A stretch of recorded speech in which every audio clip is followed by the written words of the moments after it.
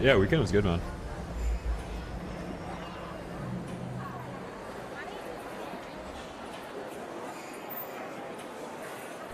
All right. Bobcat, Anvil. What map should we play? Let's see. Oh. Actually, we can do Dam. Let's do Buried. Buried's more profitable.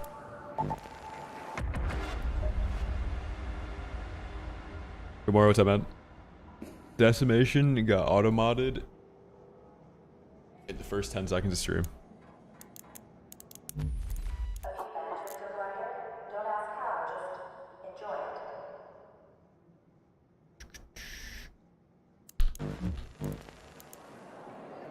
Yeah, no, you were first.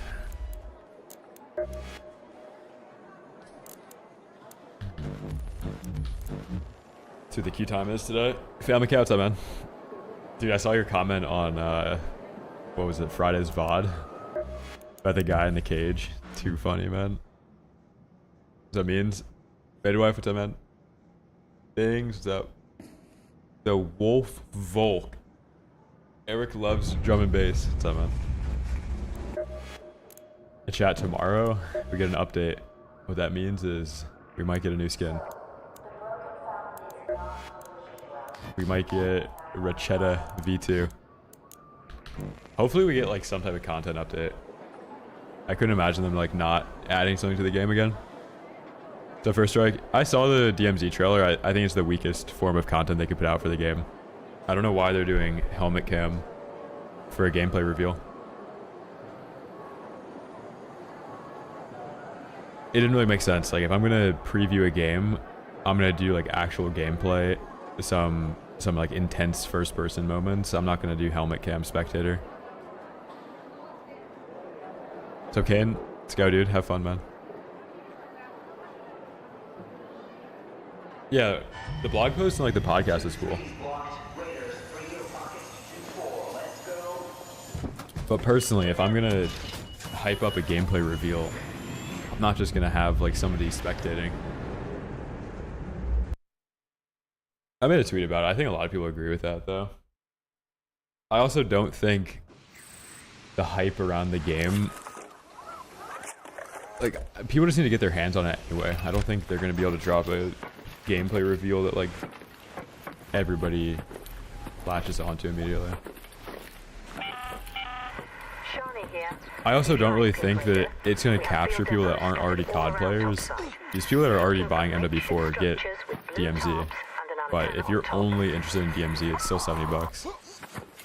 So I think for distribution's sake, because they have it tacked onto MW4, all MW4 players are DMZ players, but not all extraction shooter players are going to be buying that. Not at first. And then I saw a post earlier, I think it was the guy that runs the Charlie Intel account, talking about how the inventory is like, the way that he worded it, he said it was slightly more in-depth than the current DMZ, which makes me a little bit worried, because if it's slightly more in-depth than the current one, that's not really saying much, you know? Gotta turn down game chat.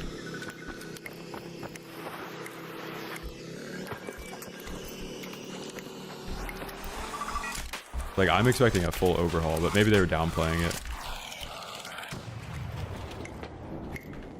Oh, it's this Cheto guy. I ran into this guy hiding in a corner a couple days ago on this map. Chat, this was the guy that was in the lab in research that I, like, totally world starred.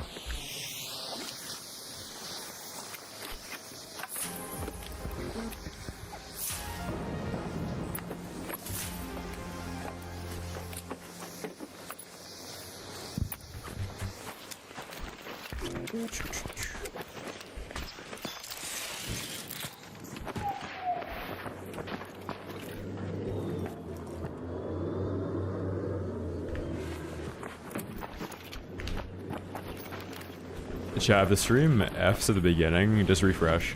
To Brian. Yeah, if the stream disconnects again, just refresh. It'll probably be a little bit delayed if you don't. Raider, over there. Yeah, Tech, I think that could be the case as well. Is people that were part of the first reveal event said that DMZ spectator view gameplay was the first thing they saw like weeks ago as well. So they've probably had that spectator view playthrough recorded for months. So Keenan, no, I didn't see that. Did he like shed light on it? I feel like everybody's known about the duping problem though. I mean, if you've been playing, like, there's a reason why everybody has kinetic bobcats now.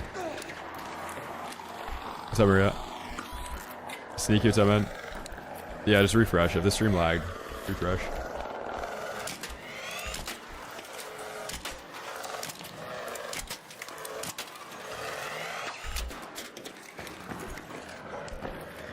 Cool, what's up, man? Corrupt's up. Claude, you were in my DMs asking to play and you're not even subbed on the Twitch. Insanity.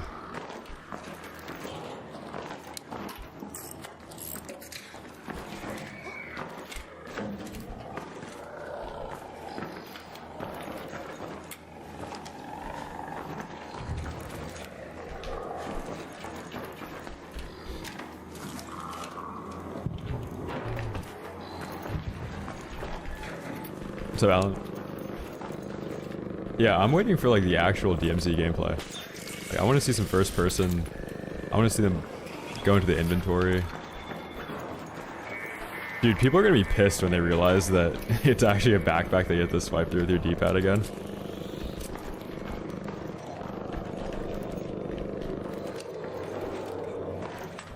A lot of the COD for lifers that have never played a game with inventory management hated MW2 because there was an inventory. They hated that they had to click around on buttons. Yet, the inventory was actually one of the best features that they added to Warzone 2 because you would never miss loot. But after they removed the backpack from Warzone 2, you would constantly like walk past UAVs or self-revives or like plate vests on bodies and stuff. But going through the backpack actually saved you from ever missing loot because it would just be showing everything. Claw, they're the tier 1, man. Appreciate you, dude. Chat, tomorrow the sub count is gonna get torched. I think we're gonna lose 300 subs.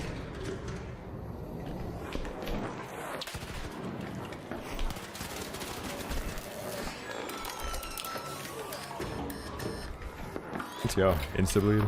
Get Torrente. I actually don't know if that guy even had shields on there.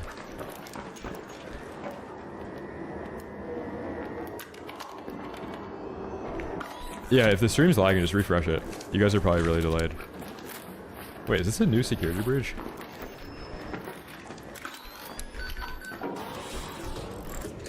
The loot gods are saying that this guy has Survivor MK3 on him.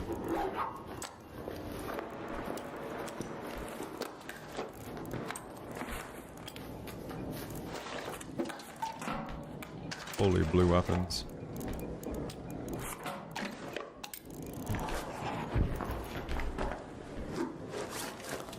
Knives laundering money through the stream.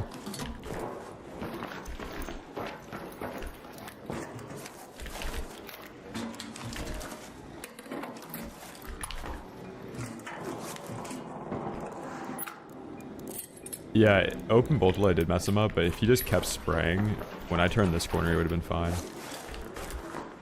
Poor guy. Barnabas, what's up, Ed? Tempest, Wolfpack, sheesh. This is where all the good loot was. Dude, why are the security breaches still better loot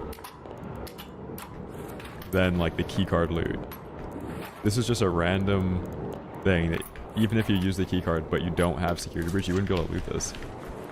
Híjole.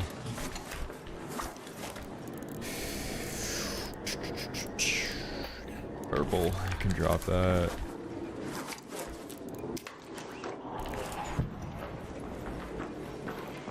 What do you think the odds are that Mazra returns? I think very, very low. Like, very low. Only because, like, their dynamic weather system seems like a big selling point, and there's no way they'd be able to have that on Mazra. To Bashfuls. I might, Roman. Gotta say. You guys like the duo stream?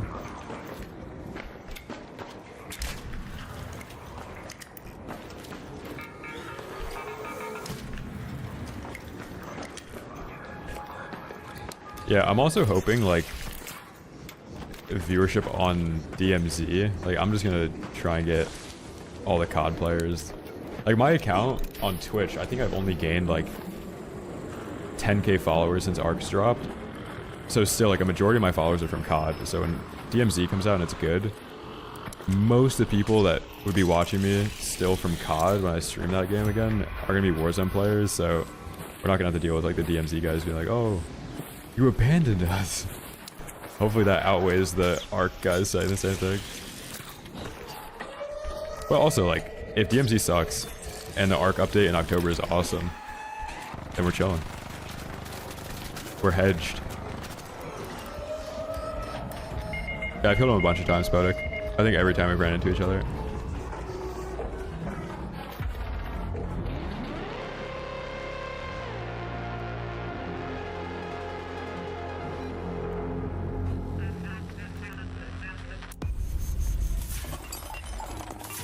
Yeah, Barnabas, I'm way better at COD than I am in this game. This game doesn't have as much skill expression. There's only so much you can do. Like most gunfights, whoever hits more headshots wins. In COD, there was a lot more of like just unbelievable outplay where you had 0% chance of winning and then you just do something ridiculous like seat swapping, climbing on top of cars, sledgehammers, stim movement boost, like so much stuff, man. So much stuff you could do in that game. Even like building guns in this game, it's very straightforward. Like there's an objective best way to build a gun. Put compensator on, extended mag, and then get recoil. In COD, like there was very specific ways you could build guns that would just make them ridiculously broken. You could also discover like a broken gun, and then if you were good enough, you could abuse it. Like, that game in MW3 had, actually when Black Ops 6 came out, probably 200 guns across 3 titles with like weird attachment combinations and stuff. What's Embark running out of time for? Figuring out who their game is for, man. Is I think now PvE and PvP players are starting to leave at the same time, which is weird. I made a bunch of tweets about it. If you want to go to my Twitter, that's like where all of this stuff is organized, like all my thoughts on the game right now. But the last tweet, it's like the game became too hardcore for PvE players and not rewarding enough for PvP players. Which every update so far has made the game more hardcore for PvE players and less rewarding for PvP players, which makes no sense because the PvP guys are hardcore players, but the PvE guys are casuals. Why would you make the game harder for the casuals? And also, like, at the end of the day, PvE players aren't playing against PvP players, so not adding incentives or grindable achievements for PvP players makes zero sense. There's like a ton of... They had a really popular game, but had no idea how to handle the popularity and make people happy. Many such cases.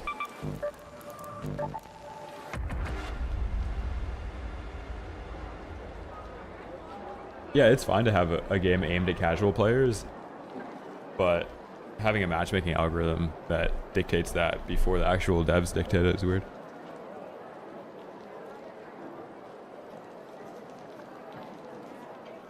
Wait, Means, what COD are you playing right now?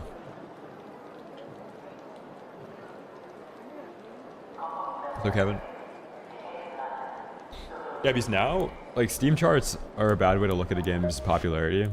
But when you dip below, like, the threshold of the peak of this game was maybe 5 million daily active players.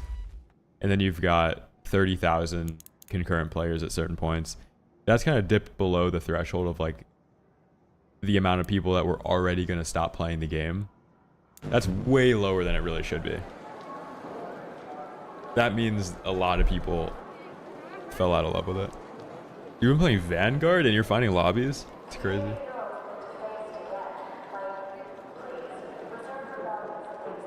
So Swanee, any new loot? I don't know. They haven't said anything about the update tomorrow. It could just be them adding a new skin.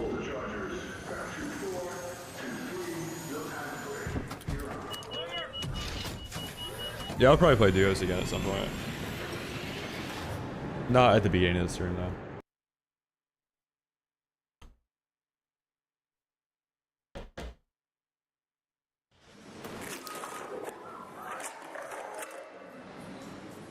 Yeah, I think one of the cool things that DMZ is doing as well is there's like an insurance system. So if you lose your kit, there's no safe pocket, but you can buy back your kit for a certain price. So let's say I died with this kit, right? It's worth 115. I could buy back these items for 200k and then run it back and like keep this character. So you can do that in DMZ, which is really sick.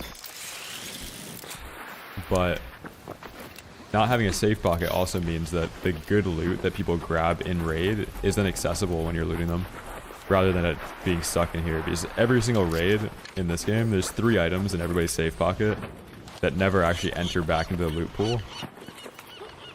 So you'll be able to get like the good stuff pretty often. So Axia. Dalton, thank you for the prime, man.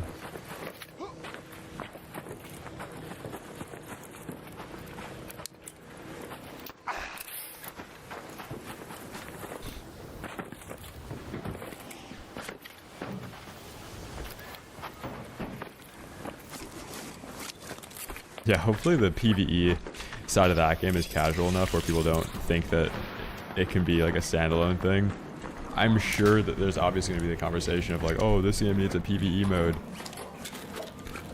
And people are like upset that the DMZ mode is going to be a little bit more in-depth than the co-op mode in most Modern Warfare titles. So the people will probably be talking about that anyway, the casual astroturfers. So Shrimp. Yeah, the insurance thing in this game would be a little bit cooler. It would give money more value. What's up, Jeff? Hell yeah, dude. No, I can't wait to be playing COD again. When it's fun, it's fun. And especially when it's Infinity Ward and the whole thing resets and it's like a fresh start, no integrations. That's always the best.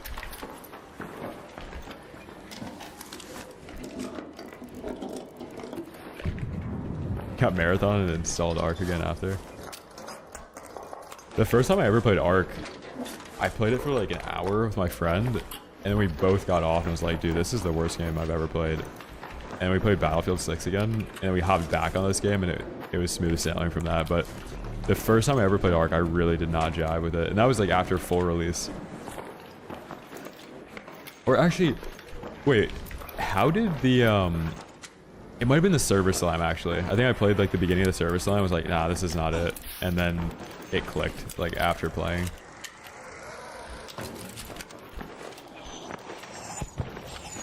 But yeah, me and Meta were not having fun on this at first.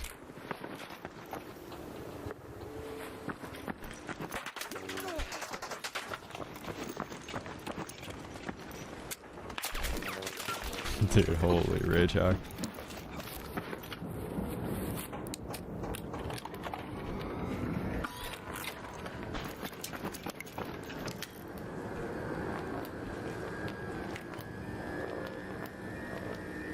So there'd be no way for this guy to know if I went down or not, right? That's what we're banking on.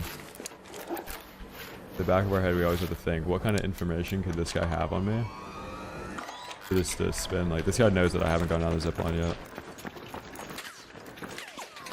That's how I know he's cheating. And then here, like how does this guy know that I didn't go down the staircase, right?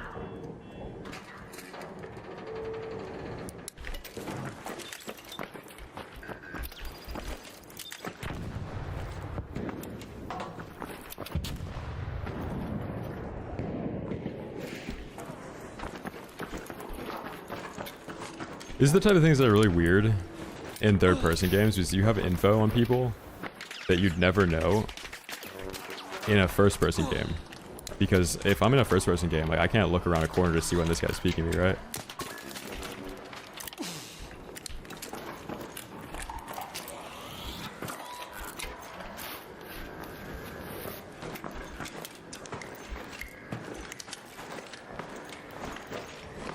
So, cuz, have I been playing Hunger? No. What is that? Is that even out? I thought that was a closed beta game or something.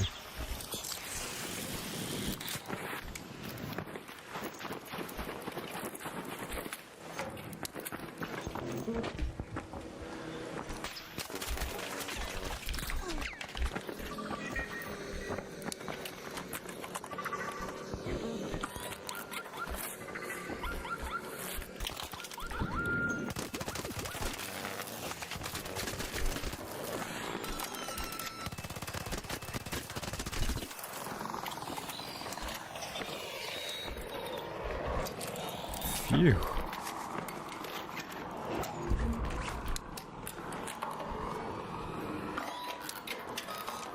So I don't.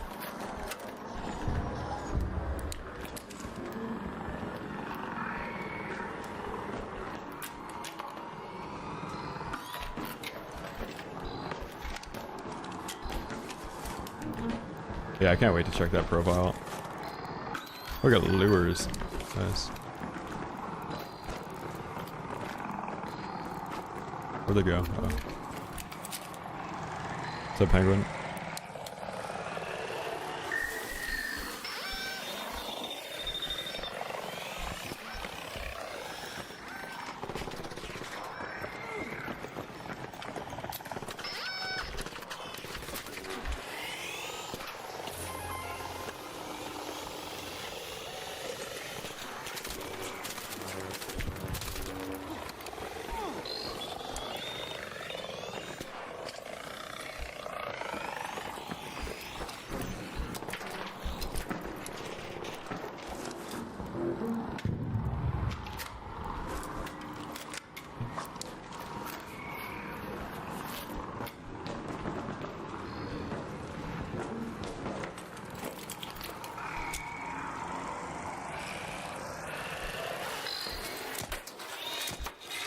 Yeah, do you know that meme from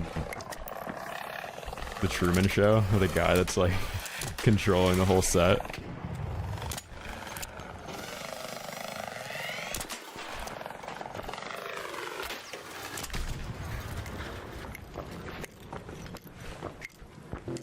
So Tokyo, send every arc after him on the map.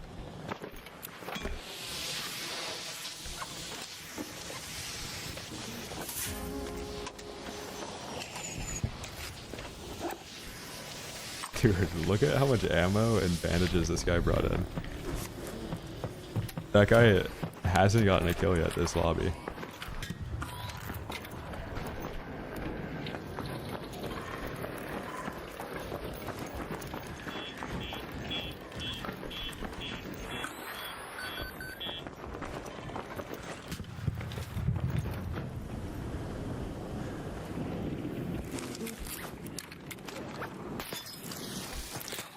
Bozy, how are the lobbies to that?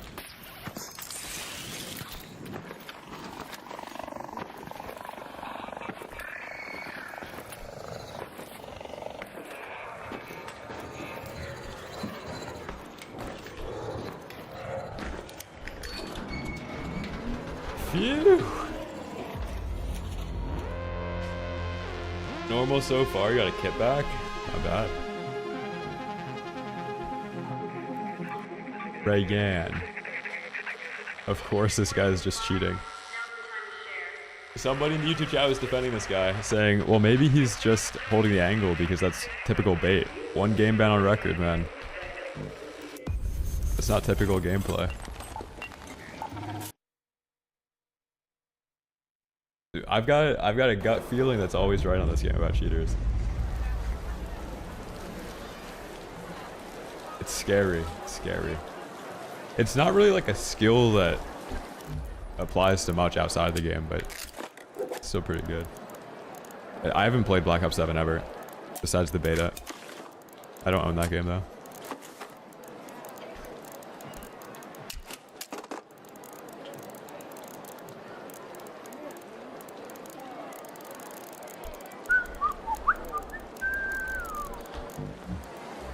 We need grenades.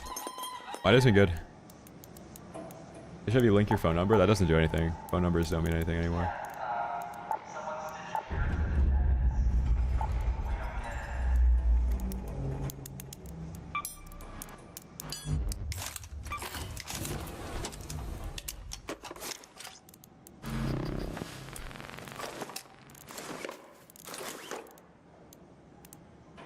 Would you save a snap hook for the next expedition for 200k? No, probably not. You can get snap hook blueprint in 30 seconds playing EMS.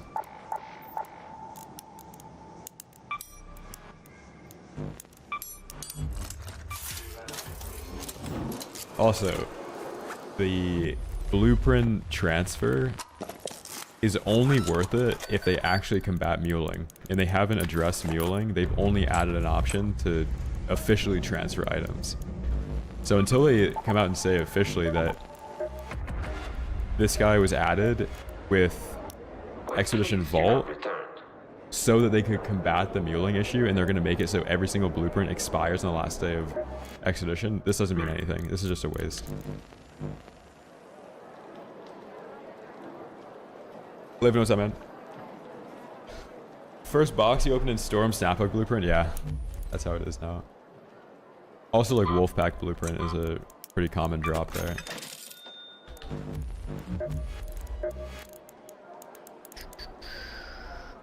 Where was that Rayanne guy?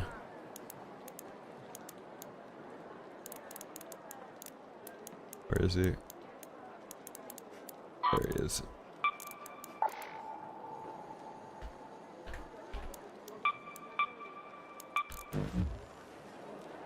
How much duping are you seeing? It's every raid. Not necessarily like somebody like actively duping, but every single gun that people are running in raid is duped. Like that last raid, that cheater is using this build. Silencer, horizontal grip. Every single thing in everybody's inventory is duped. Now, phone numbers wouldn't help by verifying accounts because phone numbers cost like 2 cents each. Like you can get a verifiable phone number with 2 factors sent back to you through a telegram for like pennies.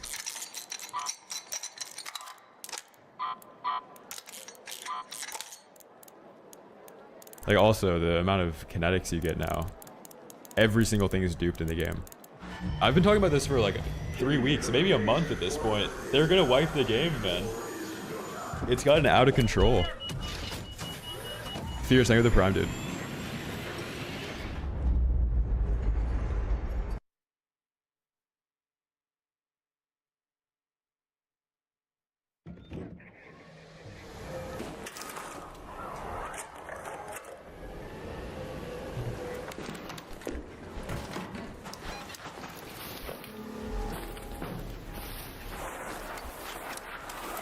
Oh, they're gonna fix the duping issue and then wipe the game.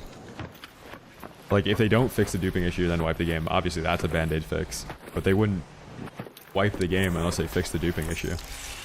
These guys aren't stupid.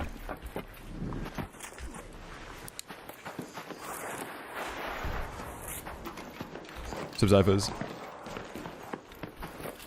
I don't think they really care about the casual player base that much to not wipe the game. If they cared that much about the casual player base, they wouldn't have made every update non-casual friendly. Like adding shredders, fireflies, a new trader that requires... Oh, this guy's shooting.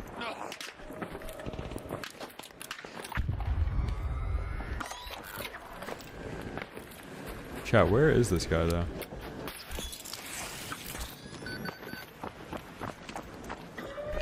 Like, there hasn't been a single update on this game that's casual friendly. And people still think that the devs are here to protect the casuals. I don't know what to tell you, but that's just not how any of these updates have turned out.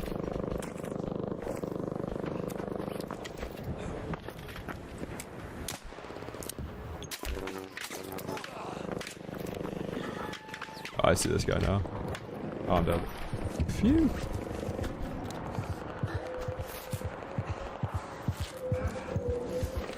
Yeah, like nerfing the hole cracker or like so many different things, man. Like, there is not a single update you could find that is casual friendly. They're all non-casual friendly. What's up, Tom?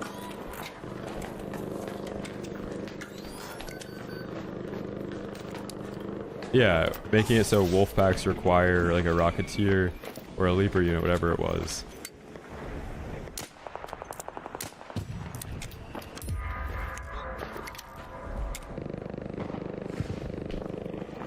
It's a fake flare.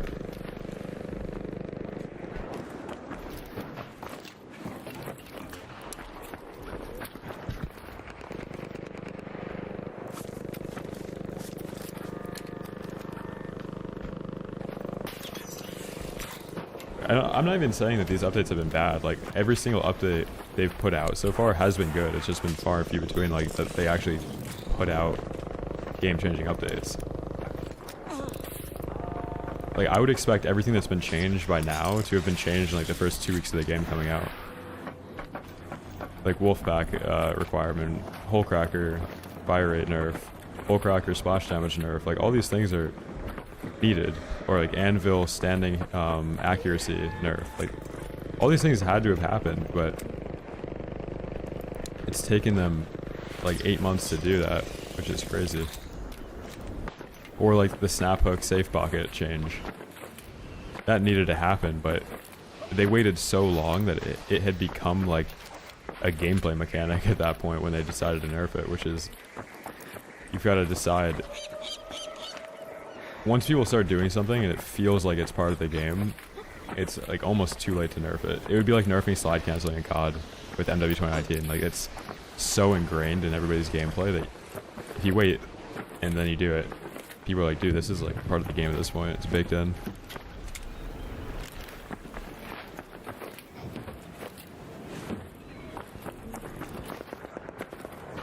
No, the updates that they've put out don't really take any time at all. Like, changing a couple values for splash damage on a Hole Cracker is, like, a 30-minute thing. Changing the delay on a trigger nade detonating, 30-minute thing. Like, these updates, people should be scrutinizing these devs way more than they actually are. These updates require zero effort, and they're still taking forever to be put into the game.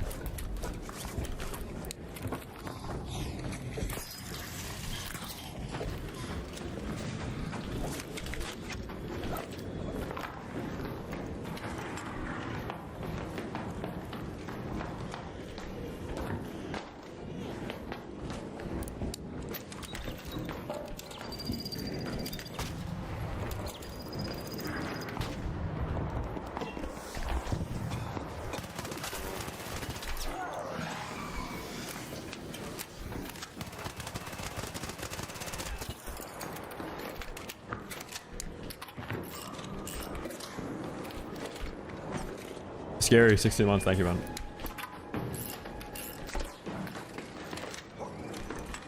You have walls? Yeah, I do. What are you gonna do about it?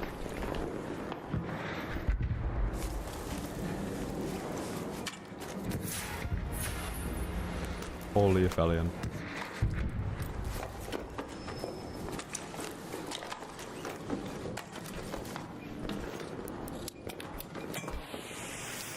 Yeah, I have to do the 4th expedition, because if you don't do it, then you lose all of your bonuses from the previous expeditions.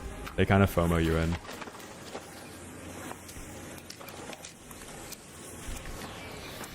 So, like, I would lose my repair bonus, I would lose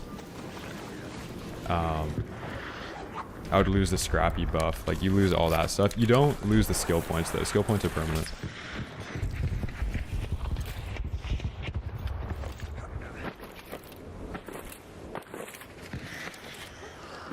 I think that guy that was a freak that was cheating. We'll check the profile. El Toro runs? Yeah, we can run El Toro.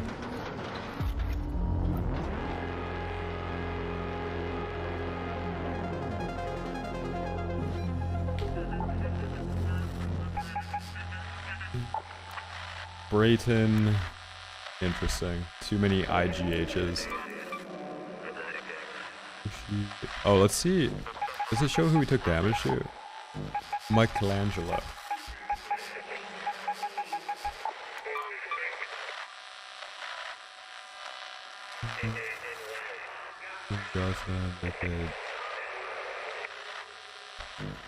Report that account.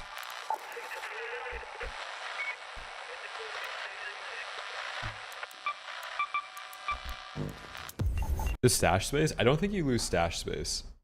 I think stash space, skill points are all permanent. The only thing you lose if you don't do the new expedition is XP boost, repair boost, and scrappy basic. Like all the things that pop up in the top right here.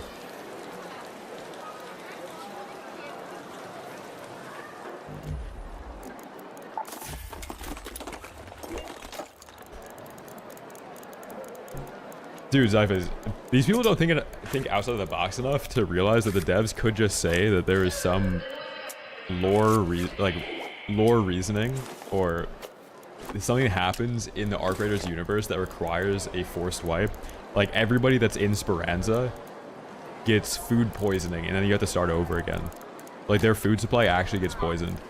They could just write something into the storyline like that and then force wipe and there's nothing anybody can do about it.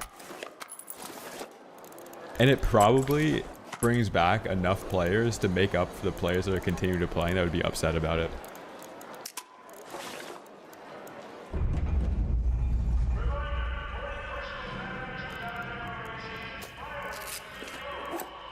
You talk too much? You know what I've realized? People that say stuff like you talk too much, that was told to you at one point and was like the most self-esteem destroying statement somebody's ever said to somebody. And then you'll continue to say it throughout your life. Like, I actually never grew up around people that would say, oh, you talk too much. But anybody that's ever said it, it has, like, nuked them. And you're just perpetuating it at this point. Also, you clicked on a stream where this is the expectation of clicking on a stream. To hear somebody talk and, like, watch gameplay. It would be like clicking on a Twitch stream and asking why somebody's playing video games. Like, are you even on the right website? What did you click on your phone to do?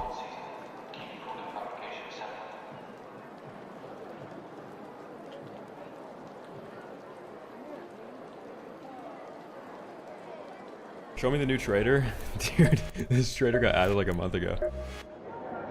Here he is. Once more we meet. You just misspelled the insult too.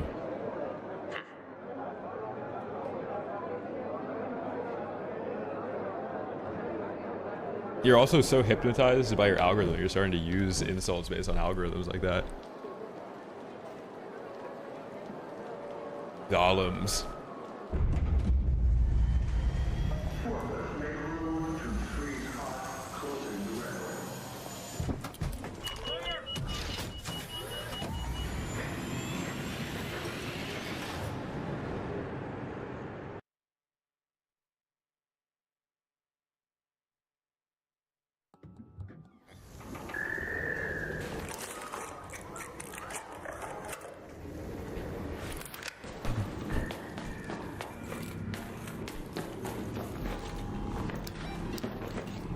Long shoe. What is this, a video game stream?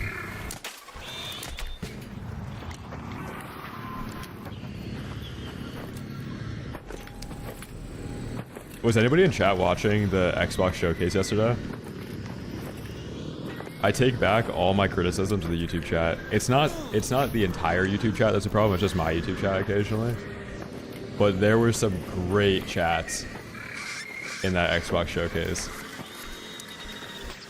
Like that one steampunk game, somebody in the chat typed clock slop and it was the funniest thing I've ever read.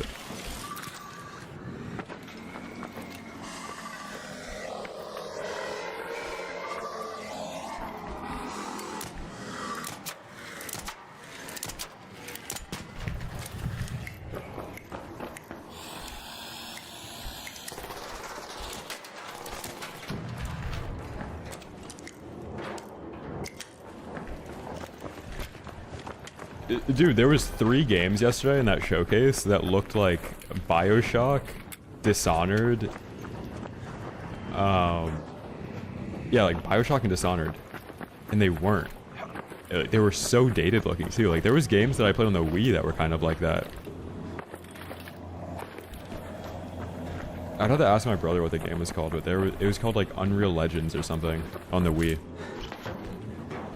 was like the same universe that all is.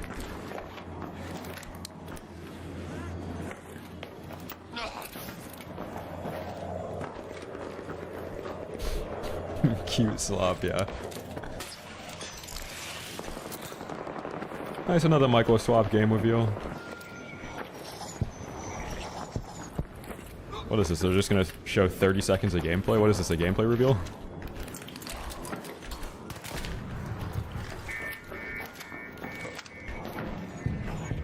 Oh yeah, BioShock's a great game.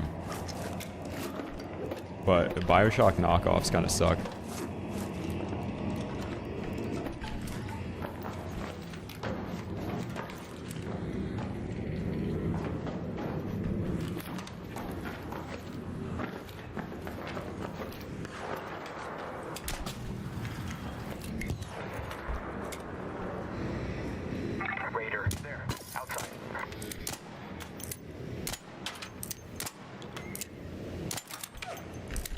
Car spotted.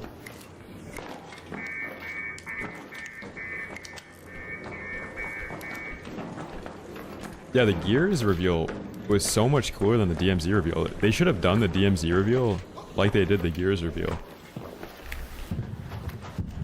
Like, have gameplay and then have the devs talking about the game. I thought that was perfect. A good balance between the two.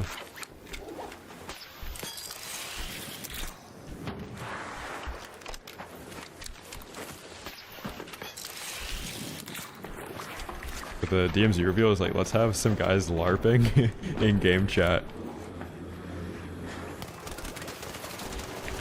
Yeah, so typically engaging in a gunfight with a dodge roll doesn't really make any sense in a third-person shooter.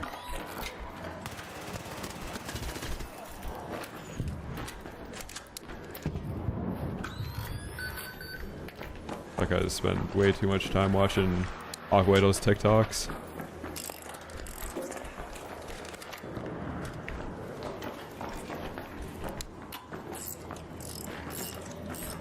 Yeah, I was monitoring the whole DMZ reveal on XD Everything app yesterday. I made a few tweets about it. They alged hard, but I think a lot of people were disappointed by watching helmet cam POV hip firing for a new COD. Especially after content creators had hyped it up the day before so much.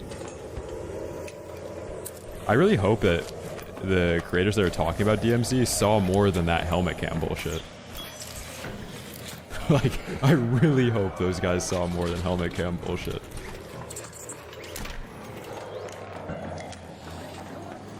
Hey, I'm not friendly.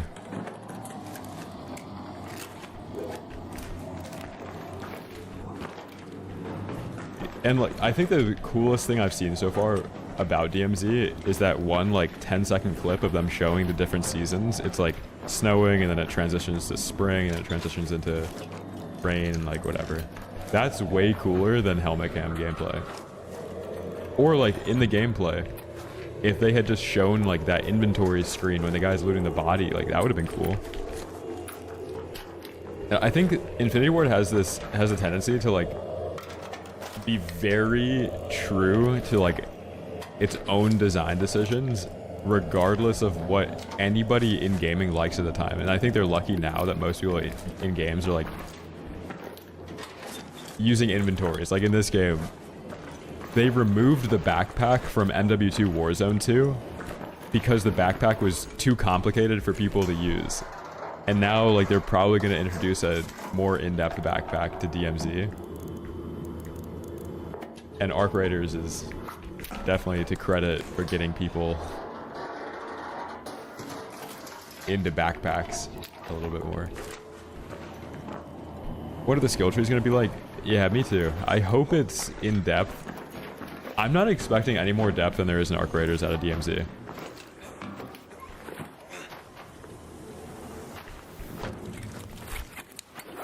And with COD in general, you've got to have very low expectations.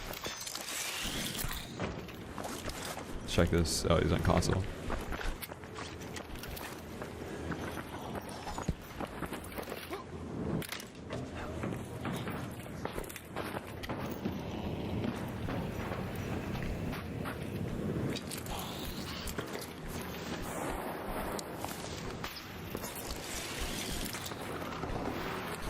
I was saying earlier in the stream, there was somebody that actually was at the DMZ reveal that was talking about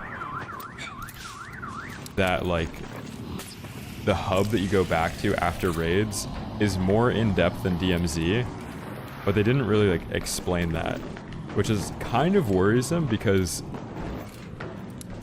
DMZ lacked more depth than Arc Raiders. Like, this game seems like the quest line's kind of pointless and, like, skill tree doesn't really do much. But Arc Raiders had like no skill tree, loot meant nothing, there was no risk reward, like you could just bring in any gun ever at any point. So we're talking about this is better than the original DMZ. That's not really saying much.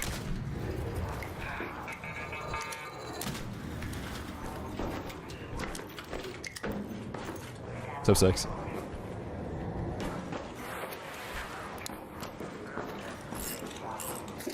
And what I was saying when DMZ first came, or when Arc Raiders first came out, there's going to be so many players that do not touch this game because it's third person.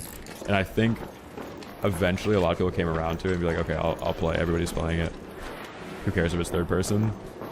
But still, there was a lot of players that probably never touched this that will hop on DMZ day one that have never played an extraction shooter before. I don't know if there's going to be something that similar to a hatch, but they did say that you can deny an extract. So I think you can like shoot down the helicopter that's supposed to bring you out of the map.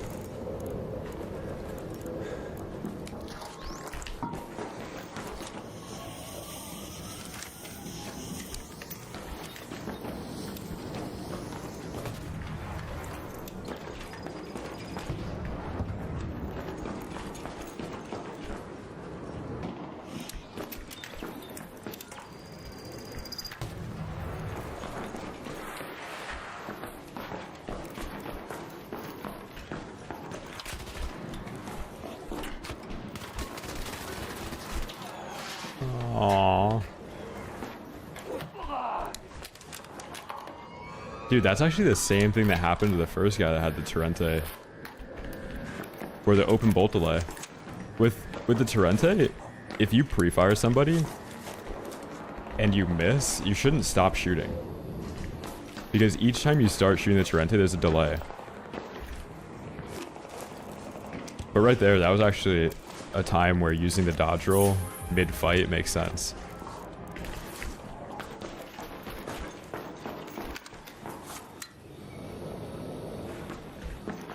Holy shield audio.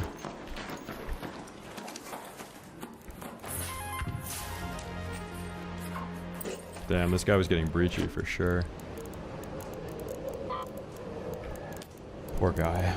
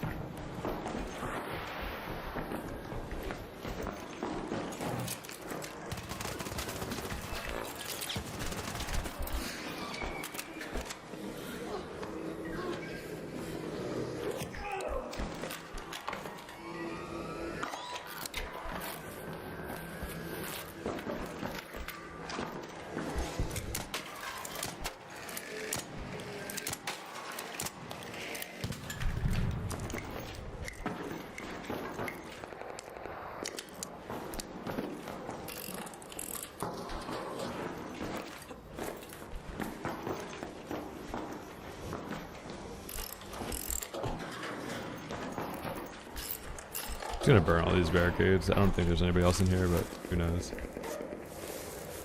People love making zero audio in this game.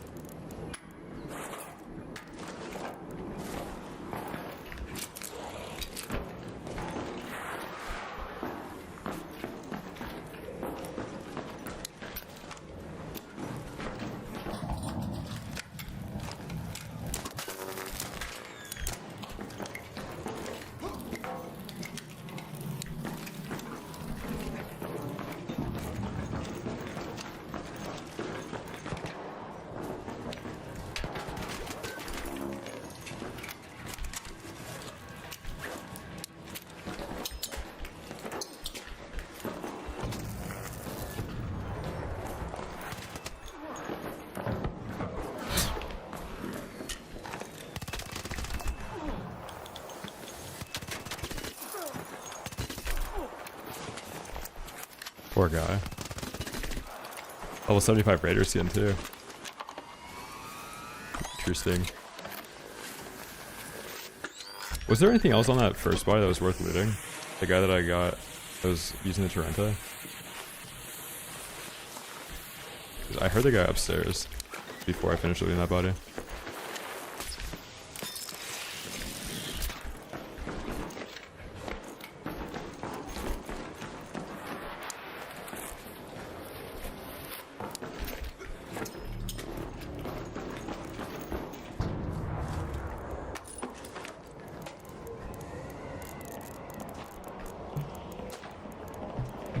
Yeah, besides herbals, not really. There's a guy on my roof, isn't there? We're not gonna fight him. If we had caught that and we could have gone up, I would have saved. Actually, I mean, we still could. This thing charges up so fast now.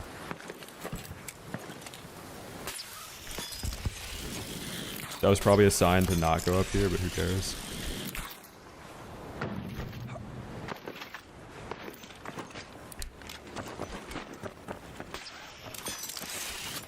Oh, this guy's cheating.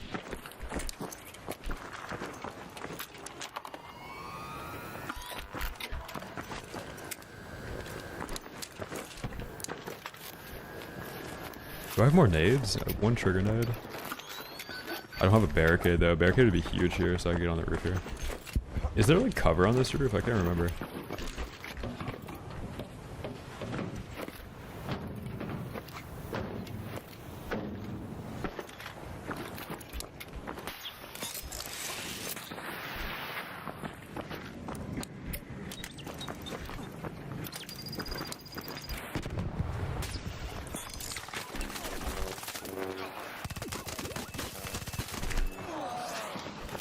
Aww.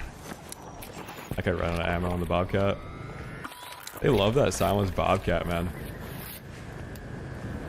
Let's dunk our sack on his head real quick.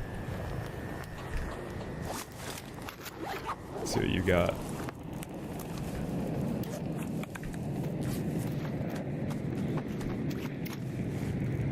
How do you lose that? He just started shooting way too early. Also, he's a dupe tard.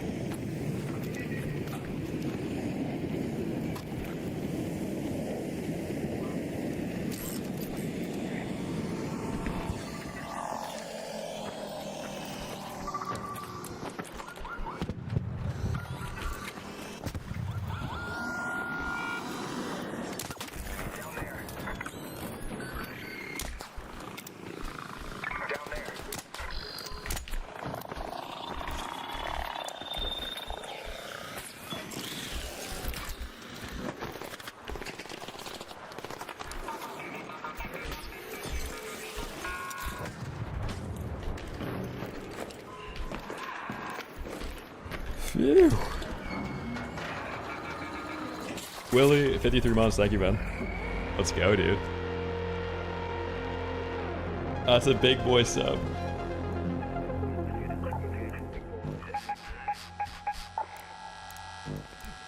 Interesting.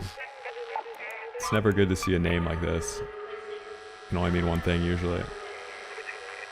So they are hacking their butt off. Which is probably true. See, this guy's name is K-Sol, Kevin. He's playing on an alt account on this with a drug-related name. Most likely cheating. We got Lunatic Clone on the rooftop. Console, so maybe not cheating, just aim assist when I hit the snap hook on him. Looks like we've got another alt account, level 0 Steam account, with a similar black and white portrait. Bow. Let's see. Interesting. Probably related in a way. Let's see if we got any other. That's an IRL, both Kentucky. English, is this an IRL? Not an IRL. Let's see any other people in this lobby. We got Jork, so he's on console or Epic Games launcher. We got Wacom.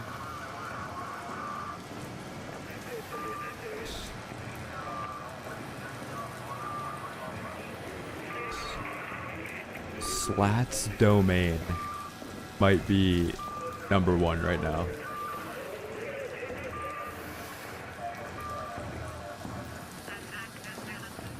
I wonder if Slat is this guy's dupe account. Hard to say. Hard to be for sure.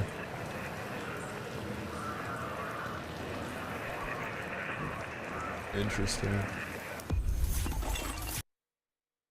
Always a real mystery when you start going through those names.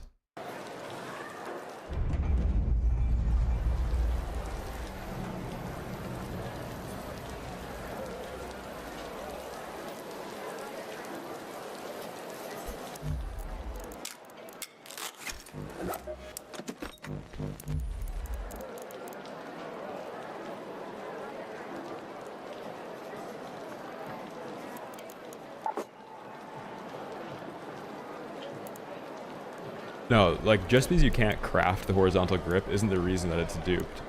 It's objectively the best grip. But for some reason, like, even though you can't craft the silencer, it's still used as the duplicated attachment because bad players see pink and they're like, oh, it's a pink attachment, it's gotta be good. The actual best attachment for the Bobcat in every gun for the muzzle is the Comp 3. Like, obviously the players that are stupid enough to buy duped guns or bad enough at the game to require duped guns to get the good ones don't know what attachments to put on the gun. Like, they go hand in hand. You're not going to have a player that knows what attachments to put on the gun also buying duped guns. These players that are good enough to know the right attachments just go and get the guns, legitimately.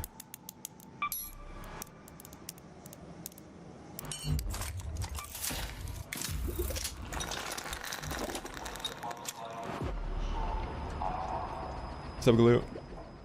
I don't think people talk about it, the duping problem, because there's just way less players in the game. It doesn't really affect the PvE players at all. The PvP players are far and few between. They're all like partaking in duping the same way as muling. Like, nobody talks about muling blueprints, yet it's a huge issue. It's just become part of the game though. Like, everybody knows that everything's duped at this point.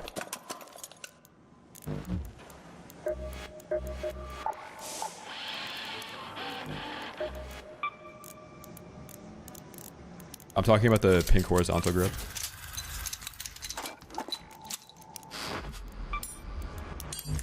Yeah, those websites that were offering gear like very early on in this game's lifespan were running those, were duplicating since day one and making a ridiculous amount of money. Like, think about the Tempest blueprint. They were selling that for like $70 each.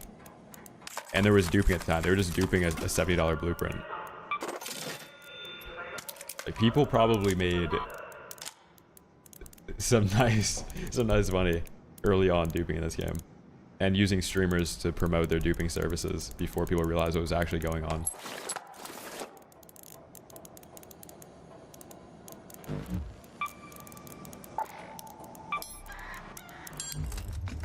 Like, think about how many content creators promoted different websites that you could buy gear off of. Like, all that stuff was duped. Like, scamming a crazy amount of money off viewers. So, Spencer?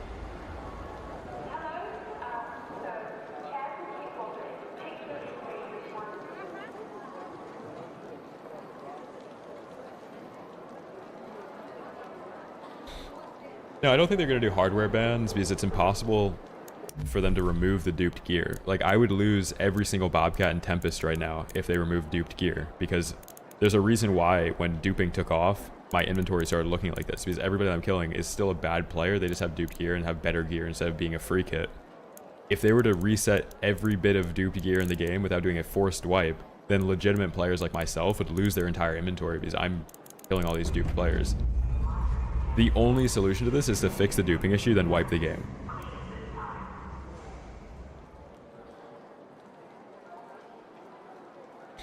And like, security breach, eventually all of that loot that was in the pool, like the loot pool, disappeared because people lost it naturally or used it.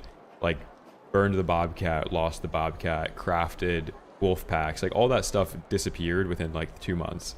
But with duping, it's a whole separate story. Like, you could never run all of the duped gear, ever.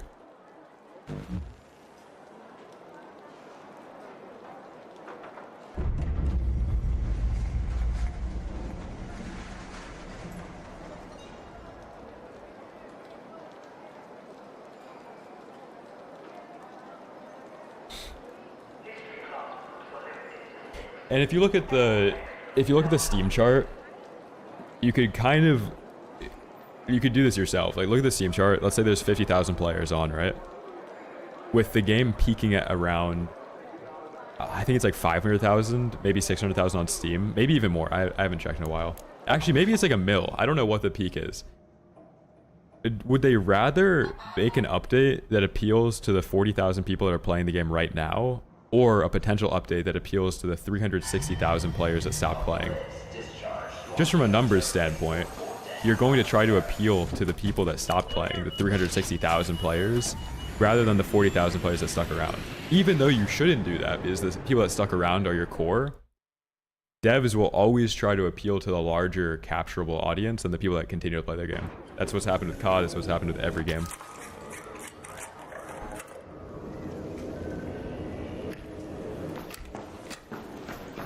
I mean, if you're gonna say any game ever is dying, it's a very safe thing to say. Like, obviously a game is not as popular as it was when it first came out.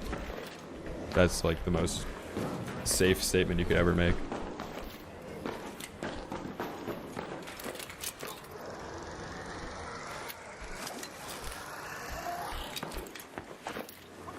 Like, playing solo PvP right now is weird because I'm basically just 1v1ing cheaters the entire time as a legit player. And it's so metagamed. Like, I'm testing my ability against people that are cheating and aimbotting and wall hacking. It's such a weird thing. Like, the PvP experience in this game, if you're a legit player, is you trying to outperform cheaters. That everybody in your lobby is cheating. Even if the first 10 people you fight aren't cheating, the 11th person that shows up is cheating. Like, every single time, if you stay too long into a raid. So you have to be as good as you can be on a game like this, because it's guaranteed that you're going to be fighting cheaters in every raid. I don't even think peak cheating in Warzone was like this either. Like, you could get a legit lobby here and there. What's up, chatter? So draw, weekend was good, man. It was awesome. Dude, I finally got a couch too. Couch is a massive buff.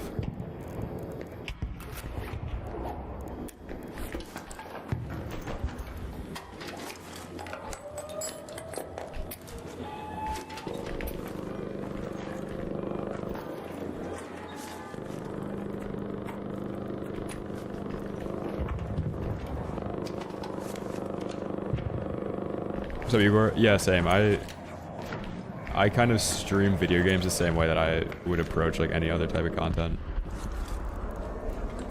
Like, I enjoy the same approach to everything.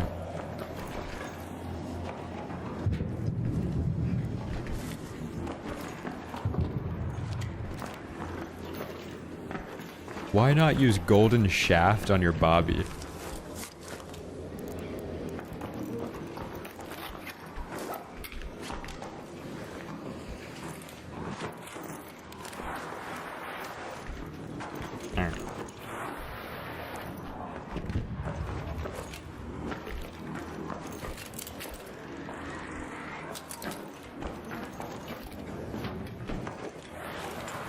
There's somebody looting something in here, I don't like it.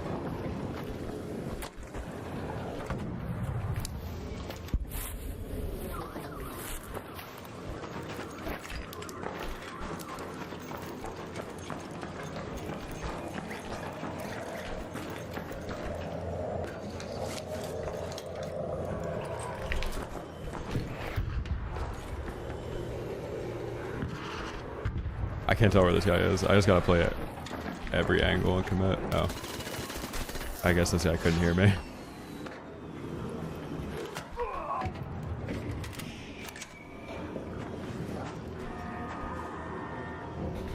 I don't really think they're gonna give up on this game. I think people have to come to terms with how they can fix this game. Like, they have to force wipe. Even though they promised they wouldn't force wipe. They have to now, you know? Like, sometimes you can't fulfill your promises. as a dev. Lisa, thank you for the prime.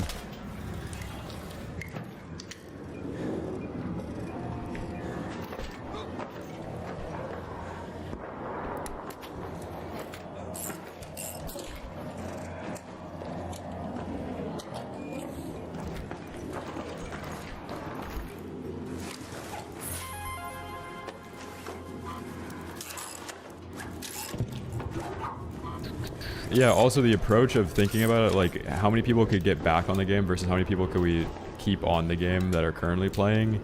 They're probably going to go for the bigger number there. There's more people that they could potentially get back on the game than there are people that are going to stick around. Like, I know for a fact I have friends that have not played since the first like 2 months of the game that would get back on after a forced wipe.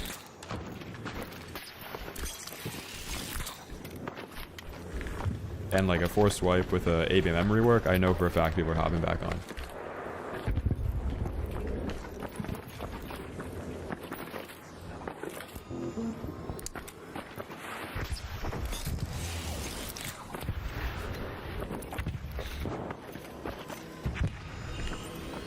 Shane, you gotta gatekeep that.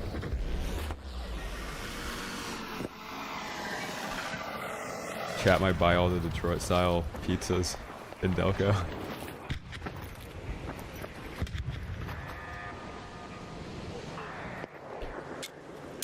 Raider down there.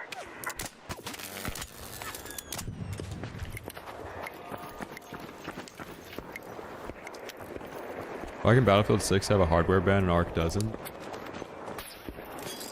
I don't know.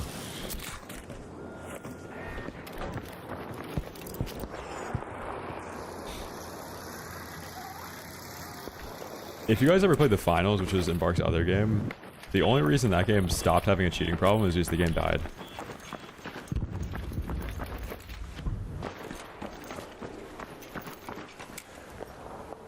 Like, Embark has already had a previous game get overrun by cheaters, and the only reason that it stopped getting overrun by cheaters is because the game fell out of popularity.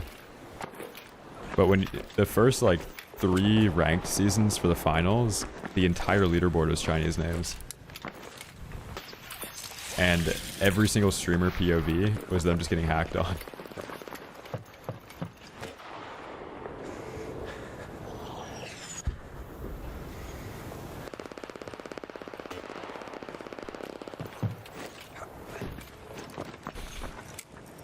I don't think Meta committed to this game because, like,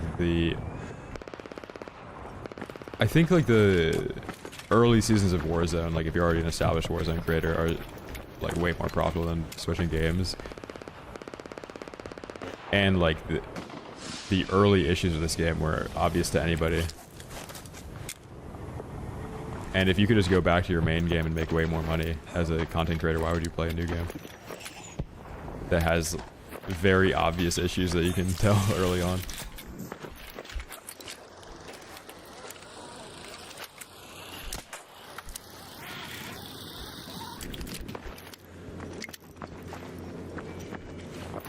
But there's other games that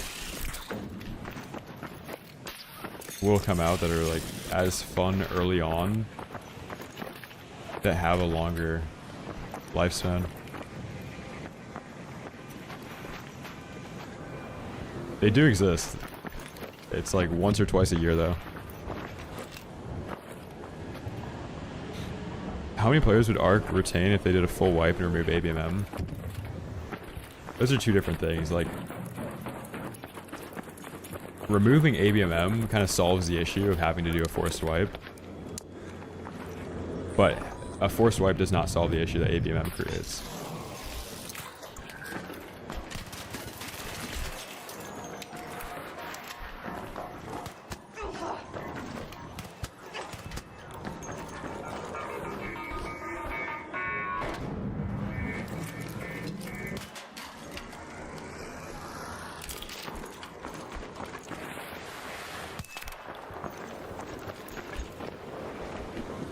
Why wouldn't you fake me? Aww.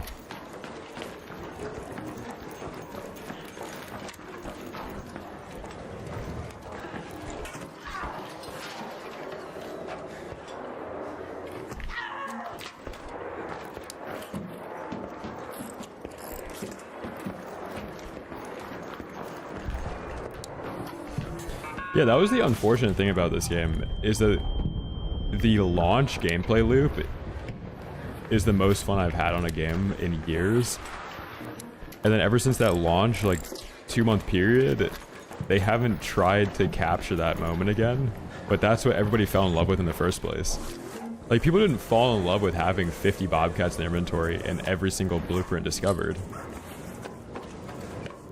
Or like the people are saying like, oh, but if they wipe the game, like I don't have enough time to play. But you did have enough time to play when the game first came out. So what makes you think that you can't just loot all this stuff back up in a couple months to experience that, like what got people interested in this game again? Like, I'm so confused by that. Did people like spawn in with Expedition 1 completed in a full inventory? And that's why they don't think they could ever do this again?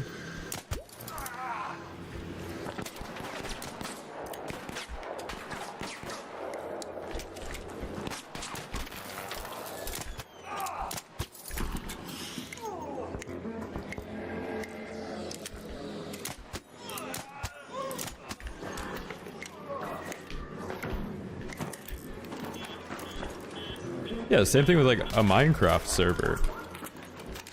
Like when you're playing Minecraft with your homies once a year or twice a year,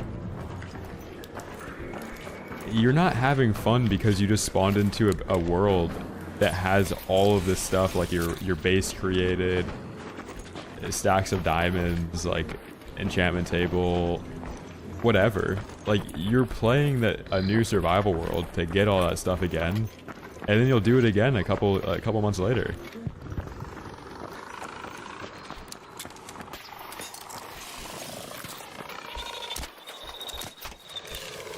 Like endgame is fun to experience for like 2 weeks, but having to have the best gear just to get into or having to have the best gear just to win a fight makes 0 sense in a game like this, especially when it's permanent.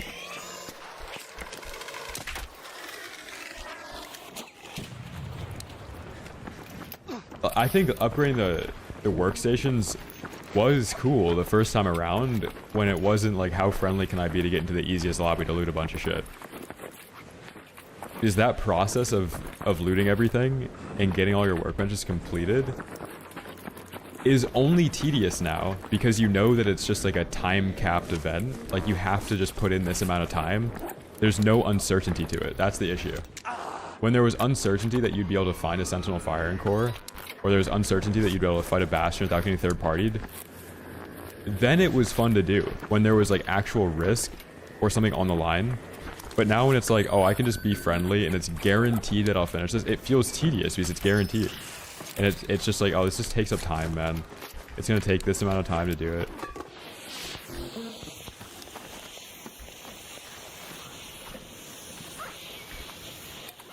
Like, obviously it's not fun anymore to do because it's a guaranteed thing. It's just how much time you're willing to put into that thing.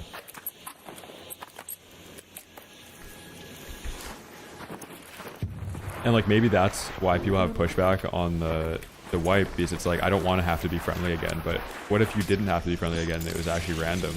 And you might be stuck on your Bastion kill for like a week because you keep getting a third party when you're doing it.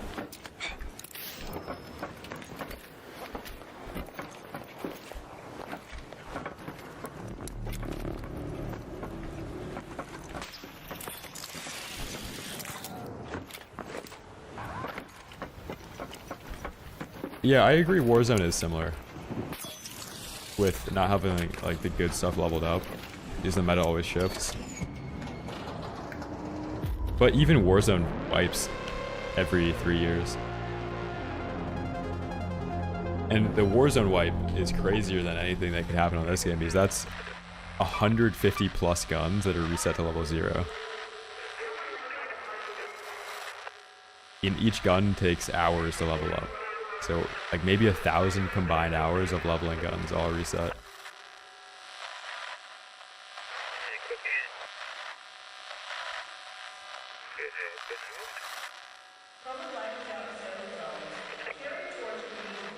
Holy, dude, this guy is just a cheater.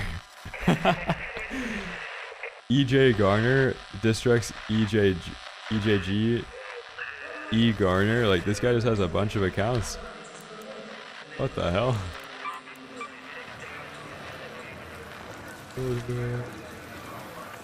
This seems like a legit account. Yeah.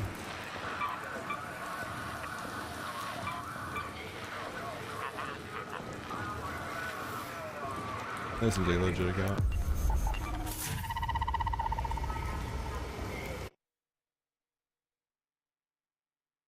Tell me how you will defend yourself to fight a Bastion, rat sneaking in your back, rat down you easy. It only works in a PvE friendly lobby. No, that's just like a blatant skill issue. How do you defend yourself while you're fighting a Bastion? So you get to level 65, where you can complete half the skill tree of survival. You have security breach. You loot 3 wolf packs. You wait until late enough into the raid where there probably aren't people that are willing to third party like that. You throw your 3 wolf packs, kill the Bastion, use a barricade, and then throw a smoke grenade down to loot it. That's how everybody was fighting Bastions when the game first came out. Like, that is just proof that you did not play this game when it first came out. It's not like people didn't fight Bastions in that first week. Like, oh, nobody had any of their workbenches completed for the first month until they introduced ABMM because it was literally impossible to fight a Bastion and get the loot from it. No. Not at all. But also, there is an actual in-raid incentive if you don't have friendly lobbies to team up with somebody in a non-friendly lobby to help you fight the Bastion, which happened a lot before there was ABMM, where most of the lobby was actually teaming up to loot security breaches because it wasn't worth fighting because the loot from the security breach was actually more valuable than PvP loot. So if you add an incentive in raid to team up, rather than a matchmaking algorithm that disincentivizes you from PvPing, then the people in your raid have a common goal to fight the Bastion and then loot it and be friendly. But right now, there is only that goal in PvP lobbies, or in PvE lobbies, and it would be stupid to do it in a PvP lobby. But you could just throw 3 wolf packs, instantly kill the Bastion, and loot it before anybody in the lobby knows what's happening.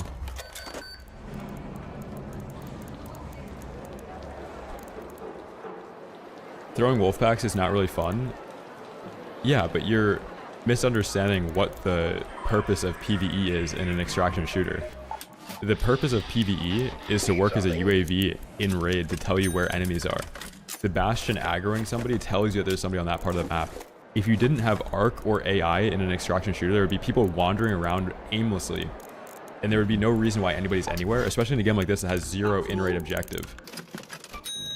So you load into raid in this game, and there's literally nothing to do if you're in a PvP lobby besides kill players. If you load into a PvE lobby, there's literally nothing to do but kill AI. Without a circle closing in, like there is in a BR, you won't be able to find anybody.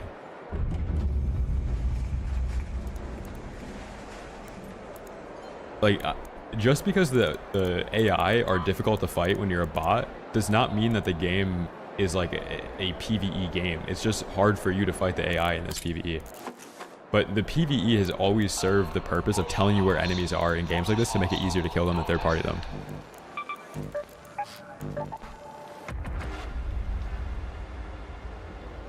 The PvE will always lack depth because it can't dynamically adjust to the player's skill level. However, in PvP, players are constantly getting better, so it's always different when you're fighting a player. They might use like a different type of movement tech on you, or different positioning, or a snap hook, and a gas grenade, and all sorts of stuff. If you fight a Bastion 200 times, it doesn't start doing different moves after the 199th time. Why is Embark slow to give us updates? I don't know. I think they put themselves in a position where they require content updates to keep people interested rather than making the base gameplay loop fun enough to keep people engaged.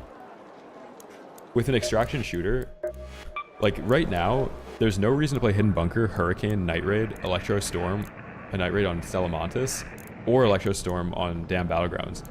If you want to loot, you get into a friendly lobby on Salamantis.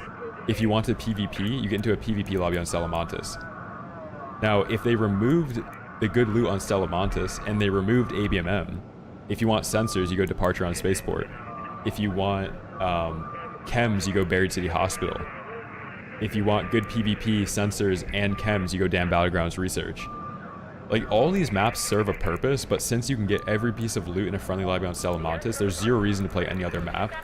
And that requires the devs to drop new maps to make it more engaging to play the new maps, without realizing that the only thing that makes people play different maps is loot that they need from those maps. And if you can get it all from Salamantas, there's no reason to play other maps.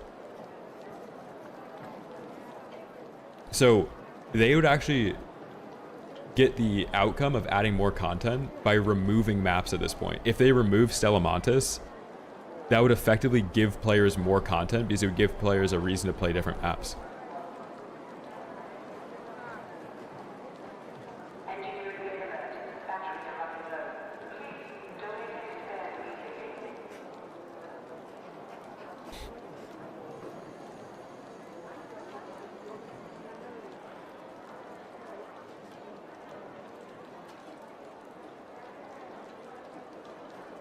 I'm not here to convince you that PvP is fun.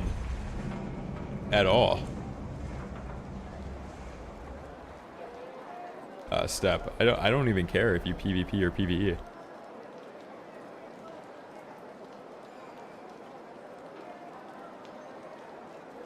The thing that I find fun about PvP though is fighting cheaters. Like, that's so ill. Like, in solos, I can win a 1v1 against a cheater. I think that's fun, but that is not fun for anybody besides me.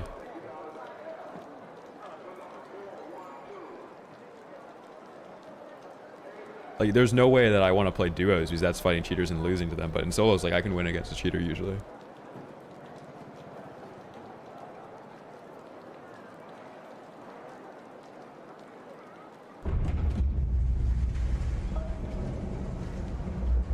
To Dustin.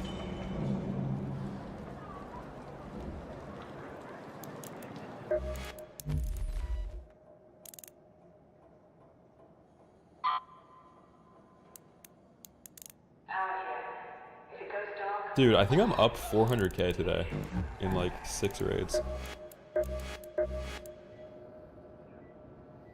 Holy moly.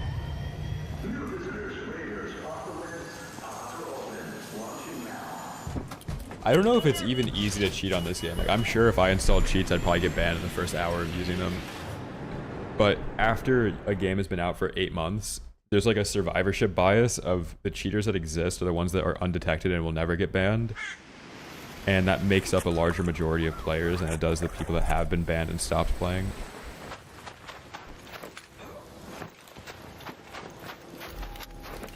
Like, that's the reason why you don't really get loot back anymore, is because the cheaters that are left have been undetected for 9 months. Unless they put out a huge anti-cheat update that starts detecting these undetected cheats, nothing changes. But the reason why the cheating issue is disproportionately annoying to PvP players is because the matchmaking algorithm sorts you into cheater lobbies just by nature of why people are in PvP lobbies in the first place. Like, people aren't cheating to fight bastions more efficiently, and they're getting like into deeper PvE lobbies. They're using cheats to aimbot players and loot them.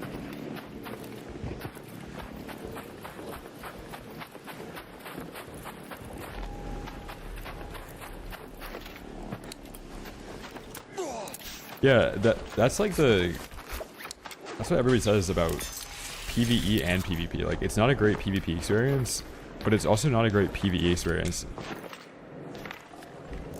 But I think the environment, like the Ark universe and like the game is fun. The incentives for PvP and PvE are weird though. Like, I think it is fun to fight PvP in like an awkward game.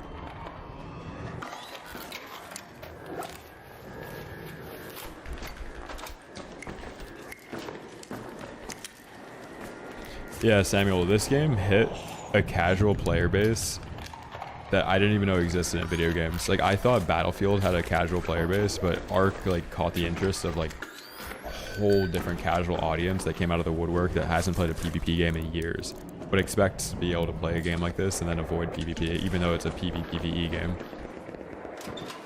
That's another thing that has created such a bad cheating issue, is that players that actually want a pure PvE experience will install cheats to kill every single PvP player in their lobby. Like, they will brute force a PvE experience by killing every PvP player. And the only way that you get a game like this, with this many people asking for a PvE mode, is if it somehow attracted the audience of players that haven't played PvP games in like 10 years. And there's a way to appeal to players that don't have any interest in PvP.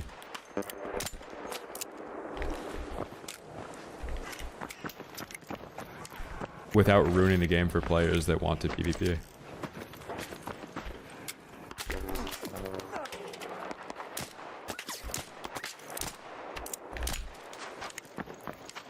Holy moly.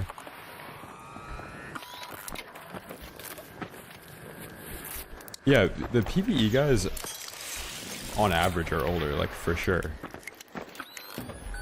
But there's way better PvE experiences than Arc Raiders, and there's way better PvP experiences than Arc Raiders.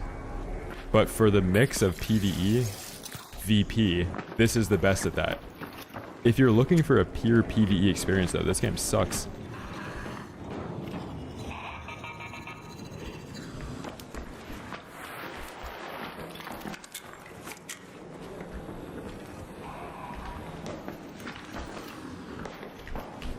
Like, if you want pure PvE, go play Helldivers. If you want pure PvE, go play Borderlands. Baldur's Gate, like, there's so many PvE games, man. Modded Skyrim, Path of Exile. Yeah, if you want Elden Ring.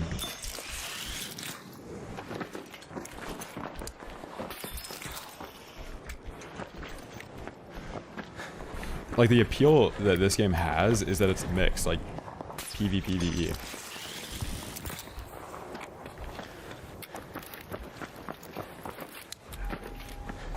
It's a better PvP extraction. There's no such thing as a PvP extraction. Like, every single extraction shooter relies on PvPvE because the AI in these games act as a UAV.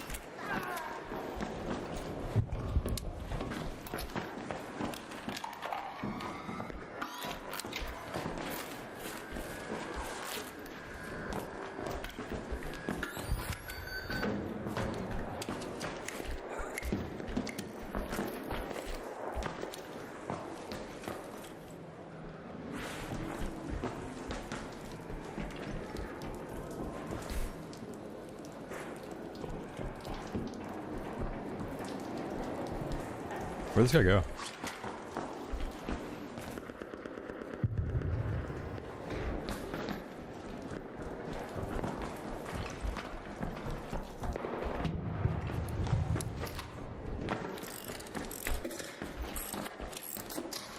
Put down a minefield right here. Unavoidable minefield. Patina.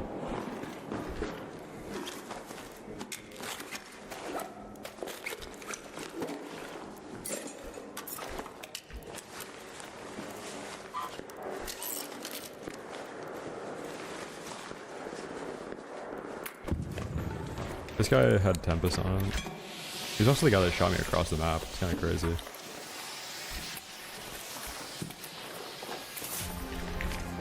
Thank you.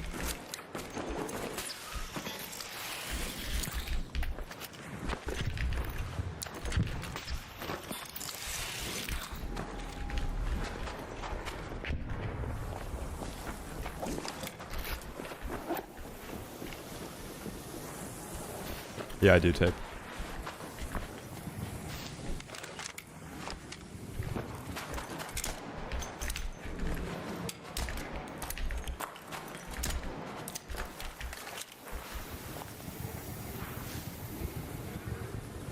Those guys are definitely not PvE players.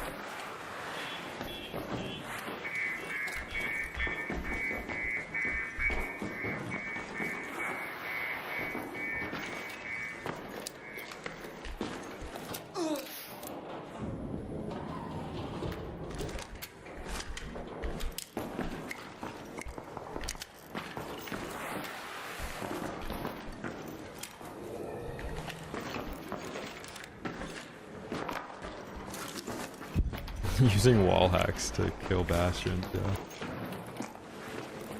I don't know where that guy went. That was inside.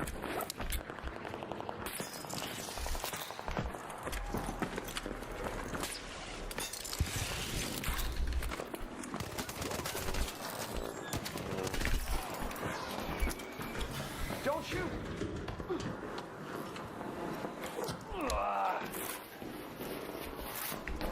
My sense should be in the description of the live.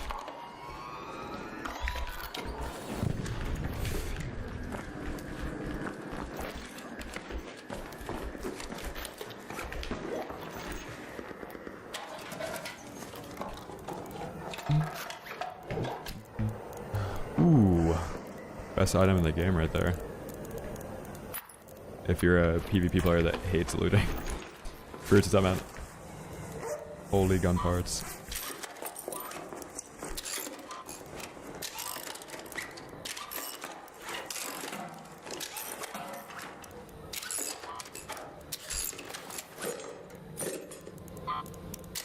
I wish there was a fast recycle button because I'm just trying to make these guys' inventories disappear so nobody else can get it. Just make a huge pile of stuff that nobody's actually going to sort through.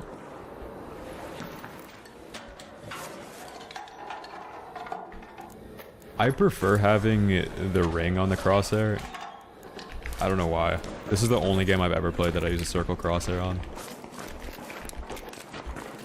But I also think it allows you to utilize certain guns a little bit better, like the fire rate of the anvil. Like I'm never, you know that the people that are talking about like the anvil accuracy nerf, right? Like I could just tell when my anvil is going to be accurate because I'm not using a static crosshair. If you use a static crosshair, you're not going to know like when your gun is max bloom or not.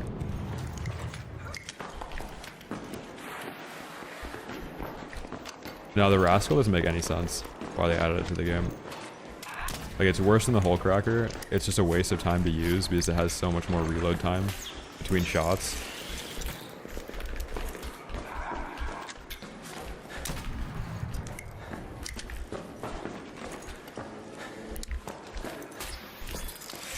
Like I think you can visualize how accurate a gun is a lot easier by using a dynamic crosshair like this that changes when you're aiming. And then you could eventually swap off of it. Like I know with Anvil, I should never stand and shoot this gun like this. Like this would be so stupid to do. But if you shoot this gun like you're playing Counter-Strike, where you like crouch, stop shooting, you basically have instant perfect accuracy every time you shoot. That's why when people were talking about this Anvil nerf, I'm like, you gotta be just misusing the gun or something.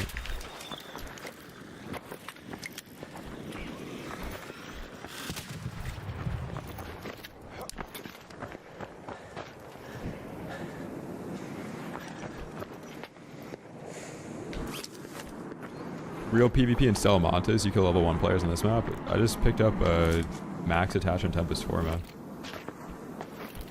There's a matchmaking algorithm that sorts you into PvP lobbies regardless of what map you play.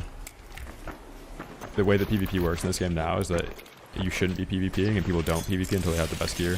Duping is so prevalent so that even the bad players have good gear. And it's just a skill issue if they can't use a Bobcat 4 to get a kill. Now, if this game had zero matchmaking algorithm and it was actually hard, and there was low-level quests and stuff that had to be completed on this map, sure, I would agree with you that low-level players are playing this map.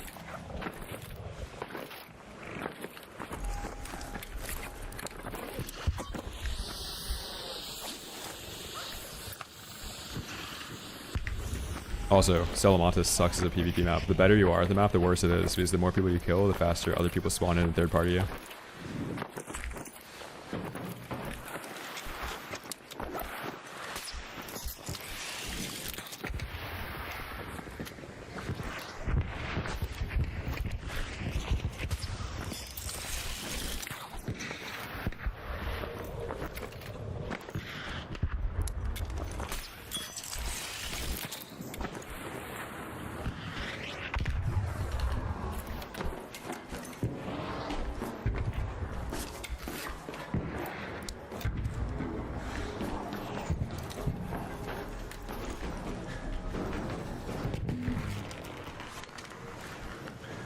Yeah, it's kind of a game mechanic problem, but Stellamontis,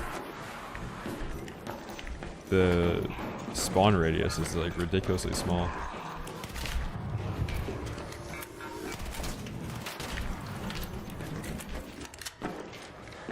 And the amount of people that use snap hooks now changes the distance that a spawn is actually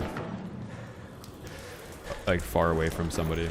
Like on Stella, the bottom subway lobby spawn used to be way further away than it is now, but since everybody loads into a snap hook, you can spawn in bottom subway, immediately be story 3 in lobby, which is way different than it was originally. You had way more time between kills before. What's up, Esoteric? Dude, I've been talking about the dupe issue for weeks now, and it took one guy making a video for people to like realize that it was actually a problem. You guys piss me off.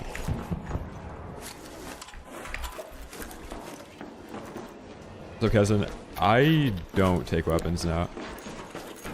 I appreciate the offer, though. I'm so stacked on guns now.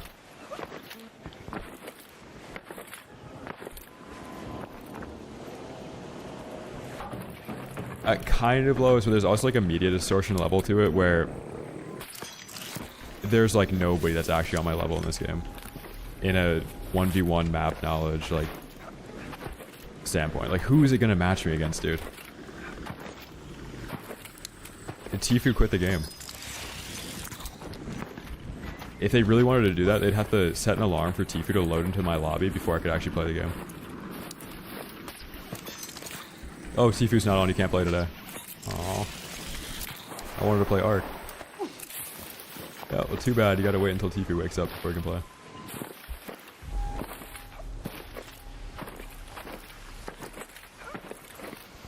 You guys needed evidence? Dude, the evidence is that every single person in my lobby was running the same Bobcat with green shields all of a sudden.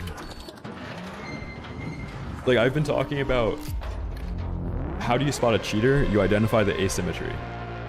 Insane map knowledge with a lack of aim, or insane aim with a lack of map knowledge. Like, how do you identify somebody duplicating an item?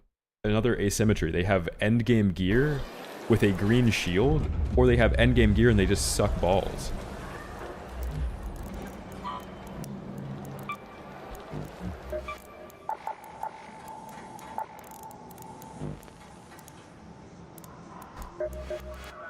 There's no coincidences in Ark.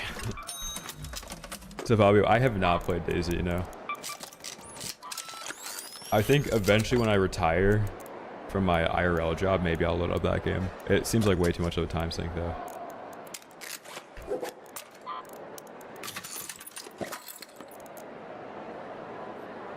Young Forever by Jay-Z. Pronounced like Jay-Z.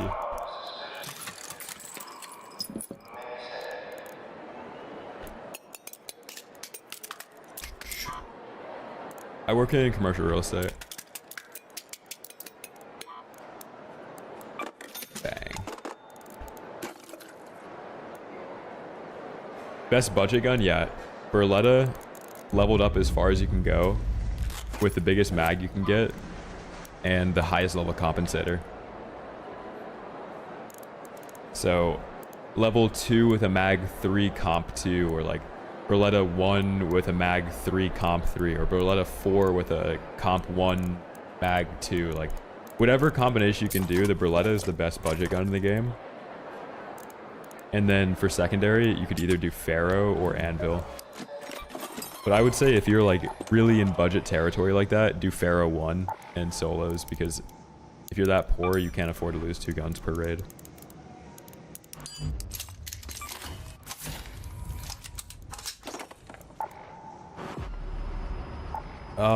Probably not Barnabas, no. I mean, I already stream like as full-time as you can get, really. Whenever the game is like way more fun to play, I'm very flexible with hours, so like my IRL job just goes on the back burner, and then whenever the game is less fun to play, like I just do both of them at the same.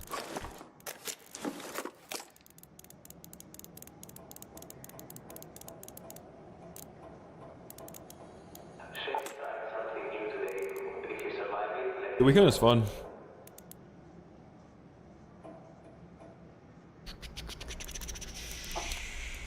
I got couchy. Went to like an art show.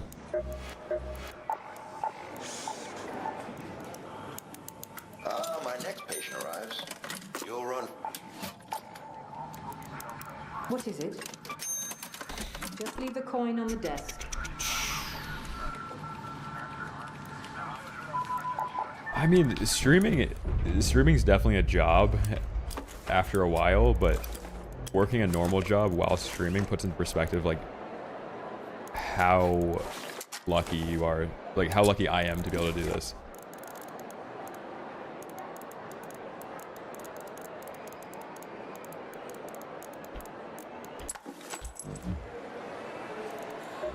Dude, what am I looking for in this inventory right now? Oh yeah, power rods and Exodus. Where is this?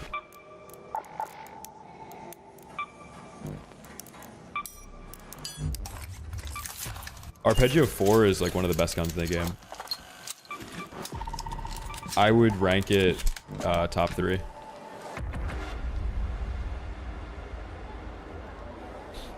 Yeah, having a big video out about duping is good.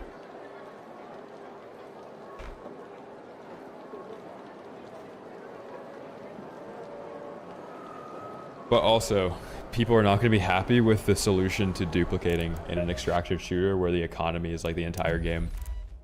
But the way you fix it is that you either A, remove all of those guns from everybody's accounts, including people that never duplicated but looted duplicated guns. Like every single one of these Tempests is probably duplicated. I've never crafted one of these, but I've looted them off 100 people.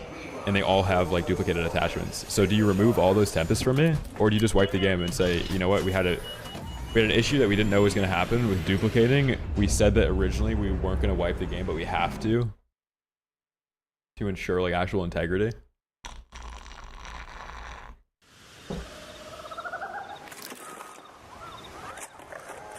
So Kruju, they're running out of time because their next big update drops at the same time as a huge extraction shooter, DMZ. Are people going to stick around after being like very disappointed by one dev team for a year, or are they going to try the new extraction shooter? But also, think about the capturable audience. Right now, Ark has 40,000 players on Steam. By October, when their big update's going to come out, that player count's probably going to be down to 15,000. And then like across every console, let's say there's 40,000 people playing at that time. That means at one point there was 5 million daily active users. Now there's 50,000 daily active users. Are they going to try and get 4.95 million players back on the game? Or are they going to try and keep that 50,000 players enjoying the game? They're probably going to do what they have to do to get 4.95 million players back on the game. And that's wiping the game and adding incentives for players to come back. For this game, like, there's no way that I would put out an update trying to keep those 50,000 people on the game. Like, they've already done that without changing anything. Yeah, like, if they wipe everybody's stash that's playing the game right now, they lose maybe 50,000 players, but they might get back 1 million. So I don't really think they care about the daily active player base because, dude, if you've played other games when the player count is as low as this, like Warzone, for example, they put out the worst update imaginable for players that liked that game. But they did get back 1 million players for a couple months. And they'll probably do the same with this. Like, they'll probably try and get back a couple million players rather than keep 50,000 people happy.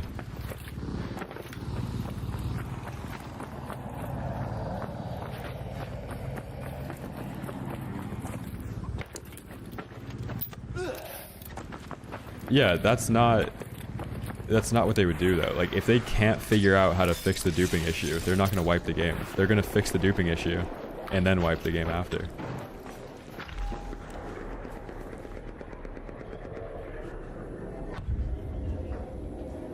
Where was that Bobby? Yeah, and like the way to fix the cheating issue is to remove ABMM. The way to fix the economy issue is to wipe the game. For Arpeggio, I like stable stock. If you're using it like an SMG, you could do lightweight stock too. Like lightweight stock Vert 3. I'll show you after this raid, just remind me. That gun is one of the rare guns that actually has 2 different builds. It is I, the Mind Man.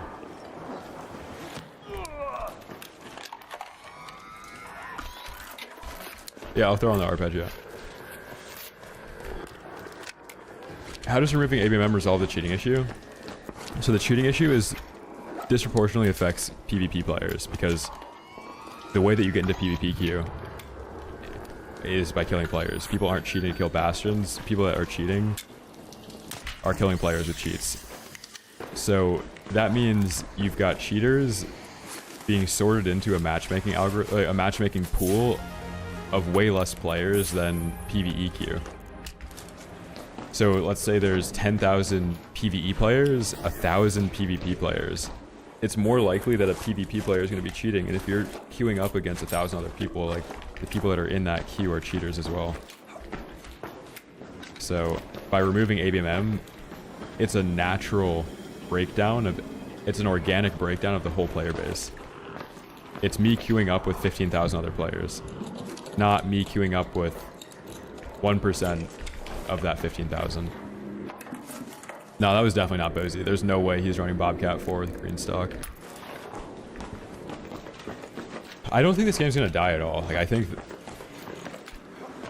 like, for content's sake, a game dying and less people streaming it is actually a good thing if you can stomach how bad the game gets at that point. Because that means there's 10,000 people that want to watch the game, but 5 people streaming it. So, like, sometimes it's actually beneficial for people to stop having fun on a game for a streamer.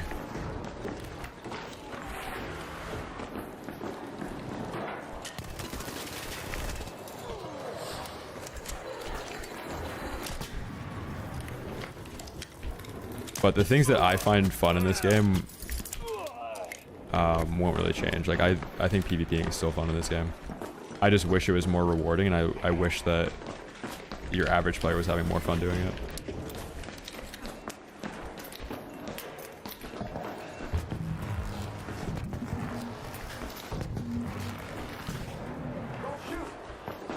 Too late for that.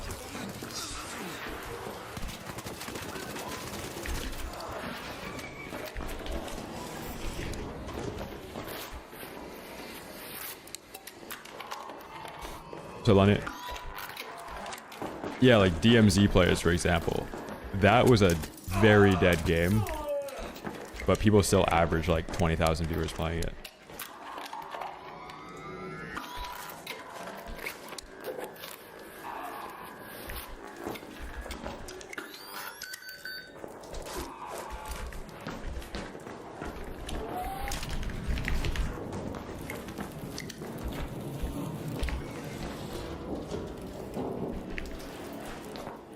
This game basically has gear-based matchmaking in it.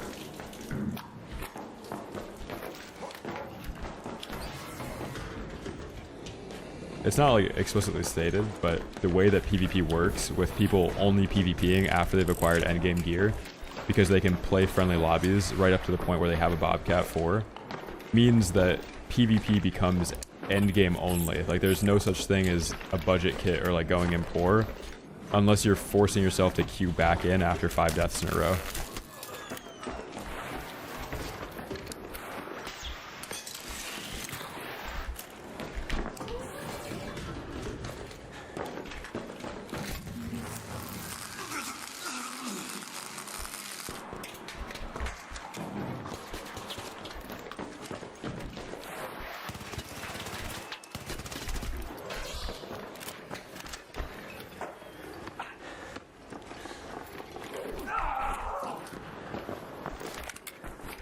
I agree with you, Esoteric. I don't think there's much that these devs have to do to make the game engaging again, which they're kind of lucky. There's other games that have been out for years that have so many issues that there's nowhere to even start with it other than to like make a new game.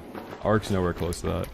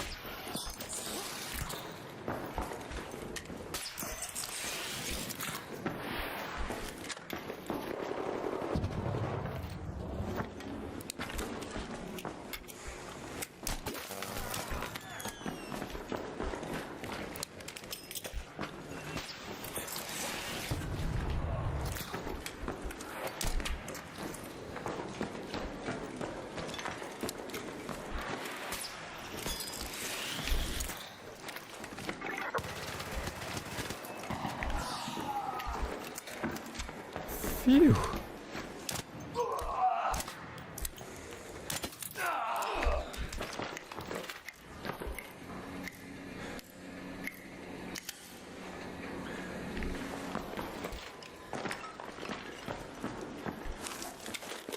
No, I think... I don't know what you're basing, like, the duplication issue being hard to fix off of. It's hard to fix if they're not trying to wipe the game. It's very easy to fix if they fix the API. Like, they just have to encrypt the API and then reset everybody's inventory. But if you're trying to fix this issue without resetting everybody's inventory, obviously it's impossible.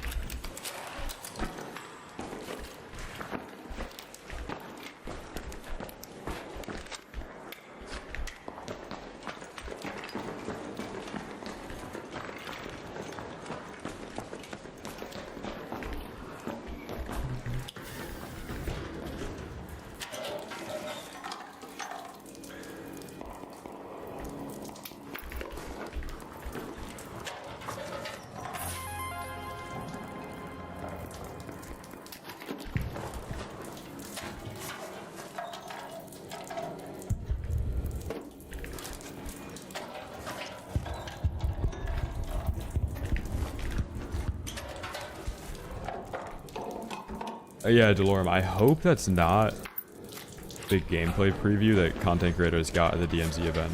I'm sure it's not, but you never know with COD.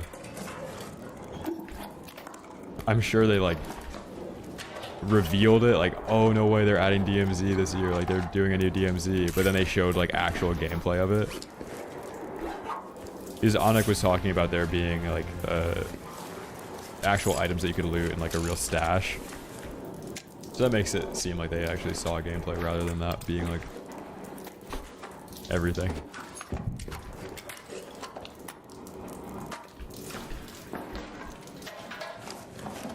Snap hooking one of these? Maybe. Yeah, War Dogs is kind of cool. I just don't really like the gunplay in it. But maybe people will. There's like one clip of the guy shooting like an AK-74U, and it looks like somebody just overlaid a PNG of a 74U and then played shooting audio. Like it doesn't really seem like there's much feedback when you're shooting a gun.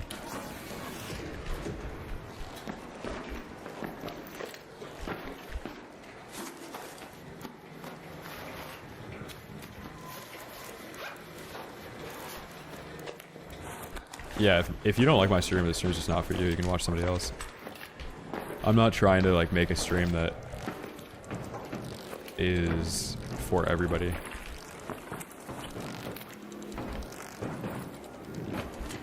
If I cared about maximizing viewership, I would have a face cam on right now, a soundboard. I'd be playing PvE lobbies, like spanking myself when I got subs, and I would never talk about any issue in the game, and I'd pretend like Arc Raiders is like some utopia game with no issues, and Embark is cooking with every update, and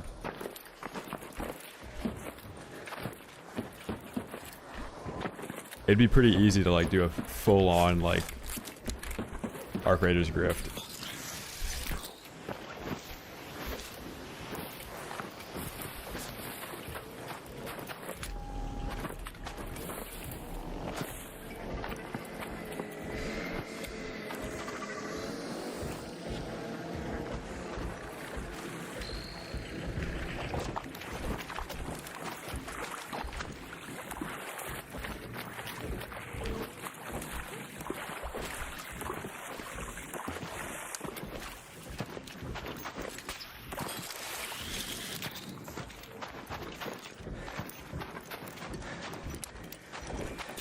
How do we make it more casual friendly? Basically doing the opposite of every single thing that they've done so far. Like, if they took shredders off of every map, if they removed the firefly from the game, if they never nerfed the splash damage on the hole cracker, if they never implemented ABMM, there's so many ways to make the game more friendly, like more casual, friendly, and easy to approach. But right now, the way that they've done it is like ABMM creates such a, like, either you're PvPing or you're friendly. Like, there's no middle ground, and that's what they try to create. So if you don't have the best gear, you can't PvP, but you're PvEing to like acquire gear, so eventually you're gonna want to PvP, but then once you get into PvP lobbies, you just get hacked on. Yeah, let's run the arpeggio. But I seriously think like adding in-raid incentives to team would make more sense than what they have right now. Like, there's no incentive for me to ever be friendly in a lobby because I know that aggression-based matchmaking exists, and the person is in my lobby because they've been PvPing. So why would I trust them, you know? Like, I know you're only in this lobby because you're not, like, you're in this lobby because you're not friendly.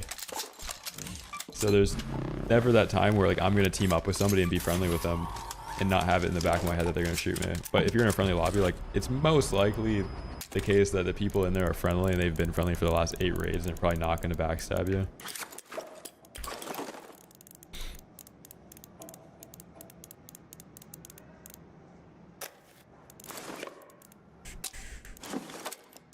Arpeggio. Yeah, so this is like my main SMG PvP arpeggio. And if you're gonna run like a budget version of it, it would be, I think this is the absolute best version of it. You run this with like a Renegade, and this is the equivalent of running like Bobcat Renegade. Let me find different attachments though.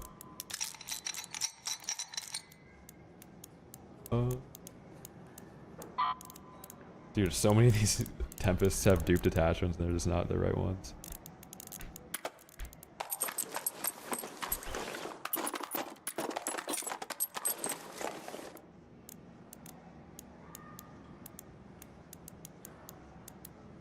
If anyone's seen a medical crew in Speranza, tell them Sector 65 is waiting for hours.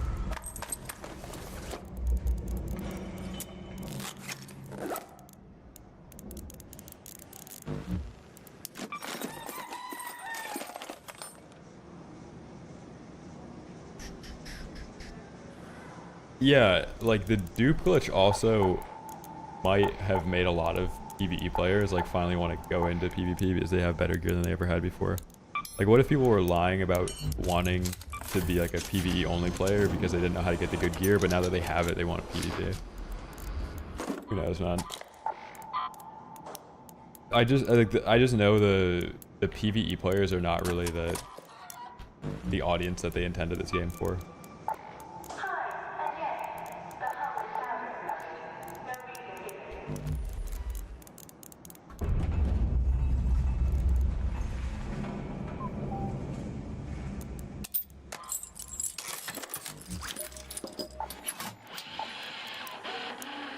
Need some gear? Yeah, so like I would just change stable stock, and then if you're running like an actual budget version of it, you run like Comp 2 or something. I just don't have any of those. This is definitely not a budget version of it, but stable stock and then Comp 2 and then vertical grip 2. The economy is so inflated in this game that I don't even have budget attachments.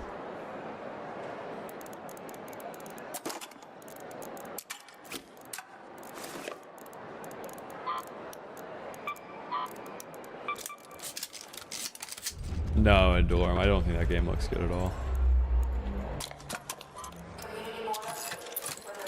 I think there's a big difference with movement games that people discover cool tech in versus a game that has like all this movement stuff just there. You know what I mean? Like bunny hopping being discovered in the Source engine, and like momentum in Quake and Unreal Tournament, and like all this stuff, or like super glides in Apex, wall bounces, all that stuff is also kind of there from Source engine. But if you just like, oh, you can just wall run and you can double jump, you can grapple, and there's not a huge learning curve to it, it probably just gets boring.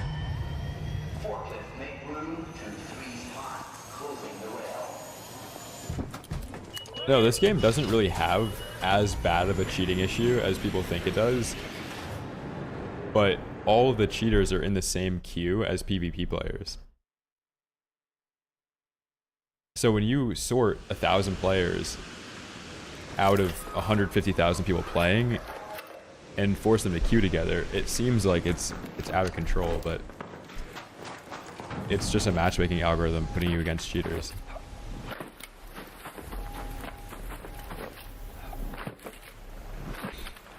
Yeah, Vert Grip 2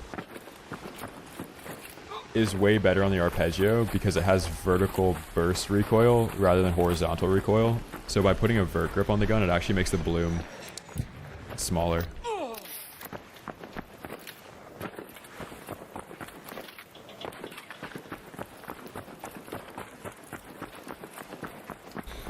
And like they could remove ABMM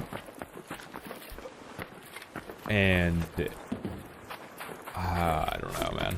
It's whatever. Like, there's probably a solution to get less cheaters in the game, or have less cheaters in the game than removing ABMM. It's sad that the devs would ever have to resort to removing ABMM to fix the problem.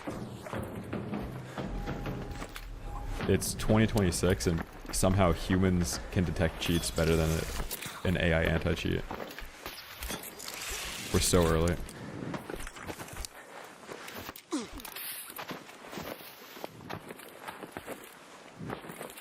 Yeah, you run Vert 3 if you're running lightweight stock.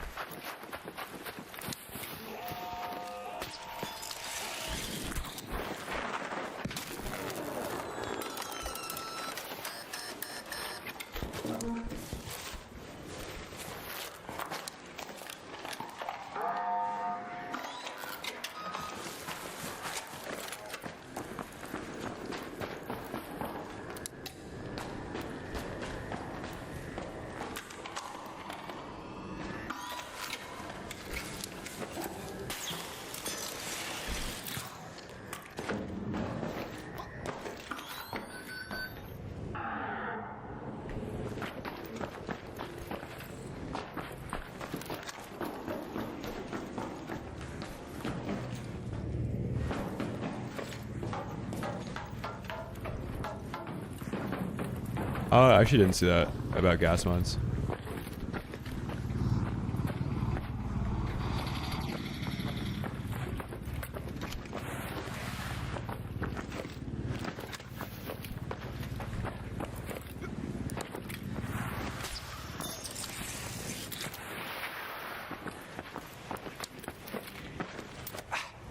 Dude, what are you typing?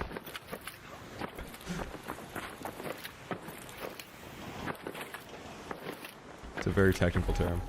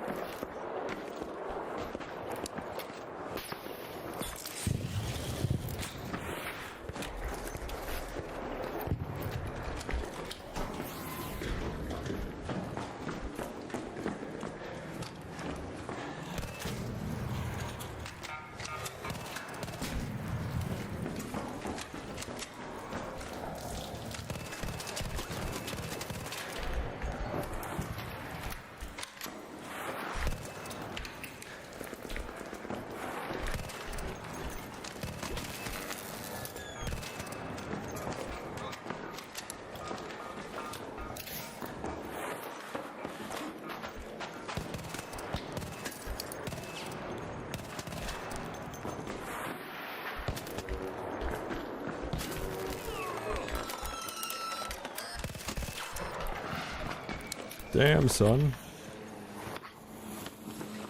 Aww.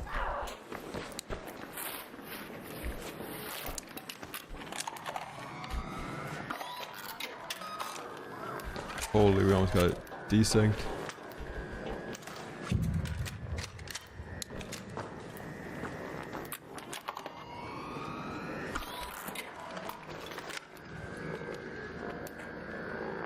Oh, okay, so the gas mine, like you get the audio cue of it, but because it delays their push so long, like you can just go over to the gas mine and they're probably still stuck in that area and they can't get away from you. Versus the jolt mine, like it goes off, and by the time that you actually run over to where the person got jolt mined, like they're not stunned anymore.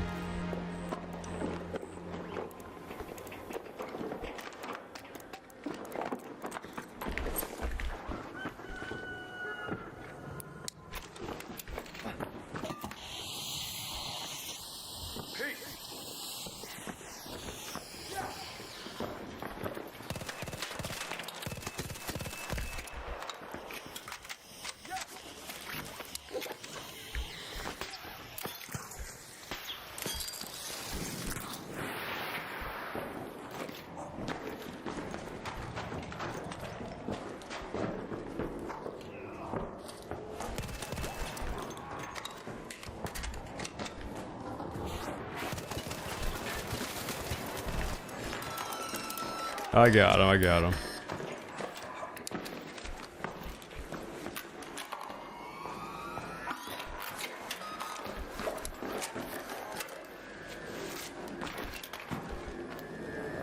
I've ran into that guy like 3 times today.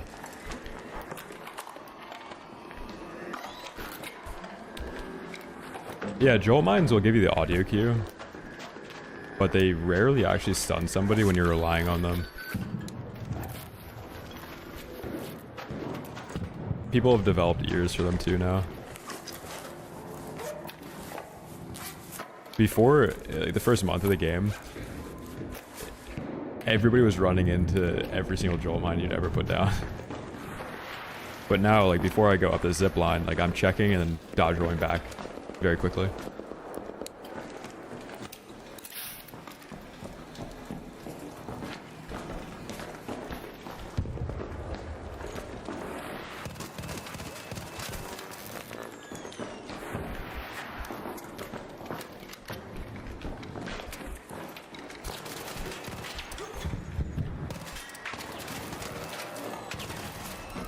Damn, that was well played. That guy's probably cheating. Just based on the way that he ran back behind the corner before I peeked. Yeah, 100% cheating. Damn, that's so unlucky. Who was the other guy that I just ran into though? 'Cause I've ran into him a bunch.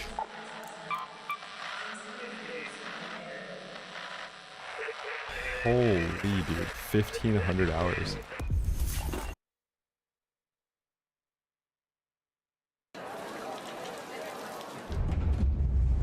What do you think about there being no audio dismantling barricades? It's a bug. Just one of a billion different bugs in this game. That's our first death of the day. What are we up? 60, 90, 120. Oh no, 150, 250, 330, 380, 480, not bad. 480k in 2 hours. Yeah, Morty, I was just talking about that. Like, there's gonna be more cheaters in PvP lobbies than any other lobby. That's ABMM working, though. Keeping them out of the PvE lobbies.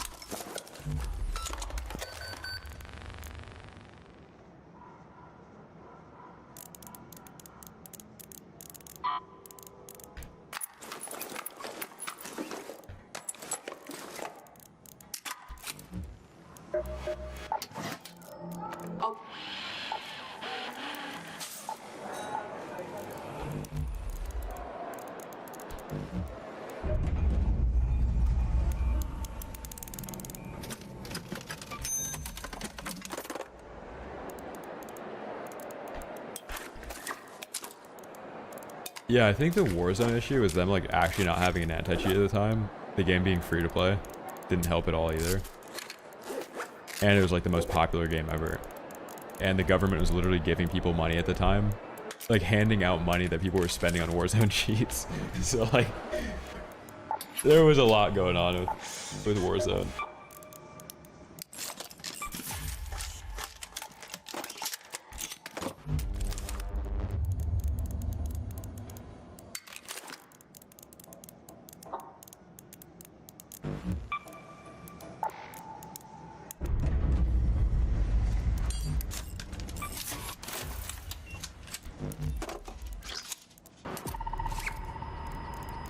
No, back in the day on Warzone 2, the anti-cheat would know somebody was cheating, but would only kick them out of the lobby once a player that had a high trust score account reported them. So in Warzone, in every Warzone iteration ever, the less you use your report button, the more powerful it is. So like, I would only ever use my report button against, like, this guy's 100% cheating, I would report him. And then eventually you train your report button into one-shotting players. So I would just be able to kick people out of the lobby if they were actually cheating. And it worked really well, and then it stopped working. But for a little while, Warzone 2 had the best anti-cheat COD it ever had.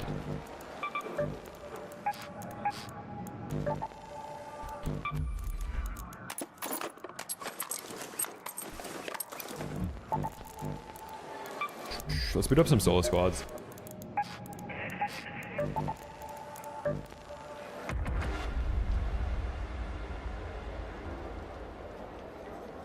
I don't really know. I think the solution for cheaters in this game and games in general is just going to be way too far behind.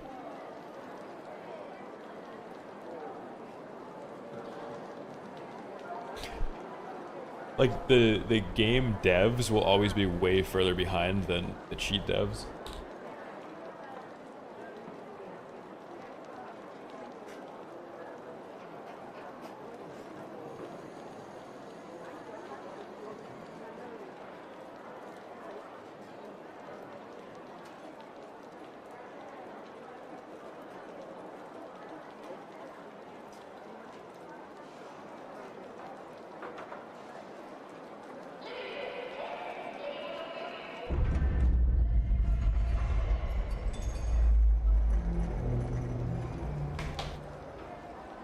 Favorite fast food joint? Probably Sweet Green. Or Kava. Or Naya.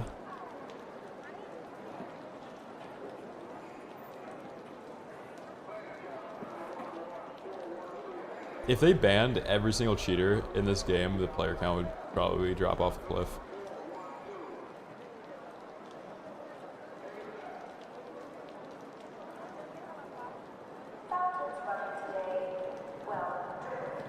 Sweet Green, like, all those places are just like healthier, technically healthier fast food.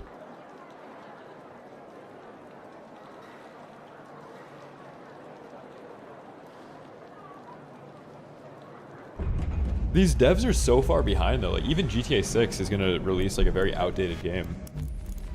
These like 6 months after GTA 6 releases, there will be lifelike graphics that are just using like generative AI models that recreate things in perfect realism. Like, the entire Google Earth like map, entire world will be recreated in digital space that you can walk around in with perfect accuracy and upscaling. And like, GTA will be GTA, but who knows if they're going to be able to drop like the fucking GTA world. Yeah, I think AI is great. I think it's also like a litmus test, like an IQ test nowadays.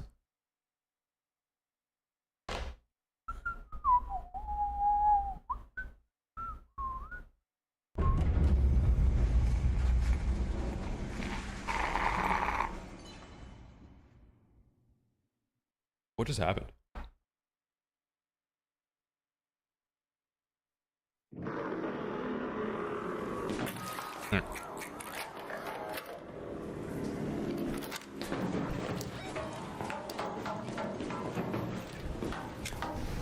I don't know if I'm gonna play GTA.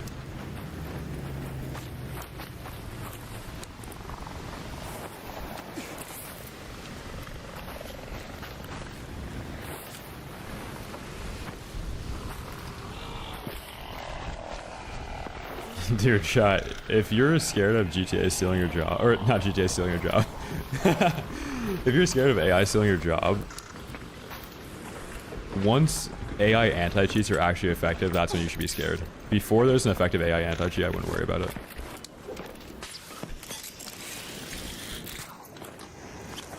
Because people talk about, once you stop realizing that things are generated with AI, that's actually like really bad because that means that it's indiscernible from reality.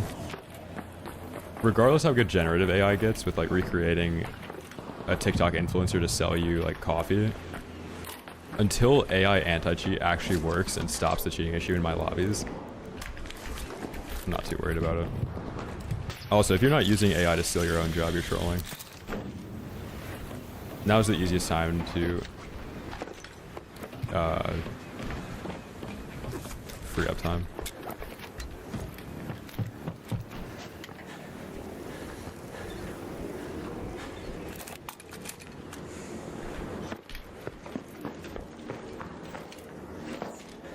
Yeah, Foon, I wonder how effective that really is.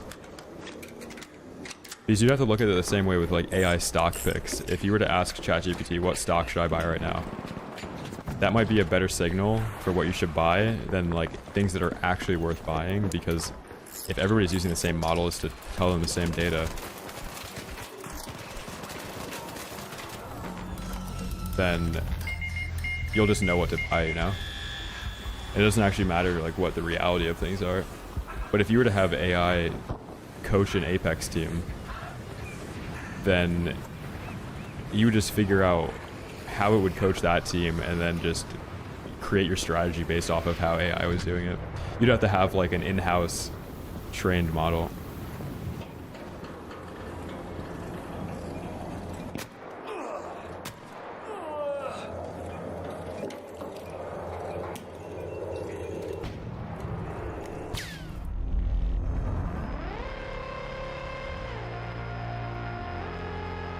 Oh no, the last guy was cheating, and I just lost a 1v2. Like, this guy isn't cheating, obviously. I'm talking about my only deaths this stream have been me 1v2ing, where I almost won a in-my-face 1v2, or a cheater using a Bobcat. I feel like that's a pretty good gun, regardless. If that's the only time you're dying, it's not bad. Got something for me?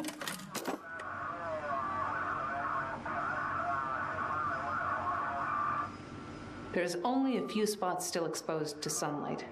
The rest has to do with grow lights. Yeah, this all trios. I'm never gonna play that again. Welcome, welcome. Hello there. We're going back to damn battlegrounds.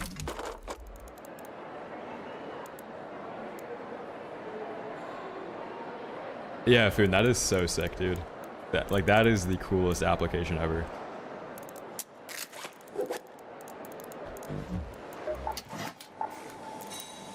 Hello again.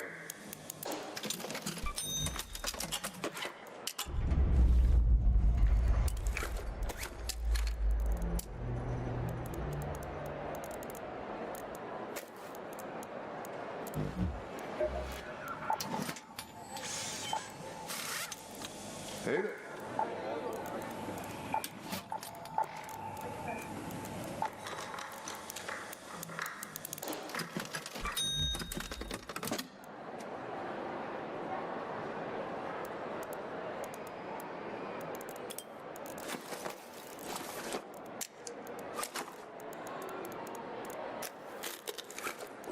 Yeah, I kind of agree with that. But the way that you have to leverage a skill like that is that if you actually do build stuff with your hands, you have to be creating a product for those people that are actually becoming the wealthiest off of AI. Like, you have to make sure that those are your customers, because that's the only way that wealth transfer works. If you're not creating products for the people that are being paid the most for AI expansion, then you're effed.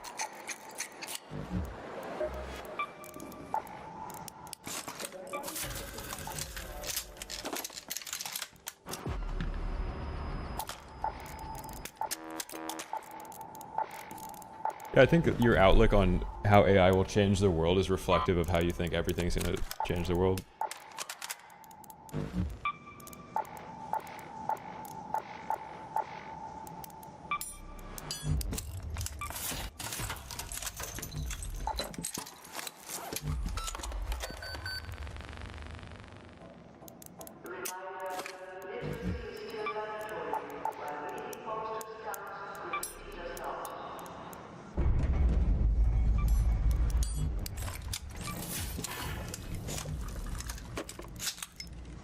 No, I'm not going to use Arpeggio anymore. There's no reason to. Like, it's a top 3 gun, it's not number 1 though. If you're PvP in this game, you gotta use the best gun because that's what people are using.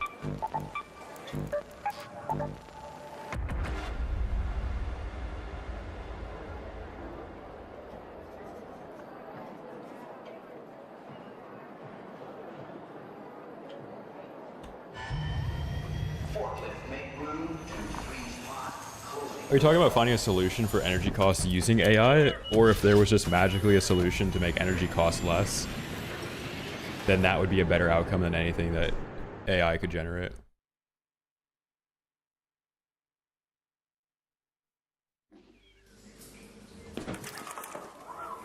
Yeah, but if energy was that efficient, then everybody that has a job in energy would lose their job.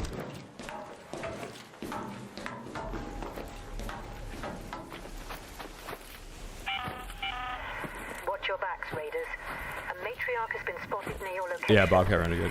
Keep your wits about you if you decide to go anywhere near, and always. But if you were to do like the inverse, like the white pill of AI, once we've solved energy and like energy efficiency, it would be just as effective at finding new jobs for people to have as it would be to find how to reduce energy costs.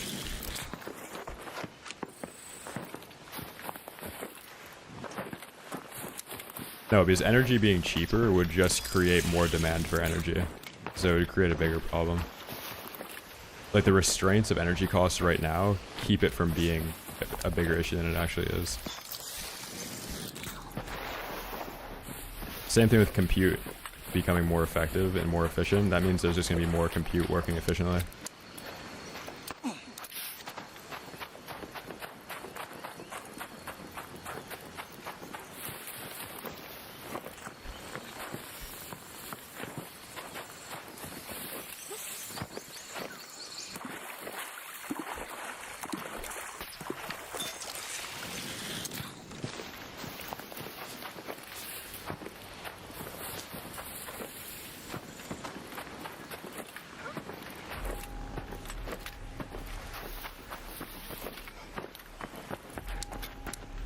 But also, like, the solution for that, to figure out how to make energy consumption more efficient, requires an extreme amount of compute.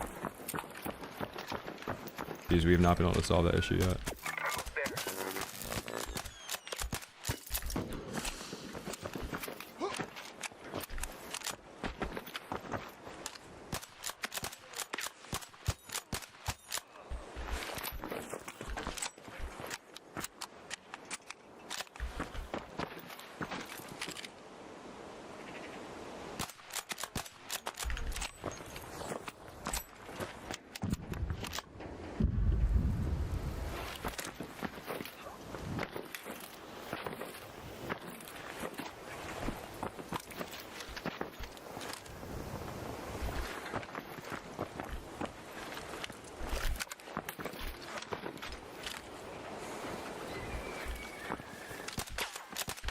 Dude, where did this guy come from?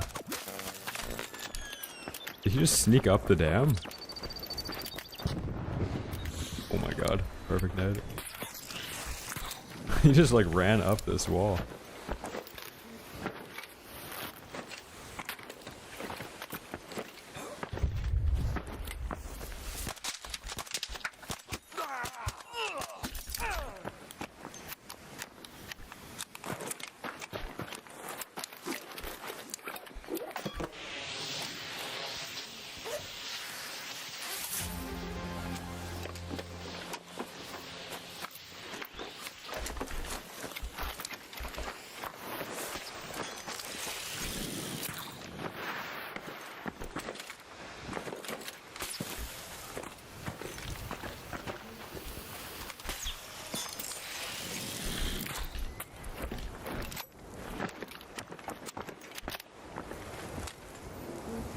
That guy's still down there?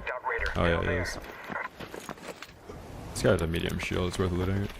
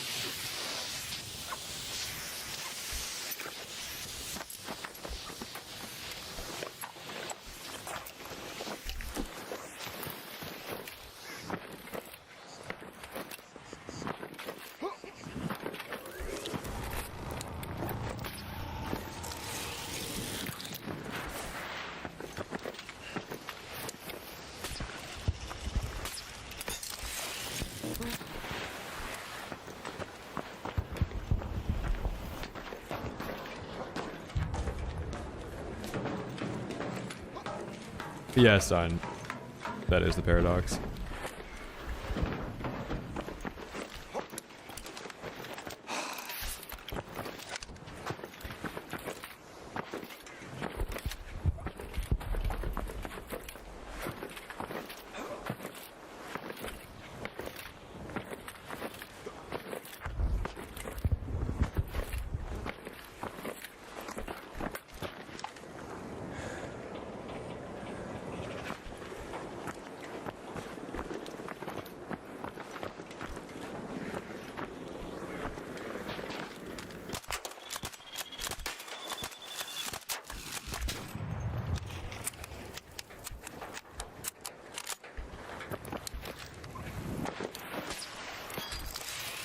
Yeah, Gibless, I think it's early enough into like the industry of AI where everybody that's trying to sell solutions to everything is just grifting. Like, if you're trying to raise a bunch of capital, you're going to pretend like AI is the solution to an industry's problem.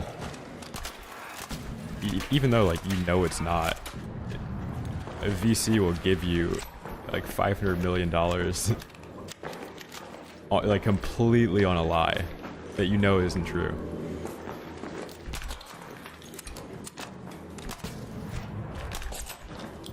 Like the actual AI solutions to things aren't things that are like postable. It's not going to be like this AI solution was found for this problem and there's going to be like a physical thing that you can look at to see that it's happened.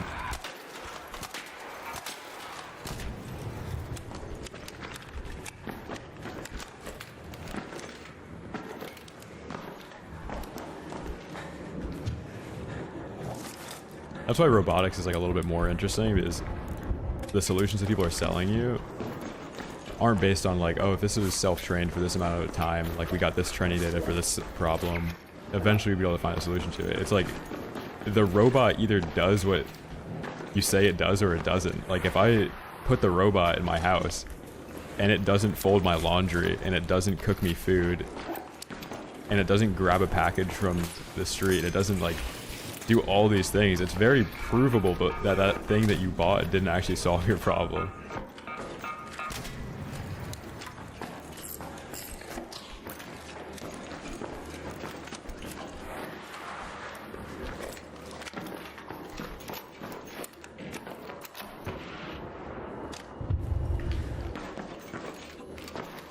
And like selling the AI solution to a lot of things is a way that software engineers are hedging their future for the next 5 years to actually have a job before AI like actually is capable of creating things generatively.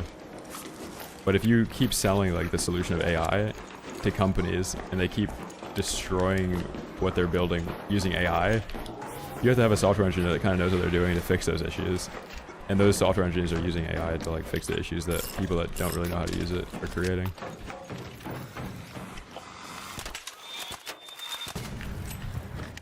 Like if you were to have a 3D printer that the scale that could print a house and you just download plans off the internet, you probably still need an architect to be able to tell you that it's structurally sound, and then you need somebody to survey the area to tell you that it's not on wetlands and that you can actually like run plumbing and like drainage and all that stuff. So the more accessible that you make things, and the better the democratization of things are, the more jobs are handed back to people that are like experts in that field for a short period of time before it's like really every single thing could be automated.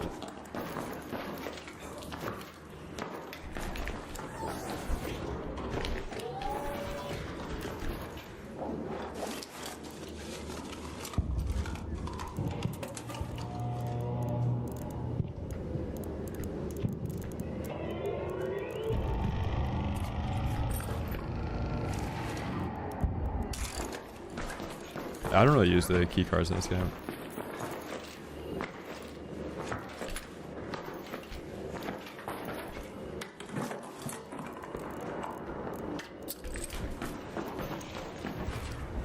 Like, that's the village key card.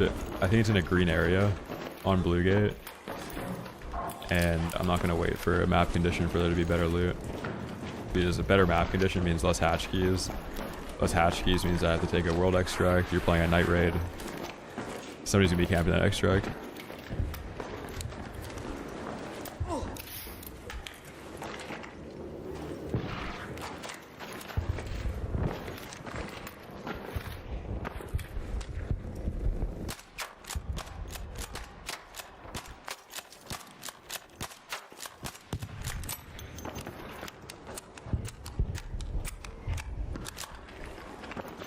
So American.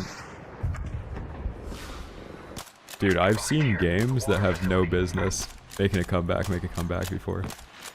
Like, I watched Warzone put out the worst game of all time with Warzone 2.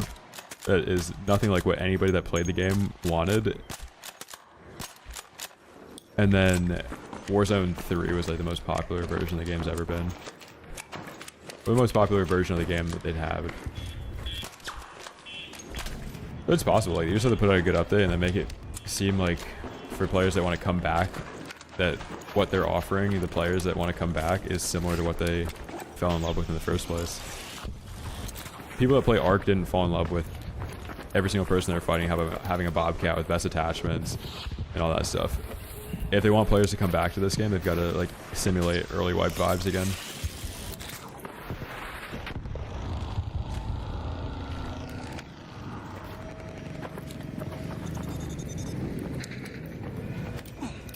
Oh yeah, the Buried City Town Hall is the best keycard in the game. If they made a way that you could farm that keycard, and you could hit it like every 3 raids, it'd be so fun.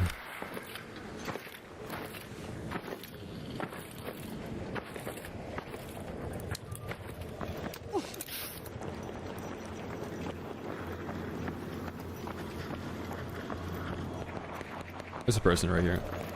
The birds just flew away.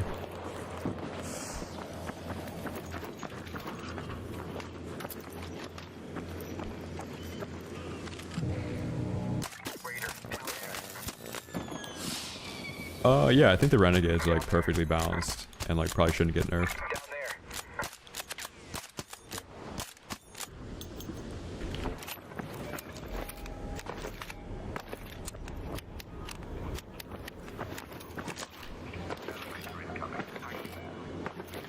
I think the Renegade's fine.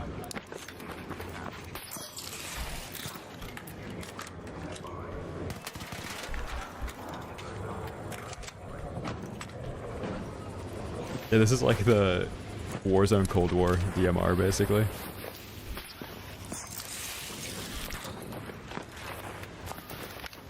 I hate being out in the woods here.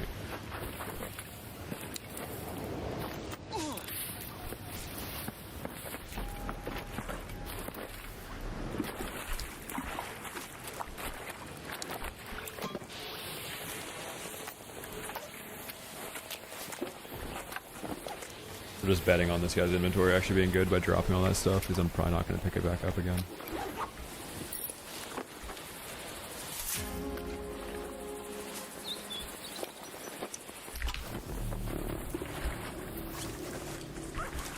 Okay.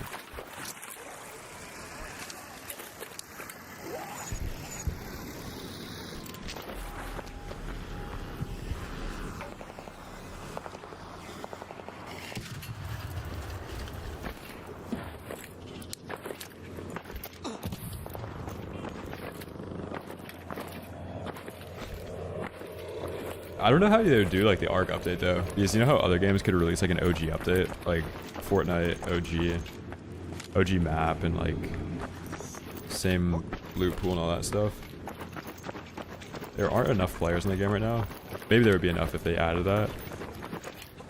We could split the player base like down the middle. If you were to do OG Arc. No ABMM. Wow, man, that would be so sick though. No comets, no fireflies, no shredders, no Stellamontis.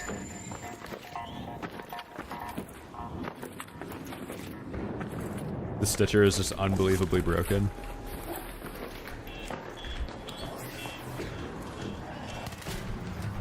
That's actually true. Has anybody in chat played Chinese Arc? Or is it not out yet? Chat, what if I move to China so I can get low ping on Chinese Arc? Oh my god, wait.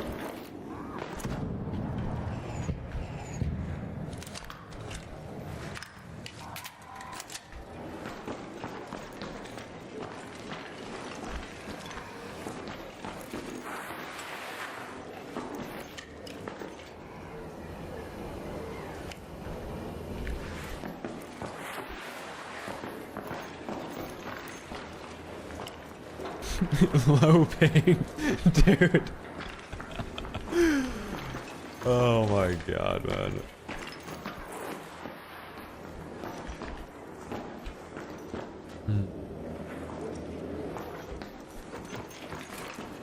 Good one.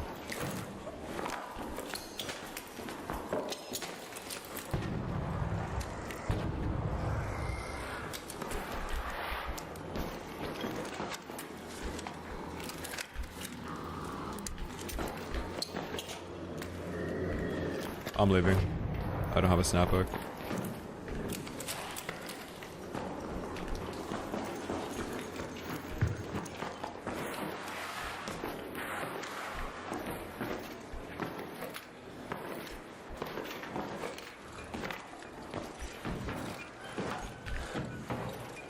Yeah, I saw that with Chinese Arc.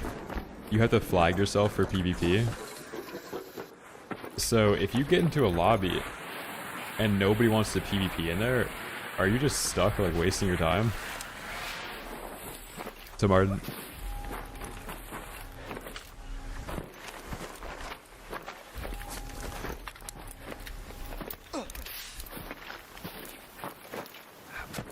Order your PC? Let's go, dude.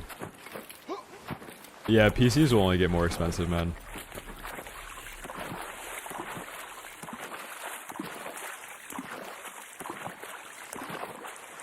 What's up, Joey?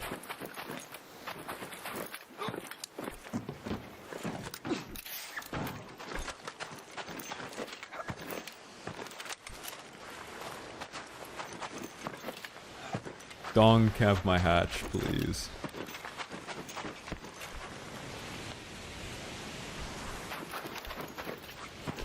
Phew. You should get your 5080 now? I don't want to say yeah, and then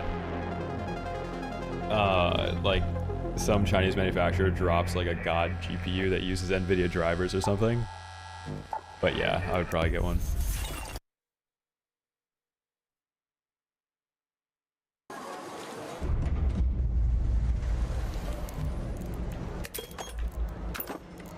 But NVIDIA has like the craziest monopoly on GPUs ever because every game relies on NVIDIA drivers.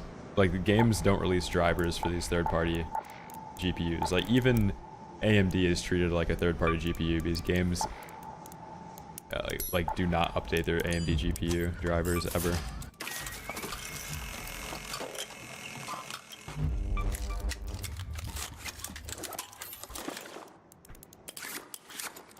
And if GPU compute became cheap enough where it like actually shifted the entire GPU market, like we'd have a much bigger issue. Like the entire market would crash basically.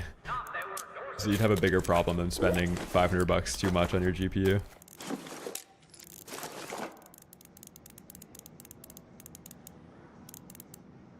It's a backlog.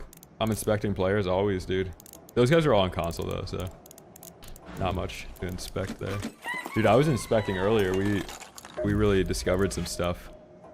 I don't know if we could get back into any of those. Let's see. No.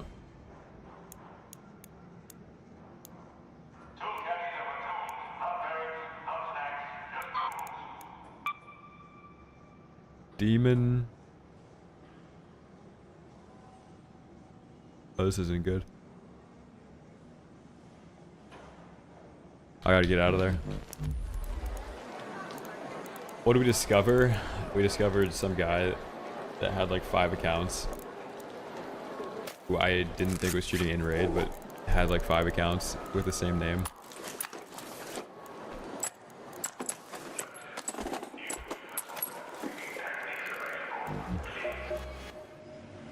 Sorry, busy day.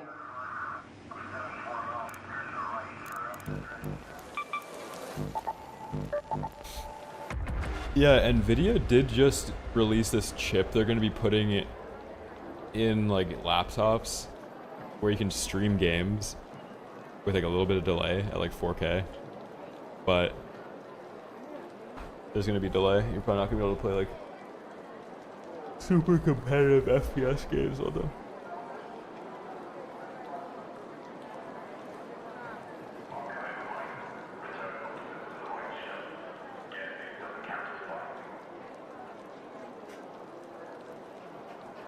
So GSP, I did see the DMZ reveal, yeah.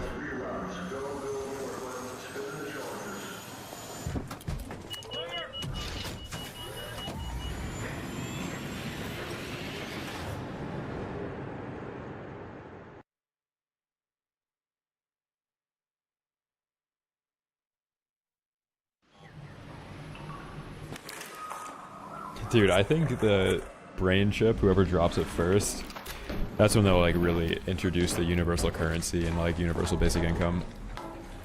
Like imagine you could go shopping and you didn't have to pay if you had this brain chip. You would just pick up a bunch of items. Each item that you have in your cart like automatically gets paid for. Like you know how a lot of products will pay college students to try and get their friends to be users of the thing, or like they'll pay you to like have your friends try like basically a pyramid scheme sometimes, but apps and stuff. They'll just pay you to be a user of this brain chip in the form of having infinite money. At what cost though? And people will be like, okay, now what?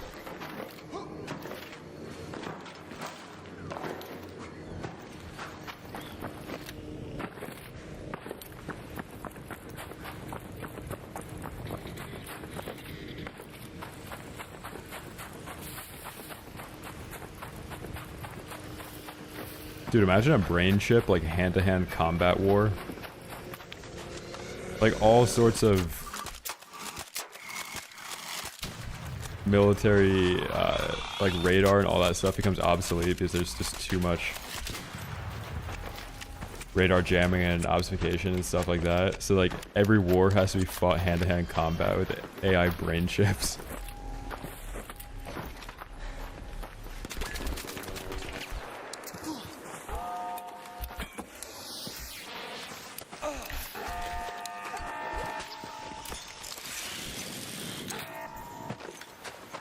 Oh, Dong Shu. Essentially Ender's Game.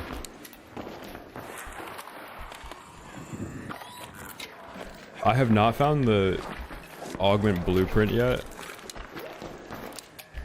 but I have like a pretty good supply right now. Oh my god.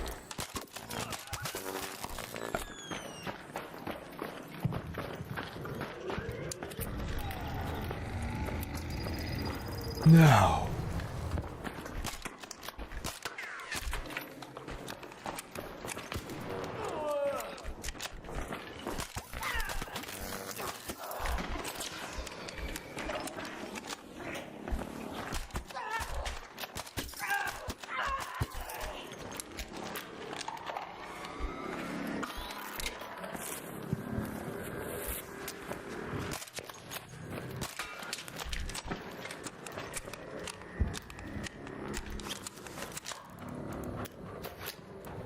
Dude, I would also argue, like, we already have the brain chip.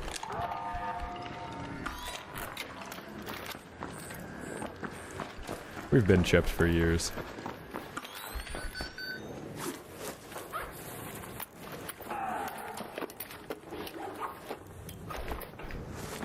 Yeah, phones. If the phone isn't the chip, then what is?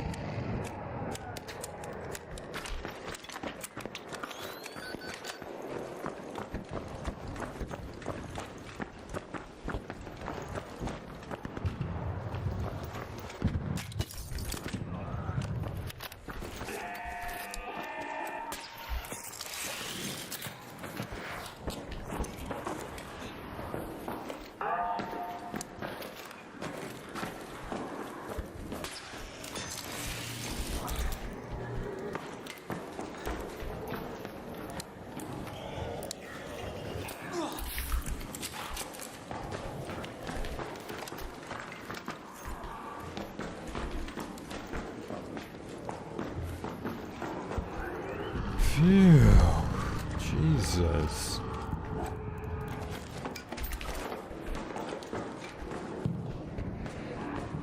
Yeah, I saw the rare, like, good reply on X the Everything app the other day.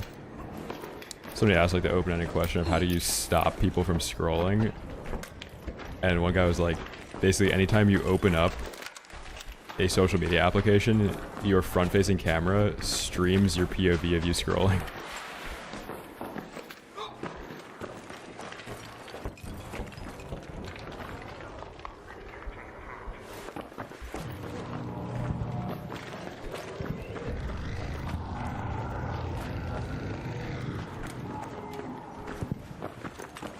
But I only think that really works if you have like extremely tight-knit family and friends and stuff. Because I think if you were to stream yourself scrolling to your family and friends, that would have a higher impact than it just being like streamed to the internet. Because as it stands, like everything you do is basically just streamed to the internet. Like when you walk outside, there's flock cameras that are breached, that people are watching you from other countries just walk around outside. Put a piece of tape over the camera, illegal. Can't do that. Can't put a piece of tape over your camera when you use Face ID to unlock your phone. And you need Face ID to open your banking app.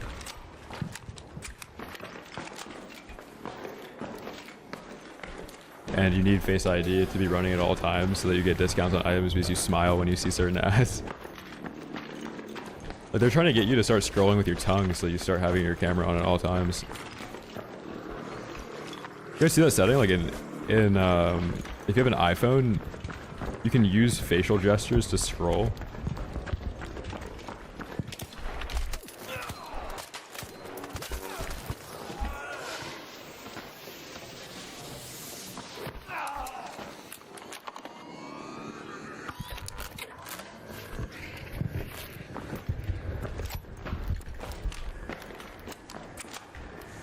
Dongshu, Dongshu, Dongshu. You know, I said I'm just here to be friendly. So Hazy.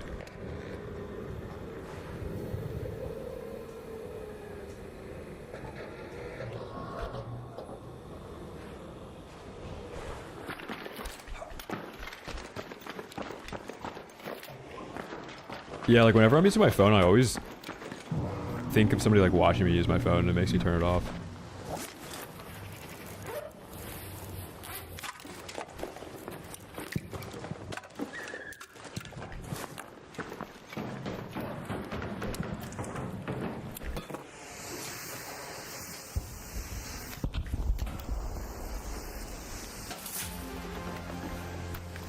Holy loot.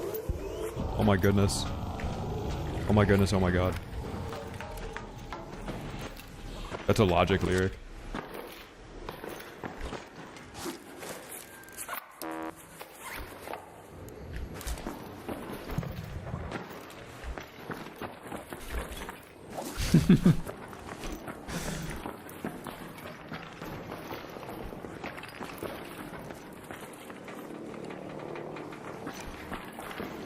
Is that everybody?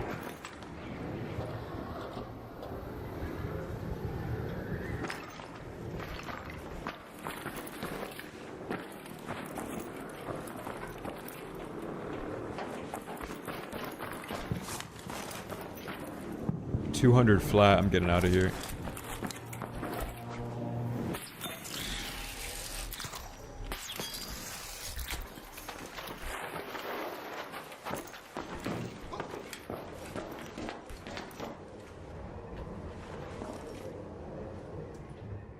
When was the last year we truly had privacy? Dude, I don't know.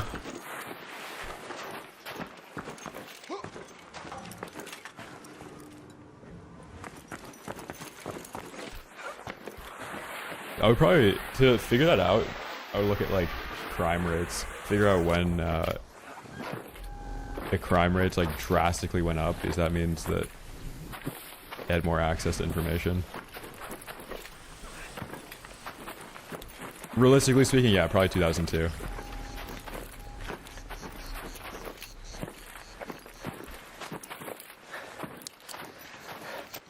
Or maybe like 1999.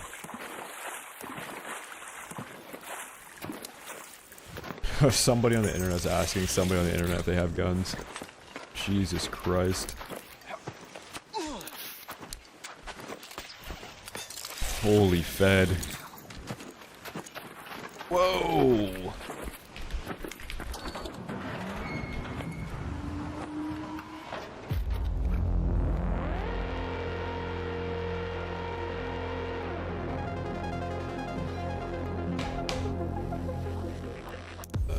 Do you have WMDs? Yeah.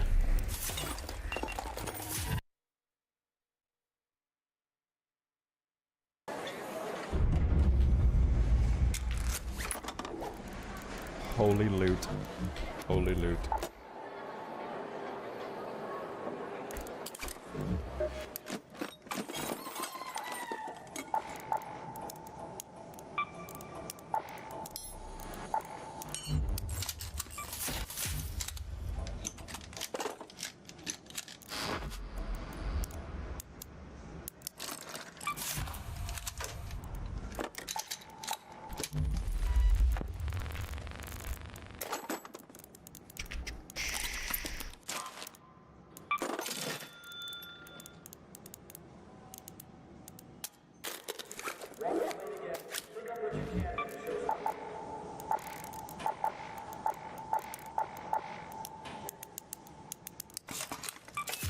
How do I farm resources when I'm out of resources?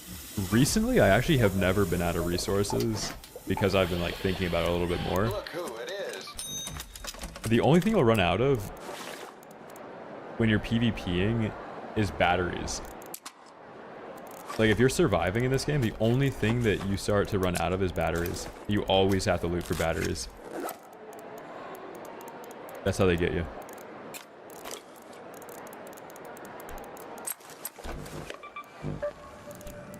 Place them buried.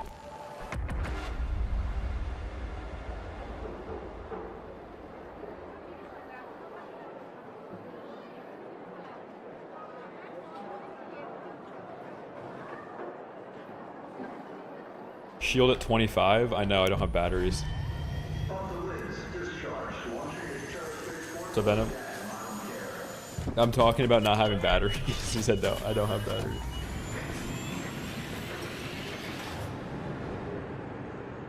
Dude, I saw a tweet the other day talking about how many batteries like your parents were buying back in the day when we were playing Xbox. Like, I did not have rechargeable batteries, but I was going through Duracells faster than any person had ever used AA batteries before in human history when I was in middle school and high school. Like, my parents were constantly complaining about the remotes not working in the living room because I was stealing batteries from everything, dude. I was taking batteries out of alarm clocks, TV remotes, every item that might have a battery, like toys, a Bop It. Dude, I knew every single thing in the house that could use batteries that my parents were re-upping on batteries every time I took batteries out of.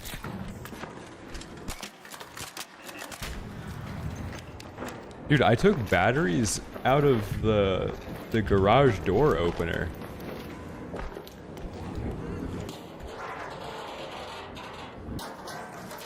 I took batteries out of every flashlight.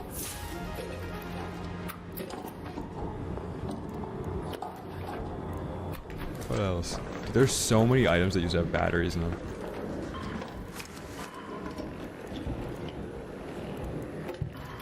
Putting batteries in the fridge gave them more juice. And now, like, after every single like toy after that was like lipos. Like drones were lipos. Ooh, a battery.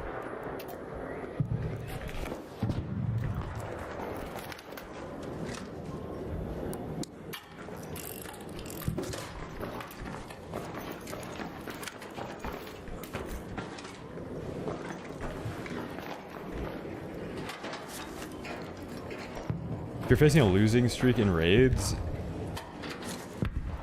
it depends how you're like losing fights. Sometimes, like that last raid where I'm fighting off waves and waves of people pushing me, it's not easy to like, for a player like me to win that every single time.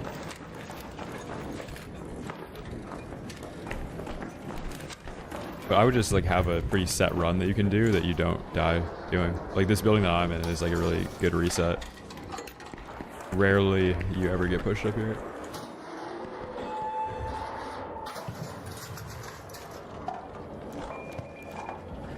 The coin method?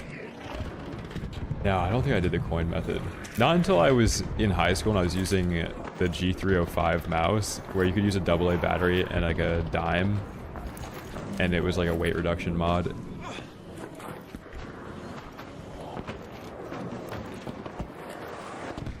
Oh, dude, opening something up and it had AAA batteries in it, though, nightmare. Oh my god.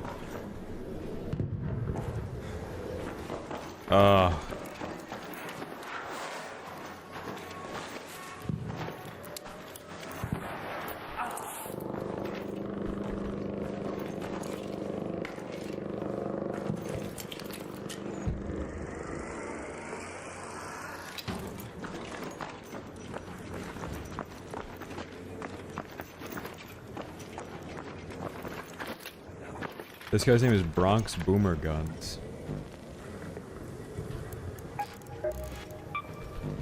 Hey, are you cheating? I mean friendly?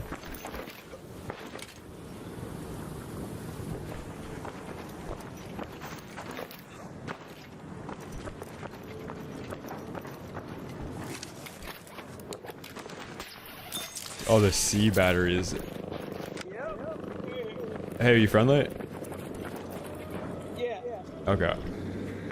Yeah, we had this like ginormous flashlight that took C batteries. Wait, actually, are C's the rectangle? No, I'm thinking of D's. D's are like the giant cylinder ones, right?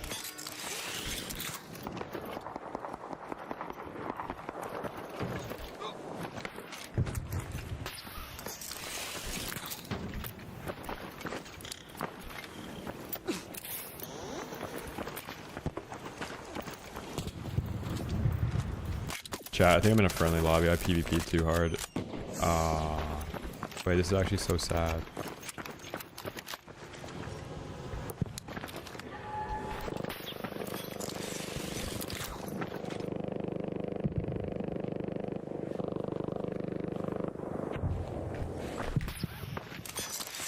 Oh, the rectangle ones are 9 volts, right?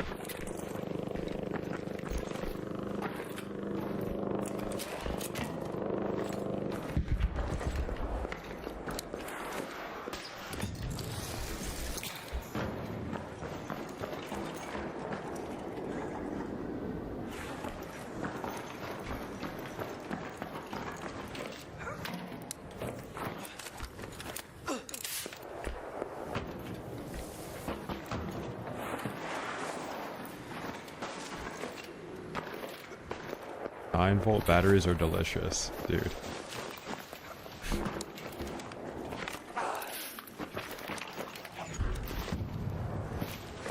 But yeah, we had a couple mag lights. I think that was D batteries.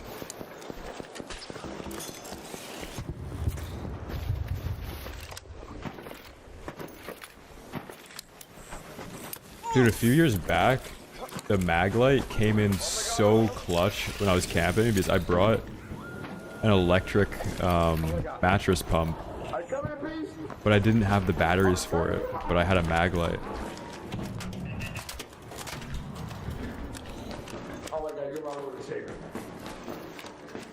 Wait. You're not friendly, are you? I'm friendly. I'm super friendly. Okay. I'm super. That's it. I'm against all rats. Get the rats. I'm trying to go. I promise you, I'm trying to go. They're saying you're a land shark? Huh? Whoa. How did you just know my whole name like that? Oh no. You're upstairs.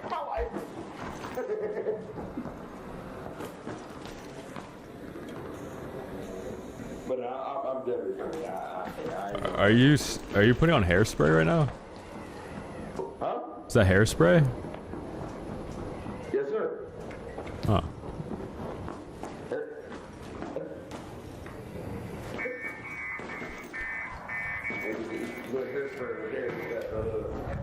Put on hairspray? Yes, sir. I just got my hair did too.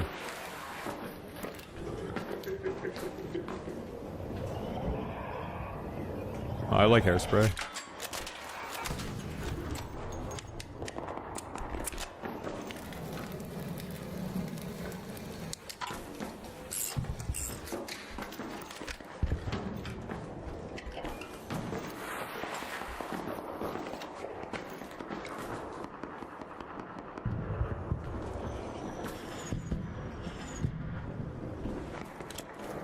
Hey.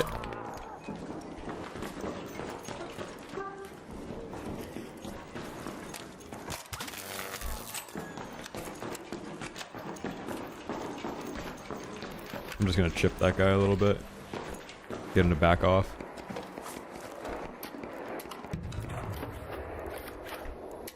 They're saying I'm in blood alcohol based matchmaking right now. More batteries.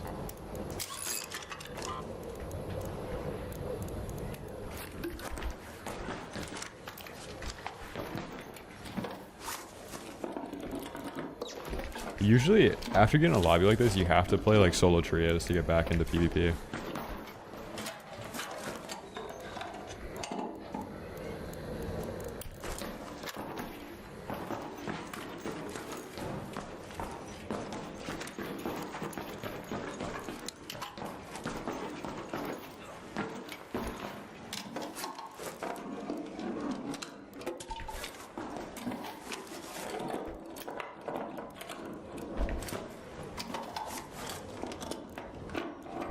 Sounds more like a pomade type of guy.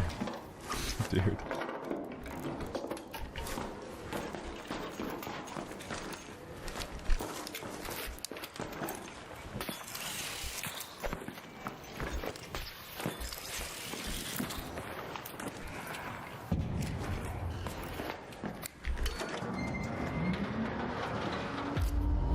Alright, we gotta play solo trios.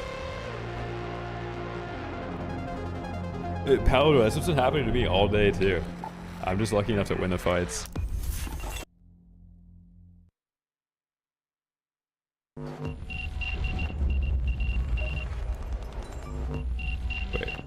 guy invited me. Pickle? You jammy fritter, you. The most EU name of all time. Jammy fritter. Why you don't take shield? What are you talking about?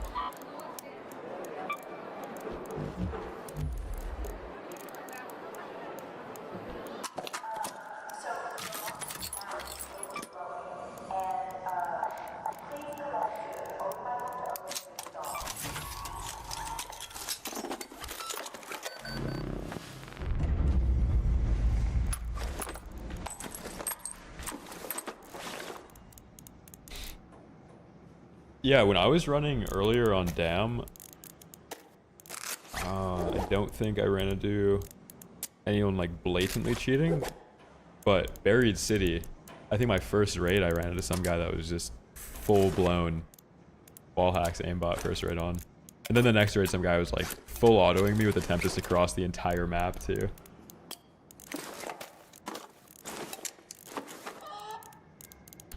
What's up, Hulk? Alright, let's play solo trios on Spaceport. Hear about the dupers? Dude, I've been telling you guys about the dupers for weeks, months. And now some guy posted a video about dupers, and you're asking me if I've heard about the dupers. I've been sounding the alarm on dupers for ages. Why do you think every other ARC channel has made videos promoting these services where you can buy items?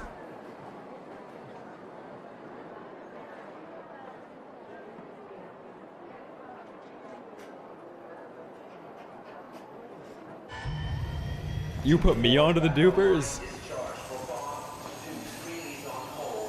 Fake news. Should have made a video about it. I have been. I've been posting VODs about this for weeks, man. The lack of my videos are actually the top signal on the duping problem, because that means my videos are about how much loot I'm pulling out of raids, and if they devalue the loot, then they've devalued the impressiveness of my videos I'm posting.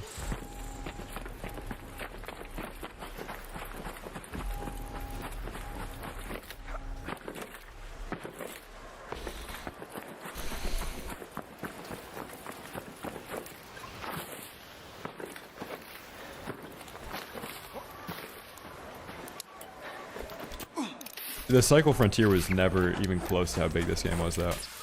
The Cycle Frontier was basically dead on arrival. DOA, if you will. Yeah, solo trio. Target spotted. I'm using my telescope right now, IRL, to spot these people.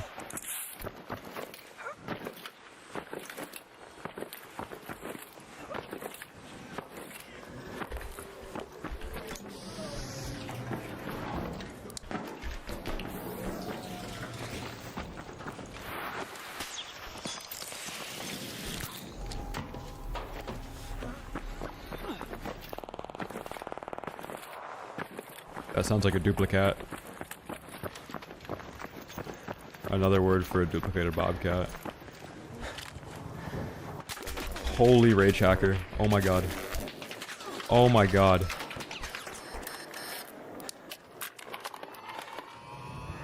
Oh my god. Oh. I'm dead. Oh my god.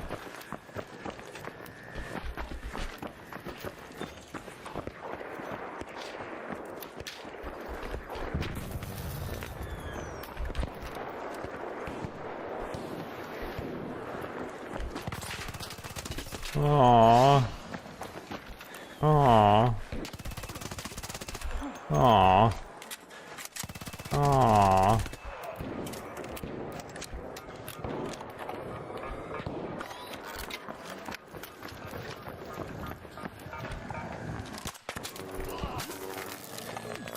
Hey guys, if you're below me, there's a cheating squad right now in the tower across from us.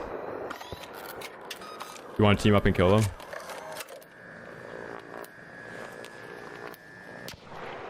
Don't come up here. Those guys are cheating.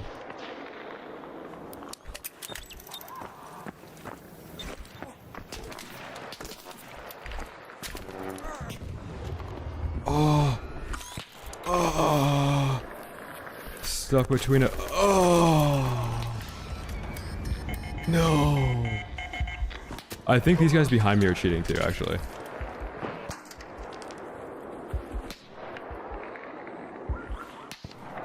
No.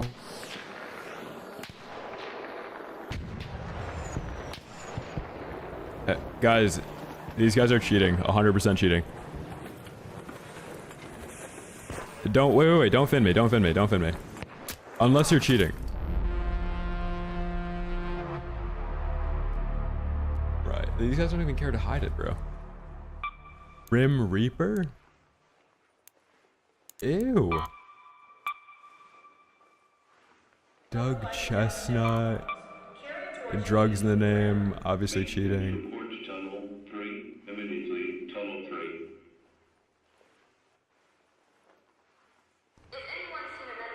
No blinker Lou. Huncho banned. Huncho. No blinker Lou. This guy's flexing not using blinkers.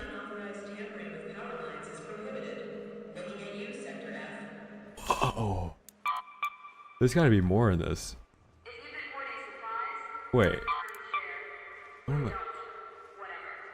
Okay. There's gotta be more here.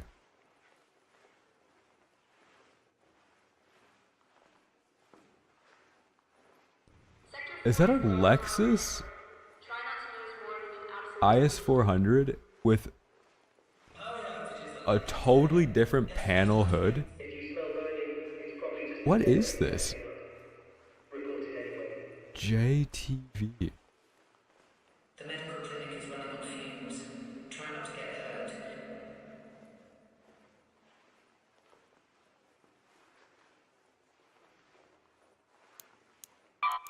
Oh my god.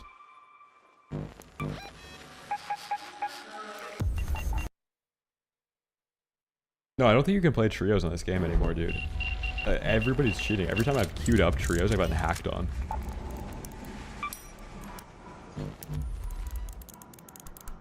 Everybody's hacking.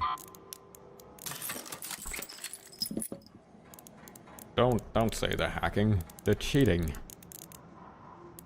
Please stop saying hacking. They're cheating. It's carbon fiber, right? I think a carbon fiber hood costs more than that entire car.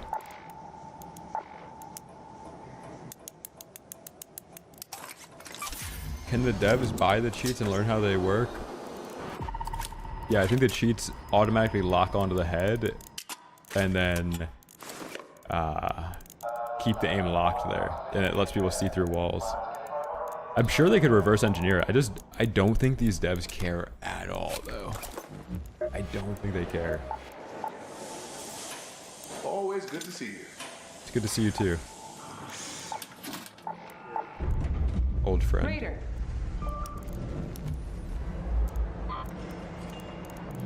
Chat, I'm out of batteries. It's actually so sad. Of course, these don't recycle into batteries anymore. Aww.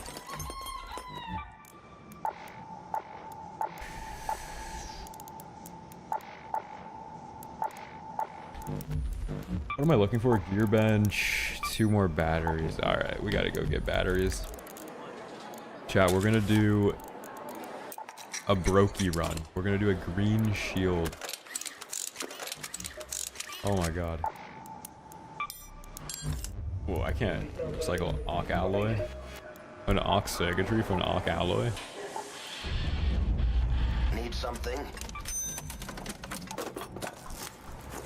I've also been recycling my survivor augments thinking that I'm going to get more, but then I just run into cheaters and I lose them, so that's actually really sad. I'll even bring in a defib because I'm extra friendly this raid because I'm poor. I'll even bring in 2 lures because I have a green shield. I'll even bring in 3 of those, and I'll even bring in 3 of these. Alright, let's run it. Not solo trios though.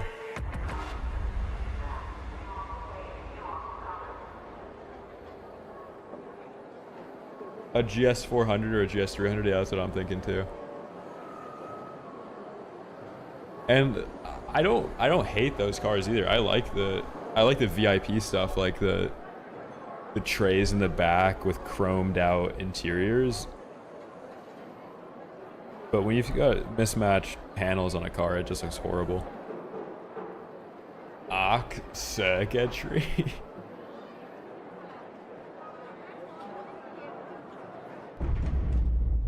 I decided to take all of the attachments off the guns because it's way faster for me to craft a gun if they're all loose like this.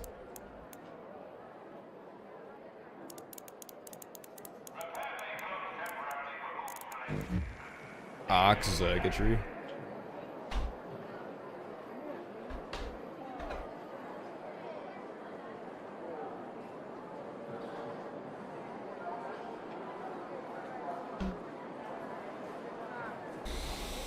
How many times have I died in a row? Oh, only once. Usually your queue time will, like, tell you if you're in friendly lobbies or not. If it's a really fast queue, you're probably in a friendly lobby. Circuitry. Medical emergency 26, paramedics needed.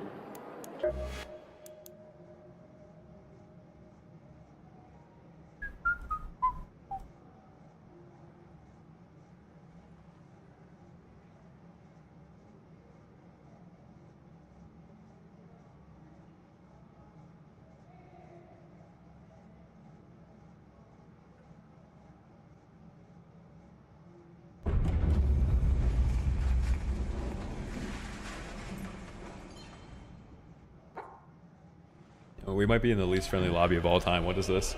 2-minute queue on DB. Jimmy, pick up the pace. Forklift is out. 2-4 is go time.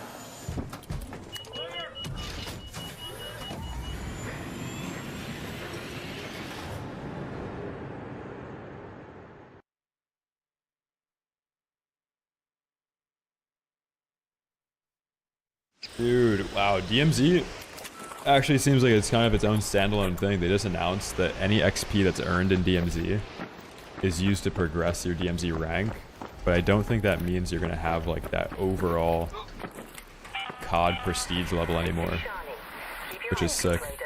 We have field depots scattered all around topside. You're looking for makeshift structures with blue tarps and an antenna on top. I think that kind of proves the fact that they're going to do wipes then. Or some, like, wipe incentive.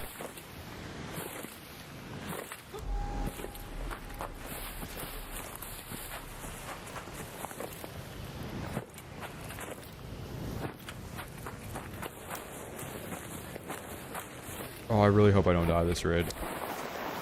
That'd actually be so sad. Like, losing your gear in this game because you couldn't bring in a blue shield because you ran out of batteries is just the worst. That's like the beginning of the snowball. Like losing a snap hook when you're on a green shield as well. Híjole.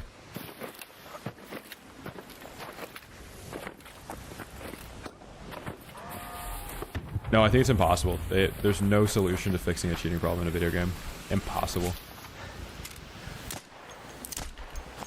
There's a bounty out there for like $7 trillion that if they can figure out how to solve cheating in video games, you will be a 7 trillionaire.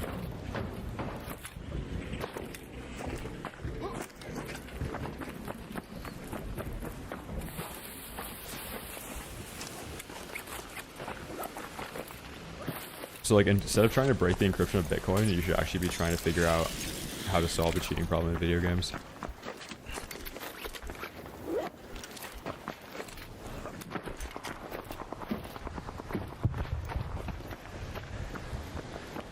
No, I think if you were to... I think there's a much easier solution than actually having a working anti-cheat.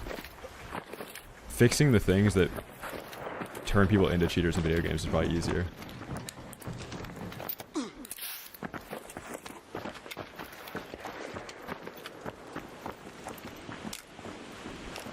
Hey, are you friendly? Oh, I don't think you're friendly. I'm friendly, bro. Yeah, right. You me disparaste, loco. Do you go by Mamba or is this a bot account? I'm big one, bro.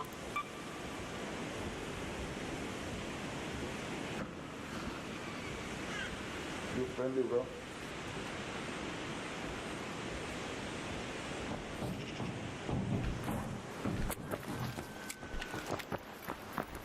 Are you cheating? No, bro. What the fuck? Oh.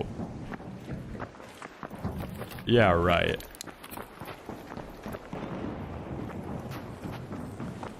Okay, do you care if I'm cheating?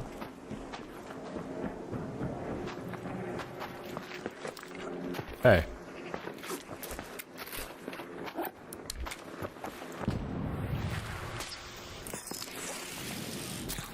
Oh, they're saying that he's speaking Spanish. I don't know Spanish.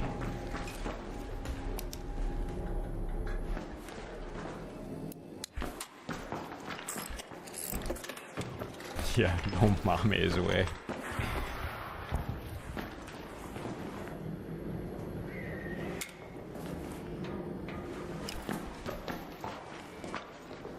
I know, I don't really know a lot of Spanish though.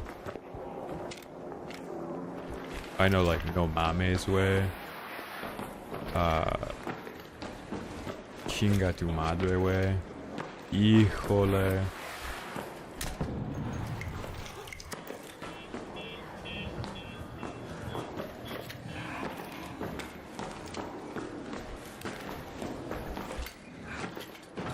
I know that one, you know that one song where it's like the green alien and he's dancing?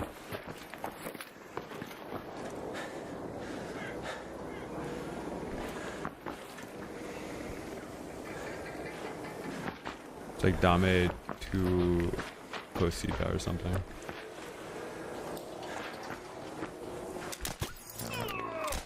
Careful, bad guy in the bush. Bad guy in the bush. I got him, I got him.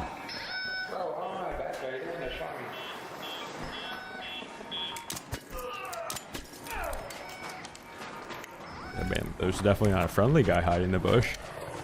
Chad, have you ever seen a friendly guy hiding in a bush?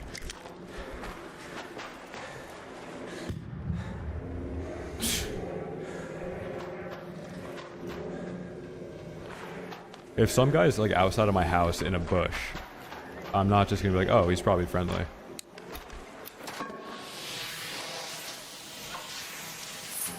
Oh, apparently the guy that was underground said, you shot me first, you crazy guy. You... loco amigo.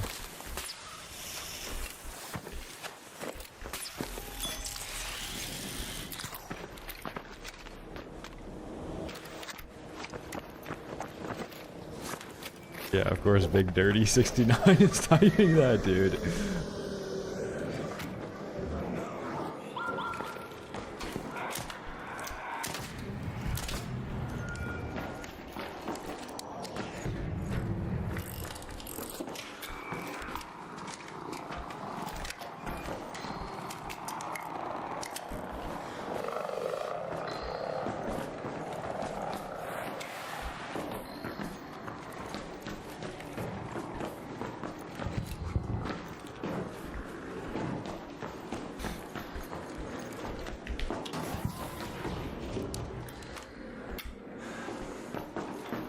What's the ARC doing? I think they're looking for somebody right now.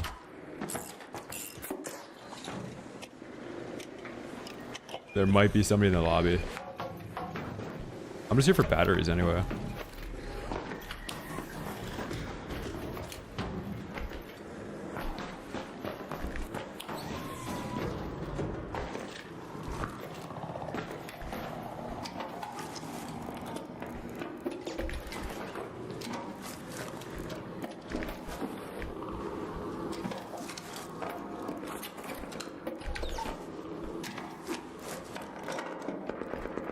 Dude, I feel like they should let you like loot the flare off a player like a dog tag. That'd be kind of sick. Holy lack of batteries. I crouch before I loot in this game just in case somebody's aiming at me. So if you're like pre-aiming some guy that's looting, you're probably gonna wait until they open a container, but if I'm like crouch spamming while I do it, it's gonna mess up your shot. And then like you hear the shot go off, you can just dodge roll out of the box. Yeah, like a broken Raider flare would be sick. Oh yeah, a Raider tool would be cool.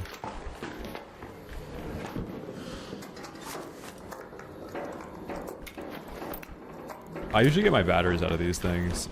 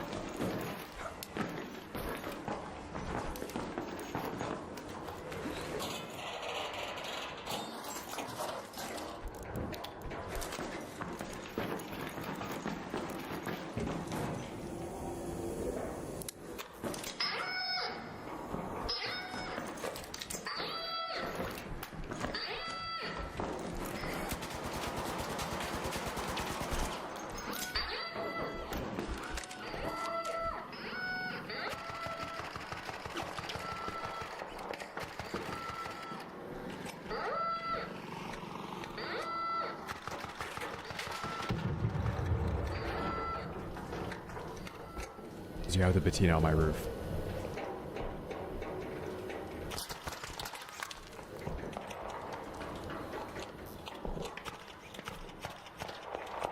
Was?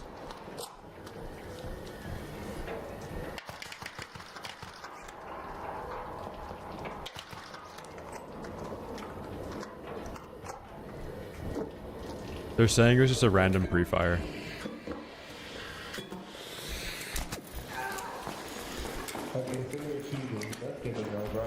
What's up? That's excellent, bro. Wait, what? Just shot me full through smoke, dude. I'll give a fuck. And? Yeah, I don't care. I have a DMA. I'm not gonna get banned.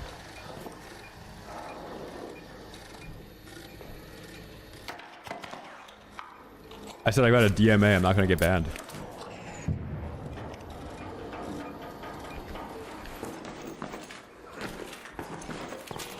Wait, can you not afford the good stuff? Aww.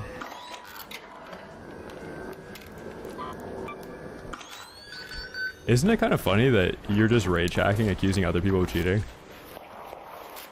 I mean, I'm not. You can check my account. I've been playing this shit for like, what, 900 hours? So I'm not cheating, but...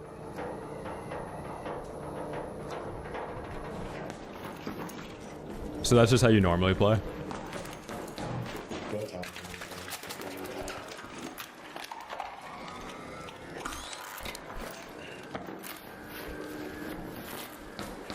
What's funny is, like, even if I didn't run into you in-game, I could just tell by how you sound. Is it what? I said, even if I didn't run into you in-game, I can just tell by the way that you sound that you're cheating in video games. I mean, I'm not, but...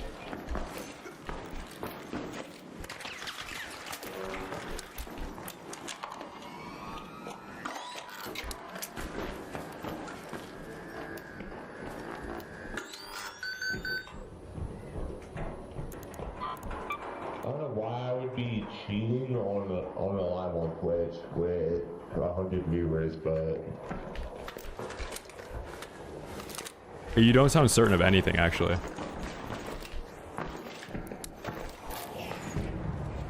well, let's look at your new Steam account. Hold on.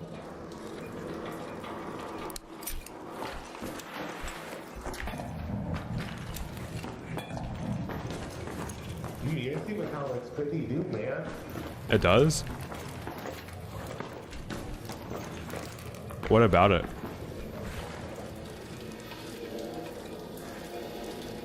Wait, what about it?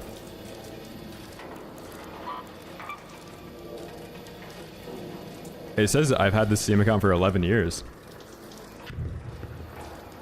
That's kind of funny, isn't it? With no VAC ban?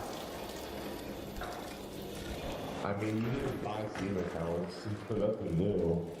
That's kind of funny though, isn't it? That there's no VAC ban on this account? Wait, Win, what's your Twitch? What's your Twitch account? I mean, you can, just find it. It's pretty easy to spot. So you're lying about streaming? Huh? What are you saying? You're saying that you're live on Twitch right now and you're just lying? I mean, I am live. You can go look on Twitch, bro. Okay, what is it? So, hey man, just go into our traders tab and look for me, man. Are you using a voice changer right now? Nope, not really. Not really. What does that mean? This is just how you normally sound.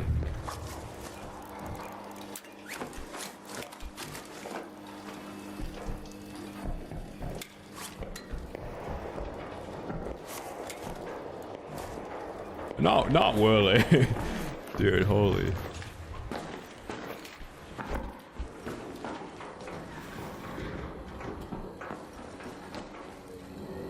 Is everybody drunk? I mean, it's 3:26 on a Monday on a video game.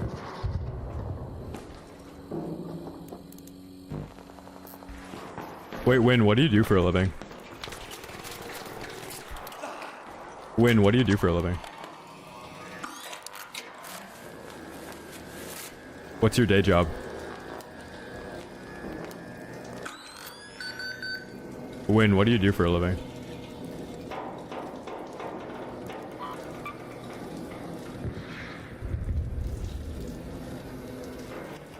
You can't even think of a fake job that you can just lie about?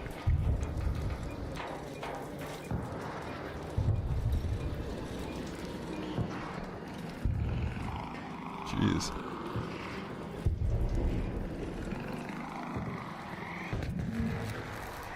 Wait, Win, if I ordered DoorDash right now, would you go AFK?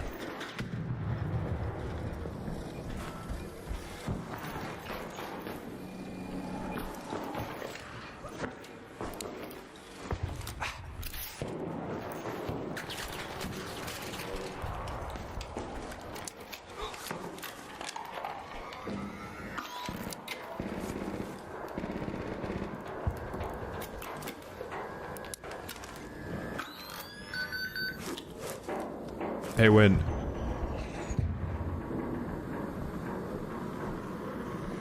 Hey, Win. Jesus.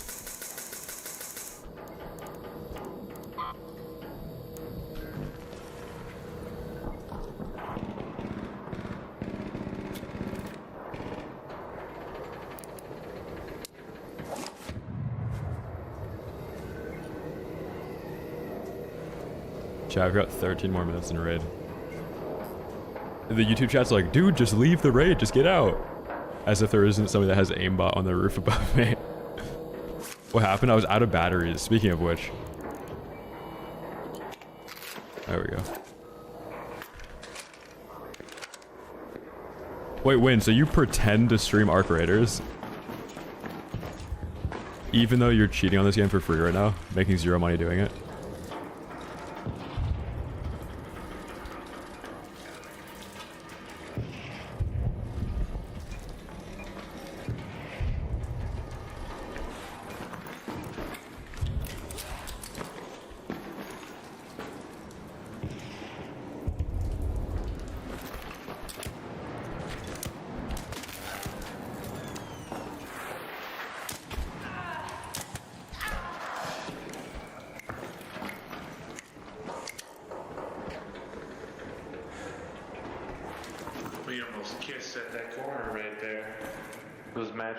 Wait.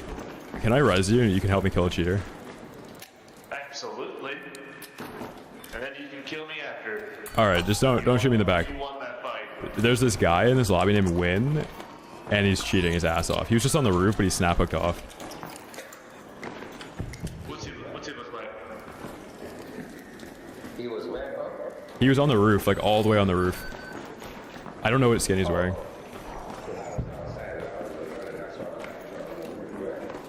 But no, there was a cheater on the roof before though. Follow me. We'll find him. Hold on. Let me see. Hello. No, he jumped off the roof. I see a spotter, but I don't see nothing else. Unless that was the guy that just distracted just now, my guy. Oh, it might have been, yeah. Yeah, because I just see someone just distracted just now. Yeah, that might have been him.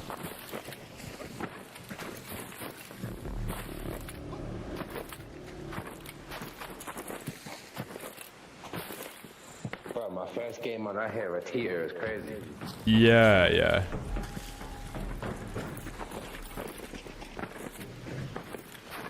Oh, what about, hold on, bro. He could be in here though. Yeah, let's look.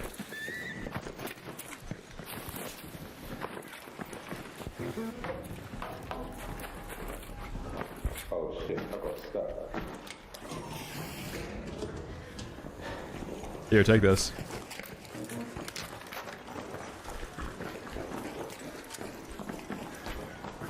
Hey, brother. Start up. What's up, man? Yo. Come grab this. Oh shit, appreciate it, my guy.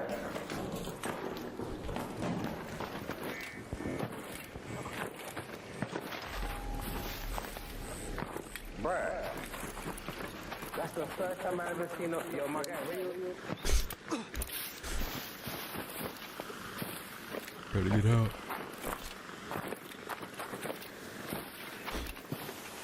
Chat, isn't that funny that I ran into that guy that was shooting on the roof? He's shooting me through a wall. I shoot back and he immediately accuses me of cheating. Yet he was shooting me through a wall with a patina.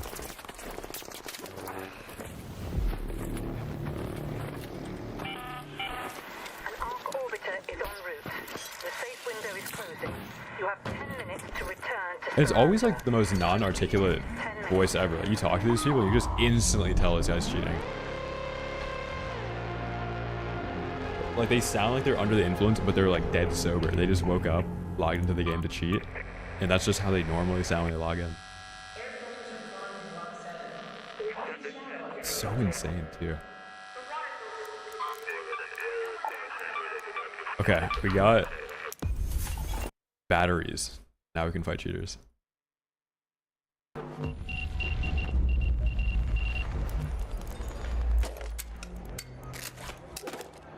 The groups that he's in on Steam, yeah. I mean, he's probably in way worse groups on the internet, if you really think about it. The groups on Steam are probably the least of our worries.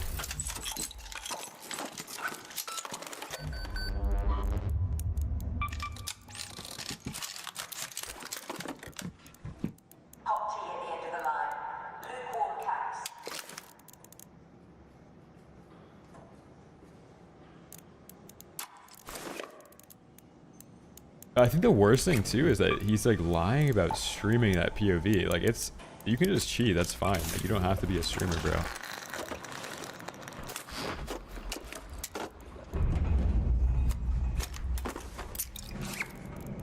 Híjole. Have you gotten cagey today? No, not yet. No, not yet. Soon the cage will come out though. Dude, putting a cheater in a cage would be peak. Dude, anytime you fight a cheater in this game, they just back out like quicker than you could actually talk to them. Well, obviously, I'm a cheater, I'm a streamer.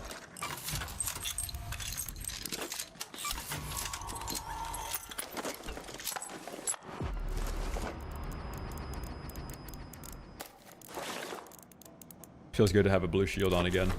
Alright, let's try and queue up with this guy again.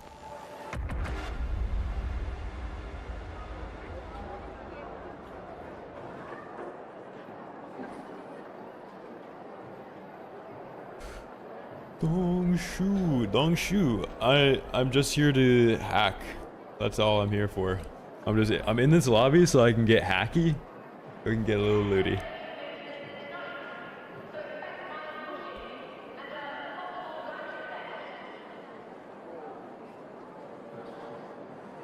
It's not really that hard. You can just look on Twitch. Just look at Awkward and check the Twitch category.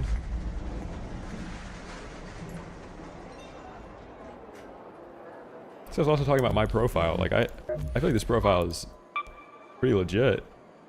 11 years of service, almost 2,000 hours on Arc Raiders, 600 hours on Apex, you know, badges, and history that my name has been the same 3 different names on this account with screenshots from previous games. Like, it's pretty legit, man. Yeah, surprisingly, I've been playing video games on this account for 11 years with no VAC ban. I know that's like an impossible feat for somebody that plays PvP on Arc Raiders, but not everybody that PvPs cheats. How much was that account though? Obviously he bought it. He's lying through his teeth. He didn't even sound like he had teeth. He had like loose dentures.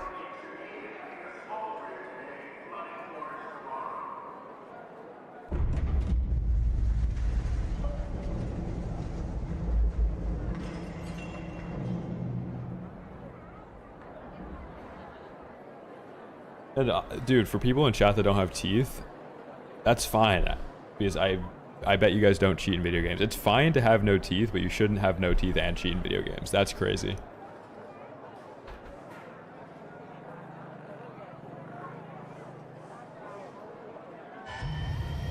No, my wife hates the idea of me getting dentures.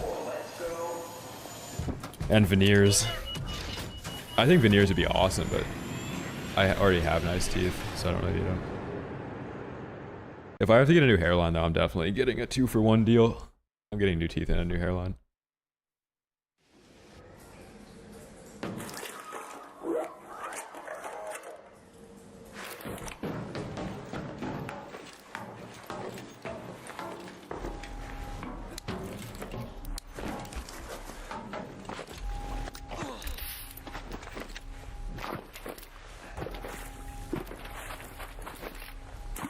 Oh no, I want the white ones. I want the crazy ones. I want the Hollywood teeth. Like, I want the most obnoxious veneers you can get.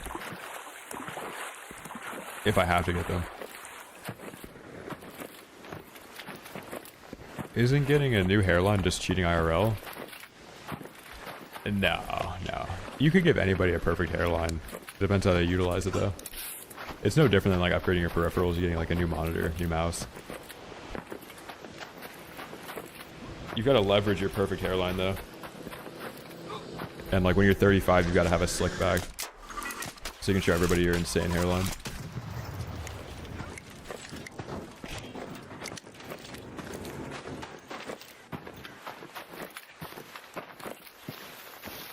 Pec implants. Dude, I have decent pec genetics.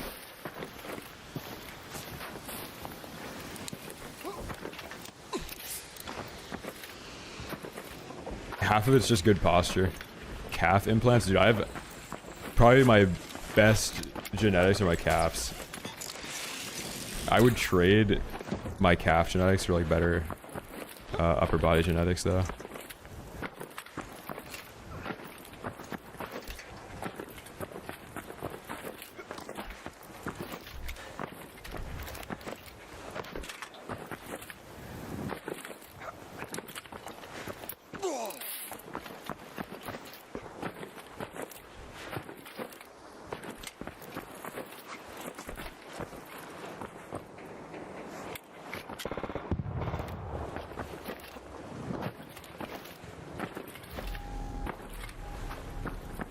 No, I'm just not fat. I would have no idea if I had good pec genetics or calf genetics if I was fat.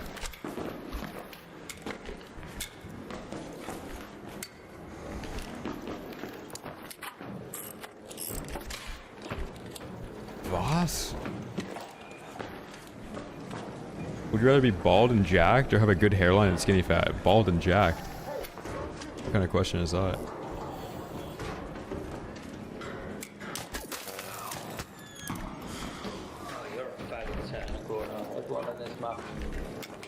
Holy moly. He called me the French long bread, if you guys are familiar with a French long bread. Not to be confused with the other thing that he could have said.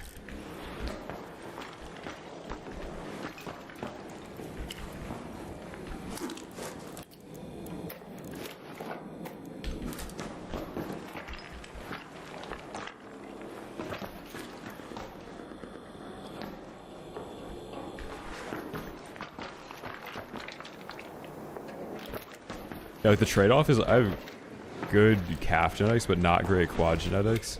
Like the insertions about the knee aren't great. Good like upper chest, but bad shoulder and back genetics. Like not bad, but just not like ideal.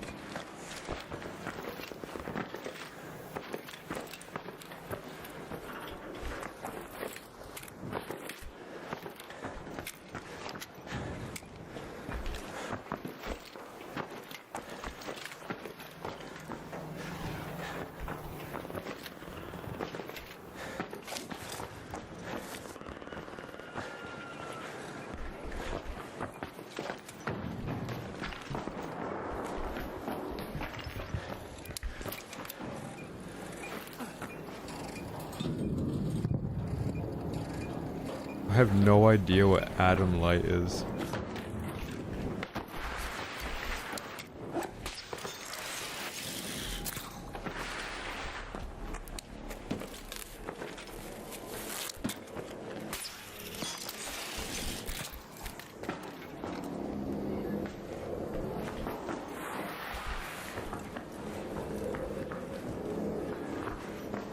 Voss.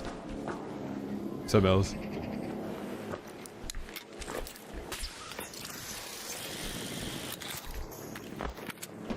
I had to check my spot just in case somebody was using it against me. Hit.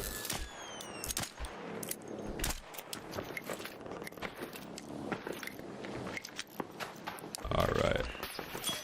Let's get snappy.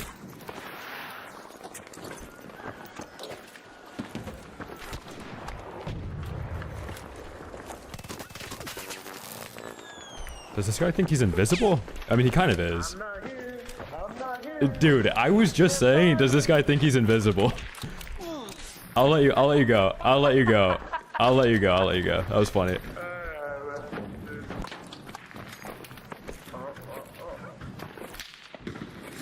No. No. I got it. He's over there in the observation deck up top. Crawl. Crawl where? I don't know. Am I invisible? No. Maybe you are now, actually. Oh shit! You wrecked him. Oh, I crawled down the wrong flight of steps. Well, that's fine. I don't think he sees you. Do you have Survivor Augment? No, I did. I got a fair free kit. Oh, damn. Later.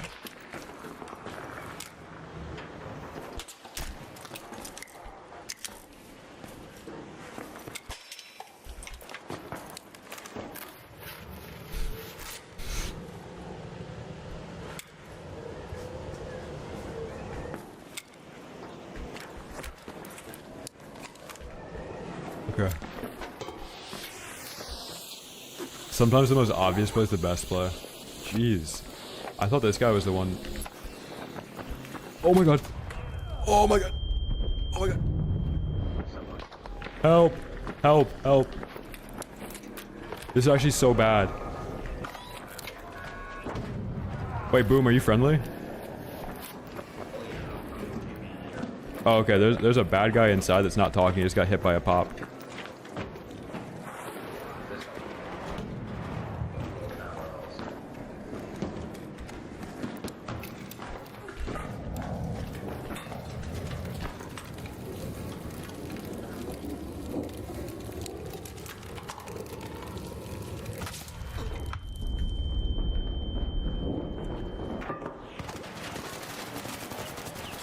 I didn't reload the Bobcat. No. Wait, did that guy see me there, or is that guy just like full package? Dude, I didn't reload the Bobcat first of all, but a name like Player, this guy's cheating. Remember, power is out at 2200 hours. Which account? We gotta see which account has 50 bands on it. Or it's just like the craziest throw of all time, who knows? Greatest player of all time. Yeah, he unloaded the Bobcat.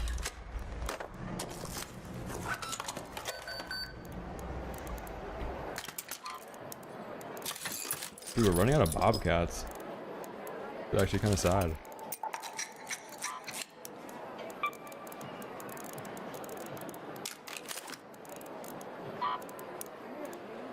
Need another power rod. That's where all of the arc circuitry's been going. I was wondering why I kept running out of it. Got one more raid. Snap hook. Box legs. Got your eye on something? I know, I should have reloaded. Volume fire. Just don't expect. Hunt some dupers? Yeah, you're saying to play Asia servers, right? But you can't do that in solos. Like, I'd have to play duos. Make it quick or take your time.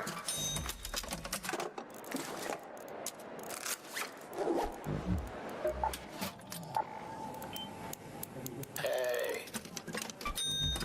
Solo trios, right? But are the services doing it in trios? I think they're doing it in duos.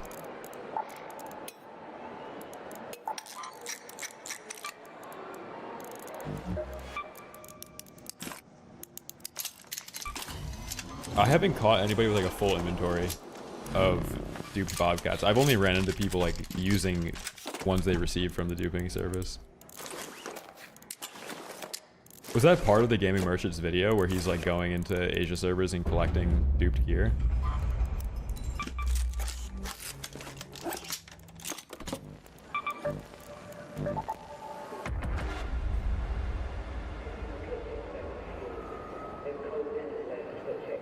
No, I don't do any calf workouts. That's what I'm saying though. Like out of every muscle group, usually the ones that are like overdeveloped with the least amount of training are the ones that you have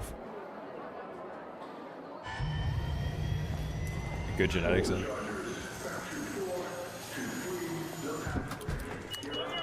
But also like calves are about insertions and stuff. Aesthetically speaking, if you have high calf insertions, it's not as good.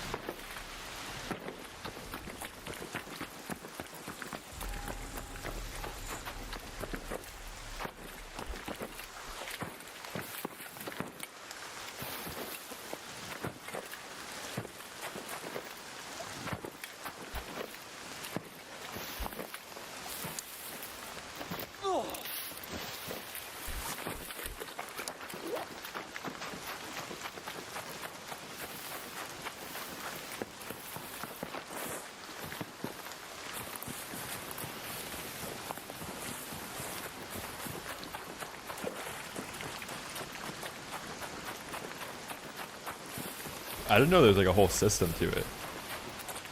So they zip line to the hatch, like they bring in 20 zip lines to do that. That's crazy.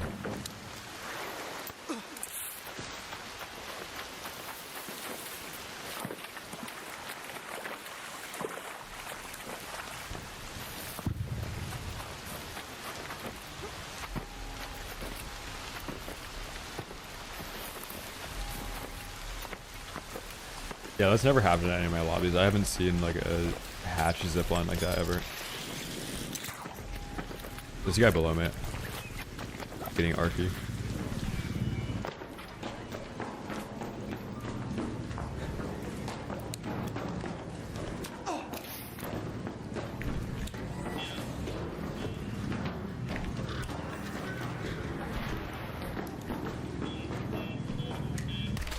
The players don't necessarily lose anything though if the transaction doesn't go well.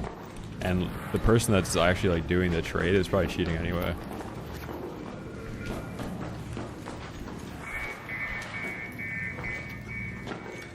So it's probably like 0 risk.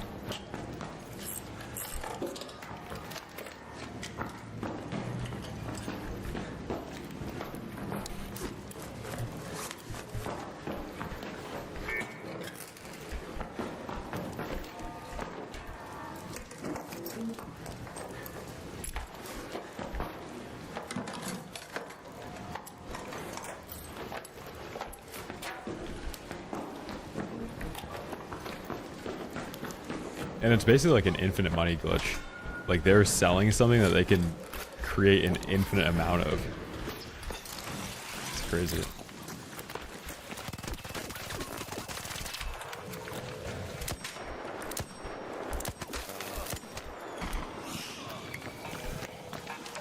I just want to kill a leaper, man. I just had.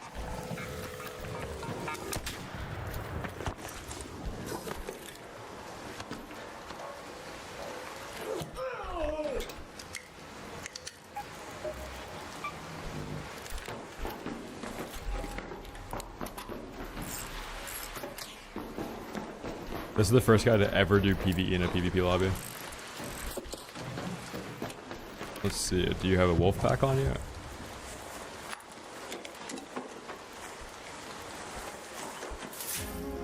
The MP3 Survivor could be in there. I'm not buying it. I went over to this part of the map originally because I heard somebody fighting Ark. If you're playing Dam and you want good PvP, you go Control Tower. Buried City, you go Hospital with Space. You go to the Hotel if you're playing Riven Tides. Blue Gate, you go to the tunnels like in the Breach Room. Salamantis, you play the lobby. Reload, thank you guys. I'm getting ready to die to another Stitcher 1 this raid.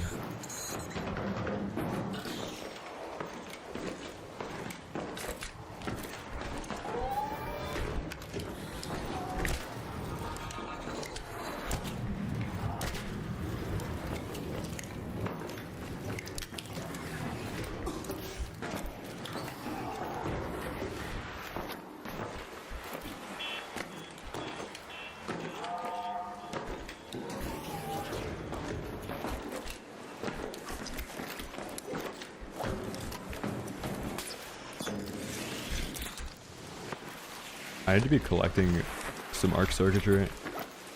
AUG circuitry.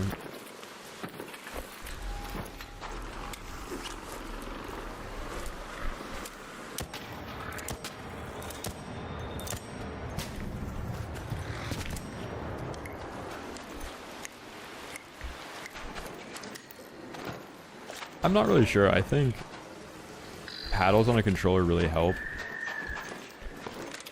But you've got to have a bunch of things that are worth binding to them. Like a game like this, having a dedicated dodge roll, dedicated crouch, basically binding anything to a paddle that has overlapping binds, like something that you'd have to hold for it to activate, stuff like that.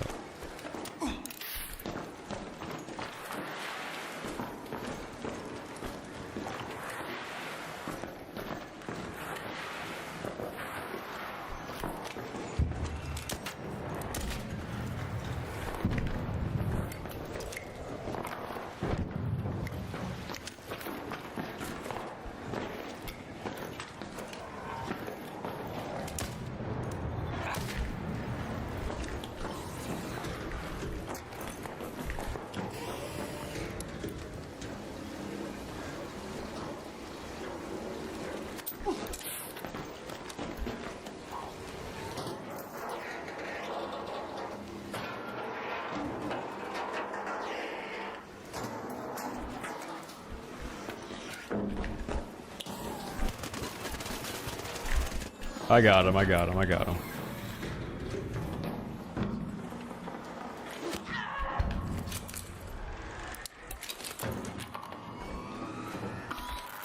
So 560Ss are the best Sennheisers if you have a separate mic. If you don't have a separate mic, you should get the PC38X.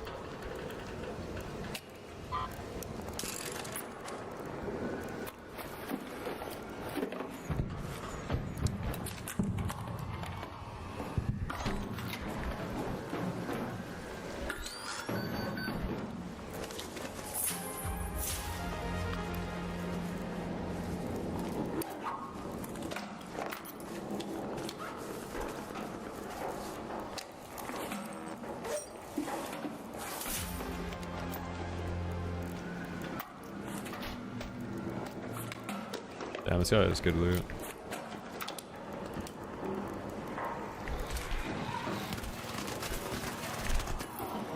Oh, I feel bad. That just seems like I'm camping, bro. I promise I'm not doing that. It looks like I am. I'm getting looty.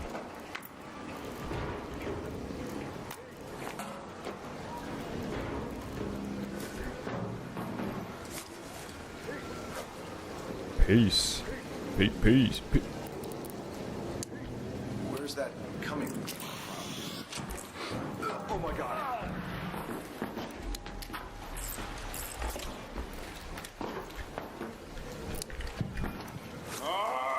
Come on!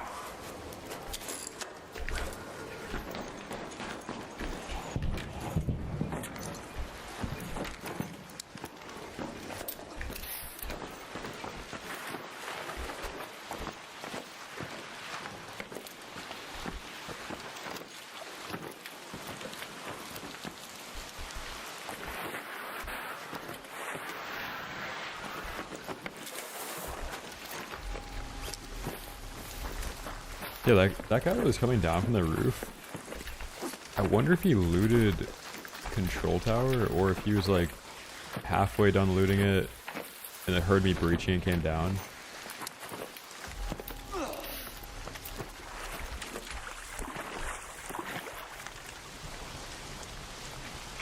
Wow, they still haven't fixed this yet.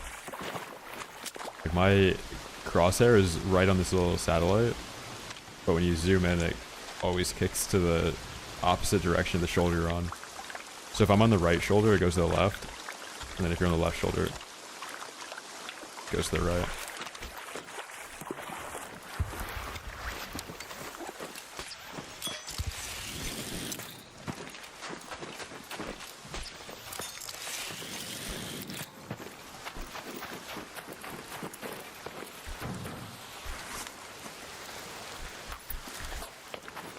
Get apricots. Gotta feed Scrappy.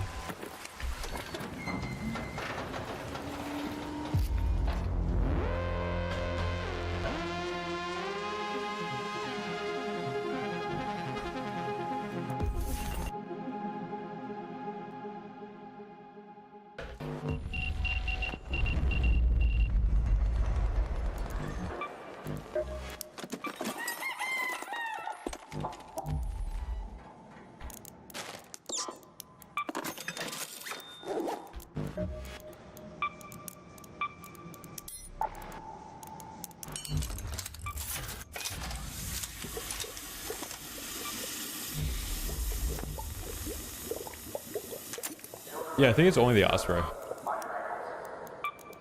And it wouldn't really be that big of an issue if the Osprey didn't used to be able to be like a quickscope machine. But I have so much muscle memory with this gun, just being able to pop shot with it.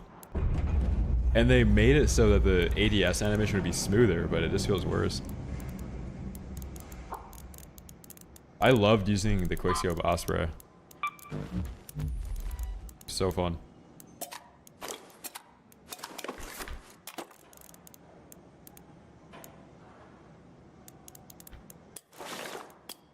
Yeah, I can't really do solo trios anymore because everybody's cheating in trios. Like, I just played Spaceport. First fight I get into, entire team's rage hacking. I played... Take a look. Was that my second Spaceport raid? I think both solo trio raids today have been like that. I'll try it again, though. Maybe it changed. So, Barnabas, we've had good raids so far. We're up loads right now. We're still up like 400k this stream.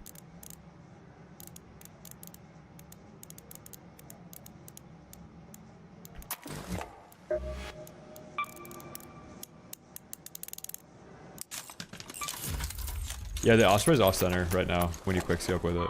If you hard scope with it, it's fine, but if you're used to the old quickscoping with it, it's always going to kick to the left or the right.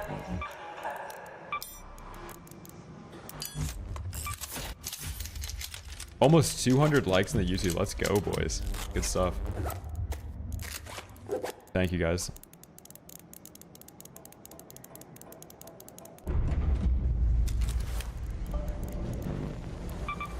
Yeah, let's try solo trios. Let's try it on Dam. Riven, I'll try Riven as well. We'll go back and forth.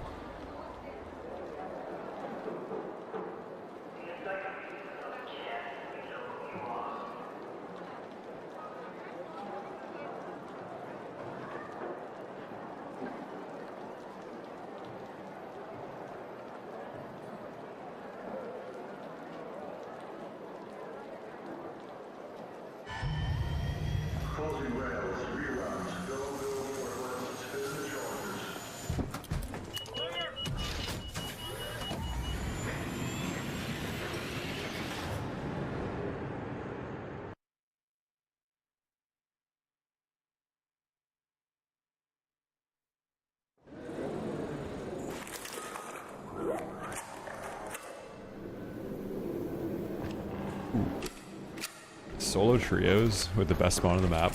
This is actually where we caged that guy.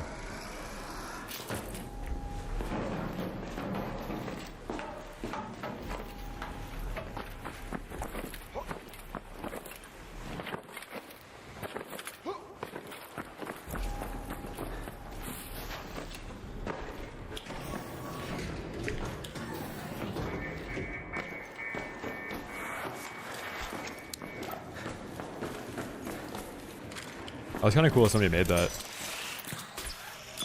I'm way too scared to use like vibe coded apps like that though.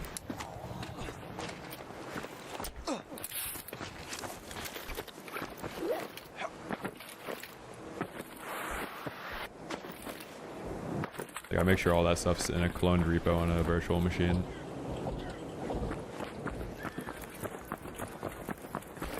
What's up, Legend?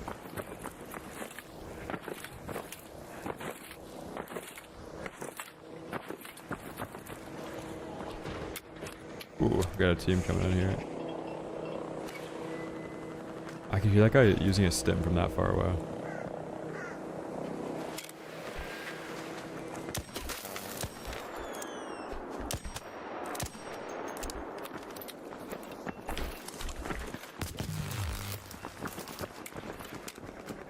Down there.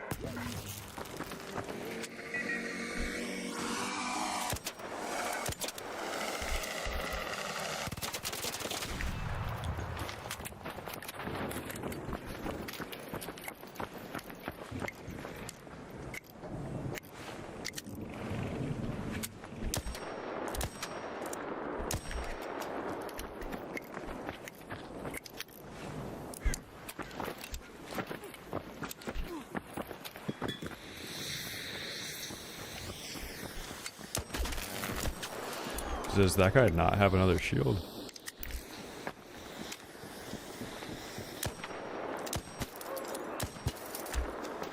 Okay, free kit, very low level.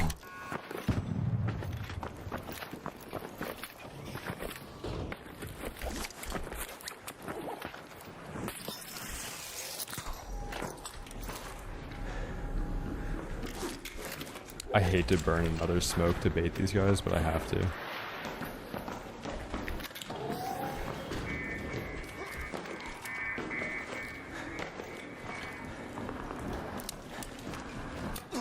We don't know who on this team actually has gear. I'm gonna play like they're all a free kit though.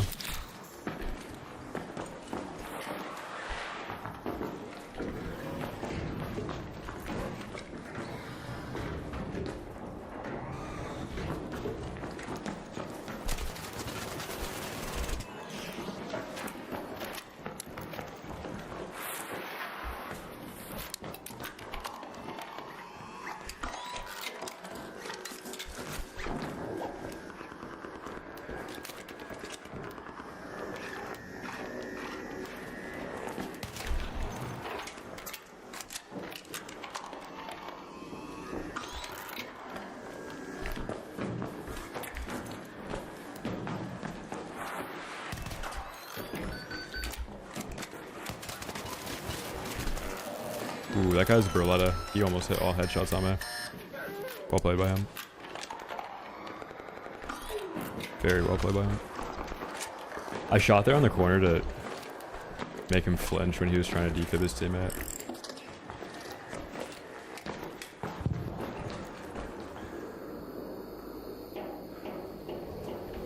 Got you, Rabbit. Yeah, if it's pulling from the API, then yeah, I could probably run it on a virtual machine.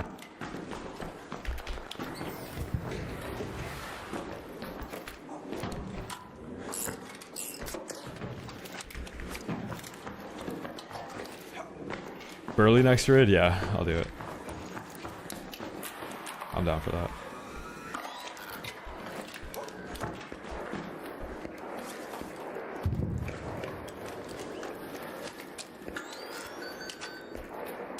Berletta 1 green shield, man. If this guy had blue shield, I lose that.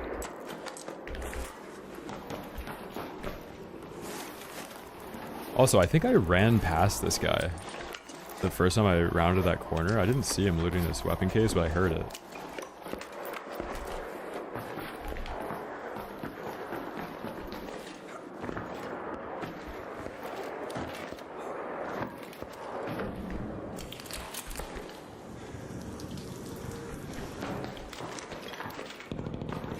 There isn't a single heavy shield augment that has multiple safe pockets. Joke me, what's up, dude? Okay, I think this team is at the top of the dam. DMZ looks cool. I think their marketing was really bad, though, for their reveal. Like, the weather conditions look cool. All the things the devs have talked about looks cool.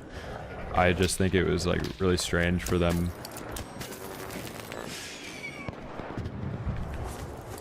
to show helmet cam footage.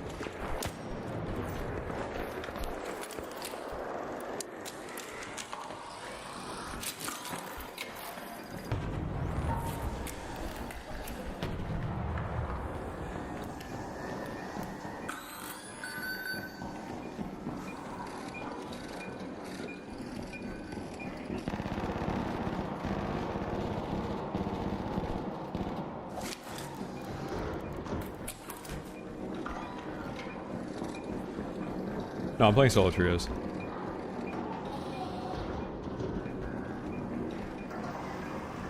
Yeah.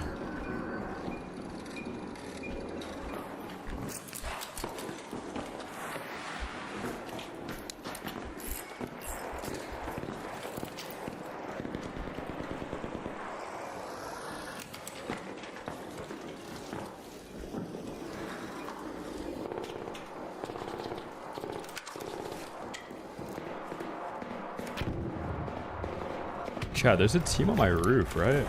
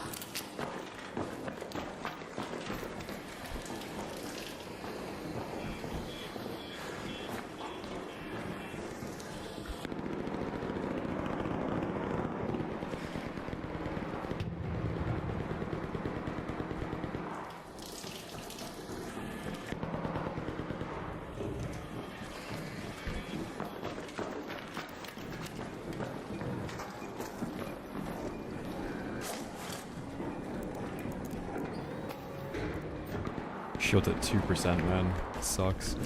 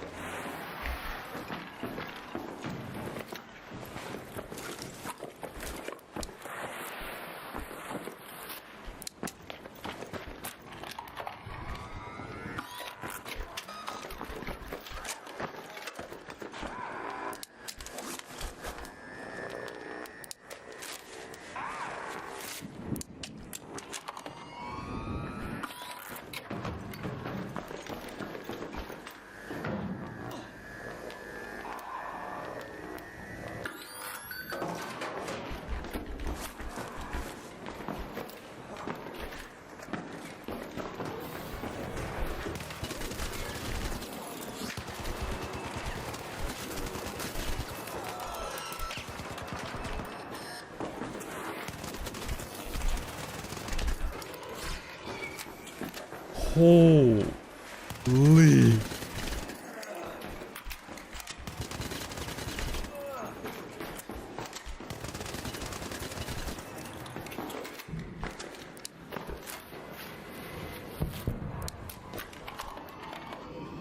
Dude, we are not supposed to win that, ever.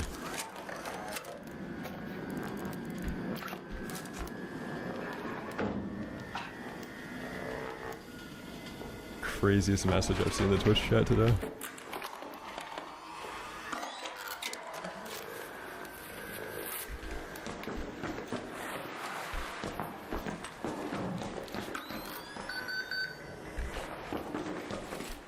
Did these guys get to loot everything? Alright, how can we do this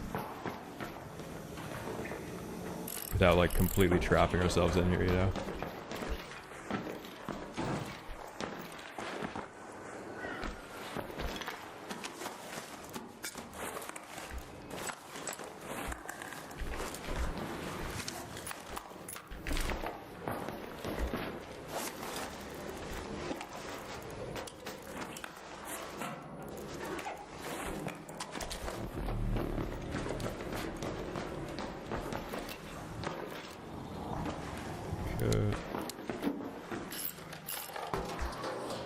These guys looted everything, man. I have no idea if the loot's actually gonna be good though.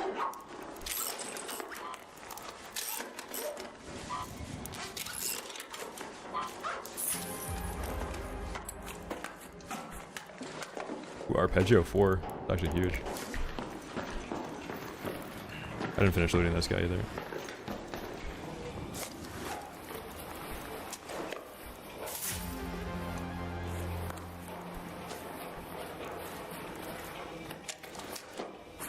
Bill, $5 super chat. Thank you, man.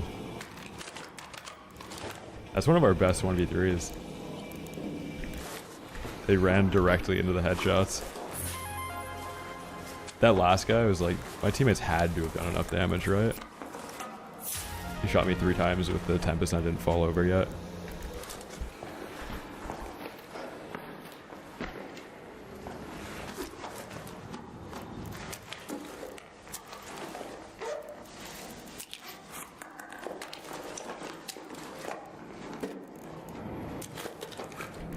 How many kinetics are in safe pockets this raid? Too many hatch keys, man.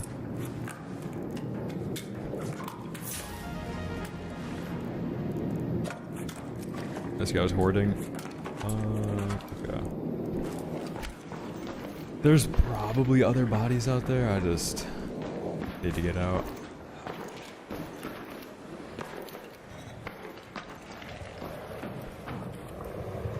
we need to extract.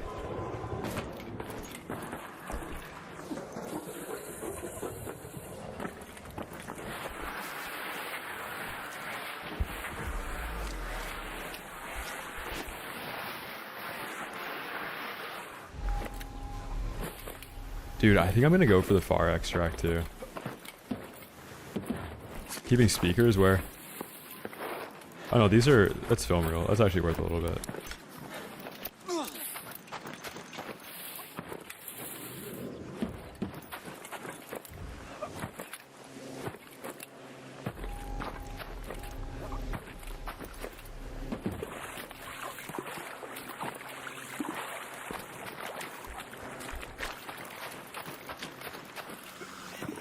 Oh, come on, man.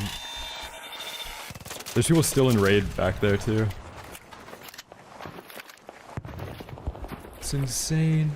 How are there still people here?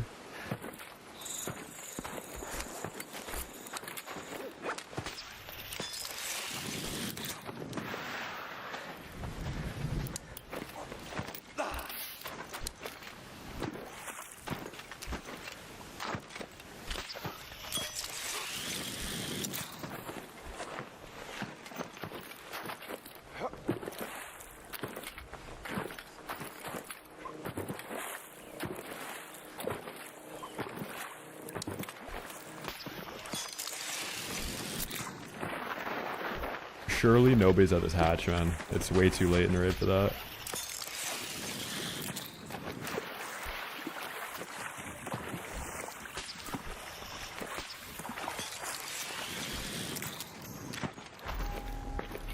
Damn, let's go, man.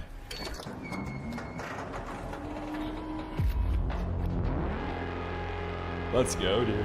The 1v2 on the flank there, like, basically had to fight those guys. I think we shot too many people this raid to actually show interactions. Alright, we got extended barrel, non-duplicated Tempest 4. Wow. Another non-duplicated Tempest 4. All blue attachments. Canto 4, strange attachments, PV anvil, goat build on the Bobcat, pink silencer renegade. Best build you can get on the Tempest. All these compensator 3s, man, holy. Arpeggio 1 probably could have recycled that. Shield for the Ox Legatry. Full build Tempest. We put the horizontal grip on that. Arpeggio 4, which is the equivalent of like 30 something advanced, or 30 something mechanical components. Renegade 4, kinetic converter definitely got pulled off that. 2 hatch keys. Oh boy. 9 kill raid, man. Let's go.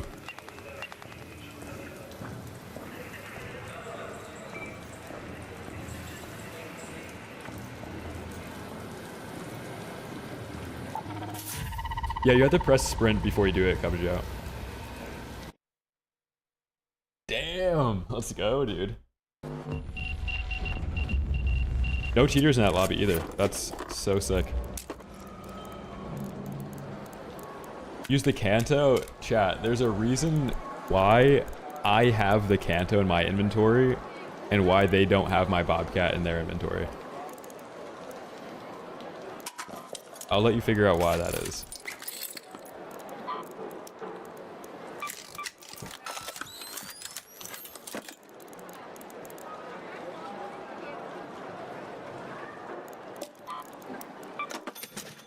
Because the Bobcat's the best, literally. I'm sure if they had a Bobcat, they'd bring it in.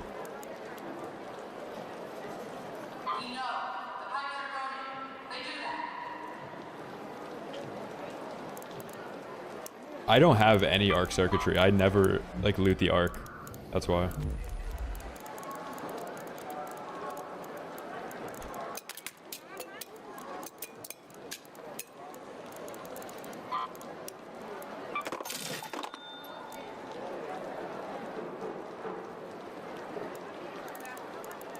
Dude, if I had a Canto, I don't think I win that. I really don't think I win that.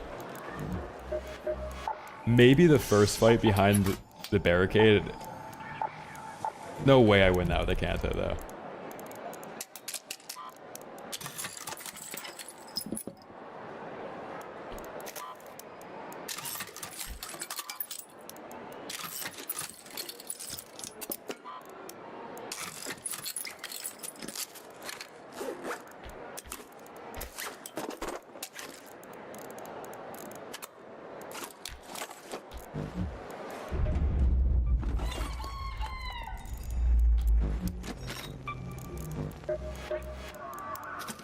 Can I help you?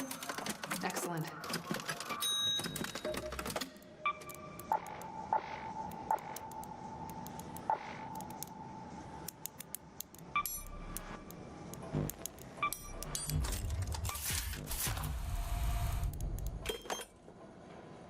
Yeah, Alan, I don't think I throw on that Bobby. Or I take off the Bobby for the Berletta. We're slamming right now.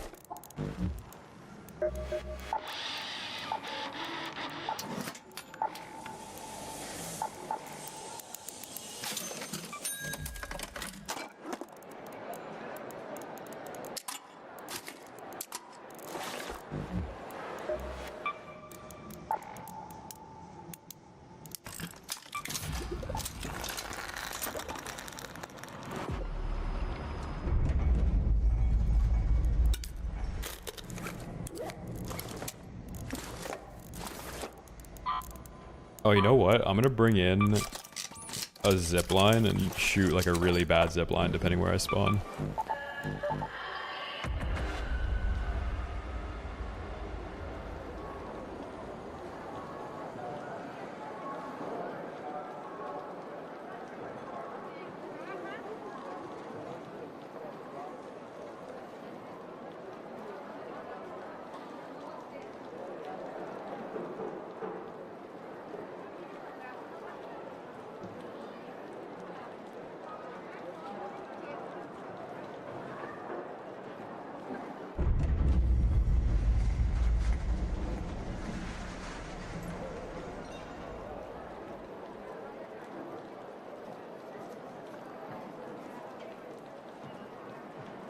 Wynn's gonna be in the next lobby after that round? Probably. Probably, actually. He probably got everybody on his friends list on too. They sent out the cheater bat signal.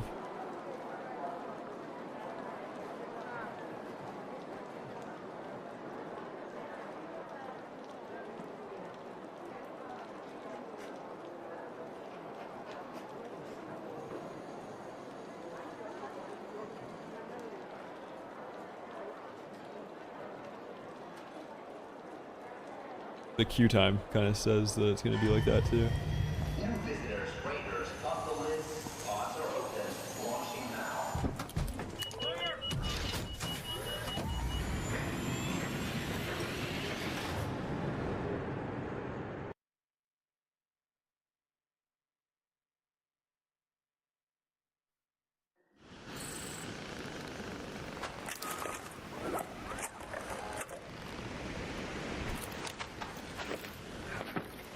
The last song was Astronomy. I'll link it.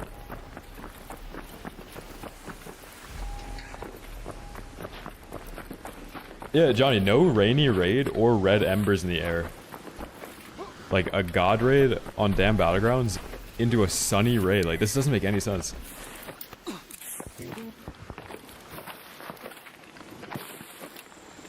How many guns do you keep stashed? It really depends. Stashing Tempests is efficient, or is inefficient because it only has 4 attachment slots. Actually, no, dude, I'm not even saying this correctly. Stashing a Tempest is inefficient because it has 3 attachment slots. Stashing Bobcats makes more sense because it has 4. Stashing Arpeggios makes more sense because it has 4. Yeah, so you want to have like either Bobcats, Arpeggios, Cantos, like things that hold a lot of attachments. And then whichever guns you use the most. Like you can recycle Tempests and then recycle the medium gun parts, craft light gun parts, and you have crafting materials for the Bobcat. Holy moly, why are there people up here? That team is so sweaty, you can just tell by the hopping. Chat, why is that guy jumping?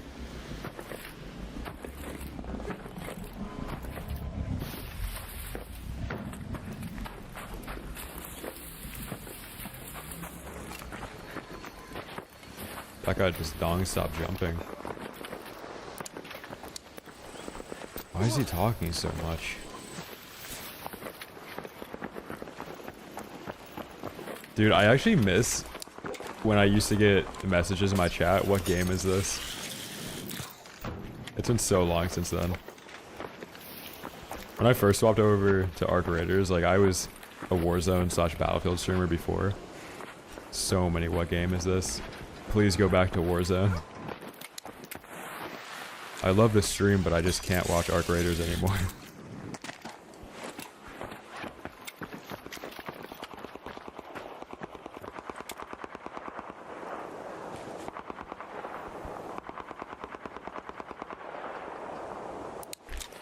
Let's move up.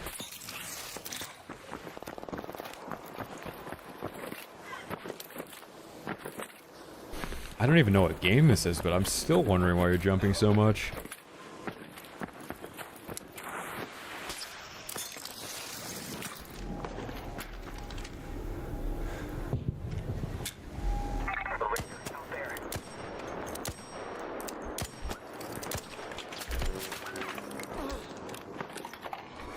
Okay, if I'm this team, I'm going on the outside to the right, and I'm snap looking to the roof for a full reset.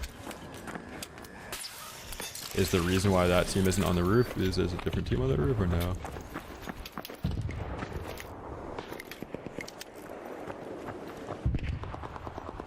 Yeah, I think they could have nerfed the kettle or added a new gun that made it so there was like something similar to a kettle that wasn't super cheap to craft. I miss having a faster fire rate semi-auto like that. They should have just made, like, the 2 nerfs was unneeded.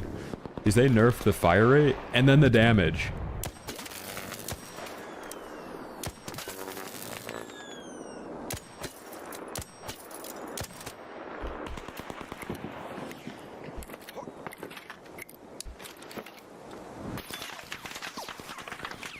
Holy package.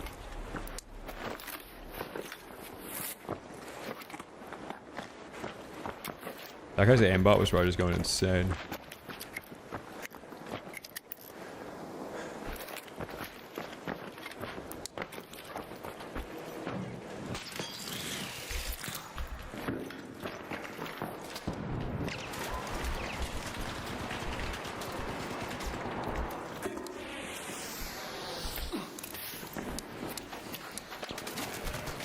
Okay, guys. There's an entire team camping in the dark room in there before you got here. You should actually res me and thank me because I baited them. Wait, Dongshu. I'm a friendly raider, I promise. I'm actually friendly. If you res me, I'll just snap up to the roof and get out of here. I promise.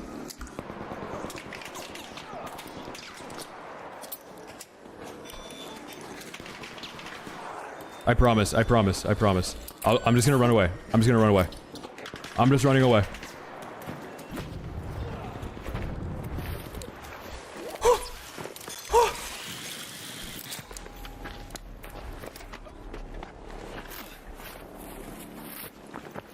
Like, anything to make this guy shut up.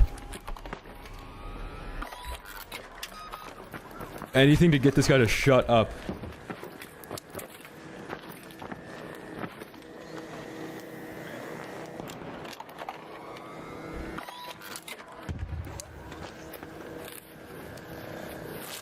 Oh my god.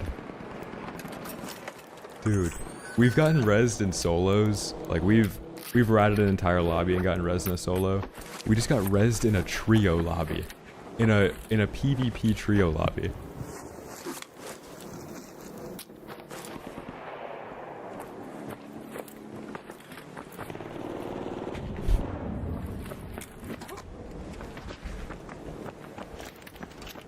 Wait, chat, is that team like a streamer team?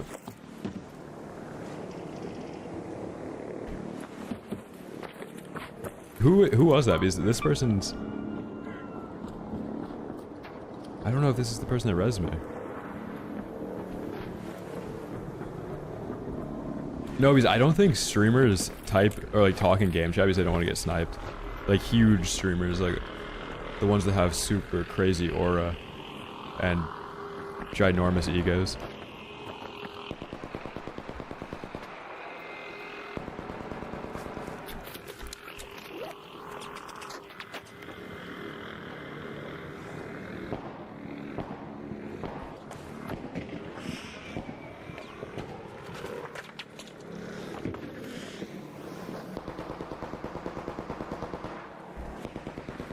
Holy aura.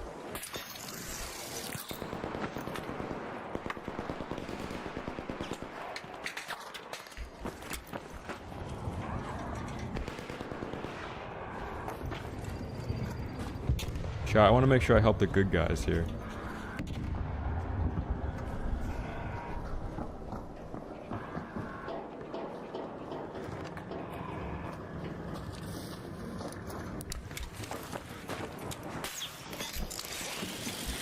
This is a different team. This is not the team that res me.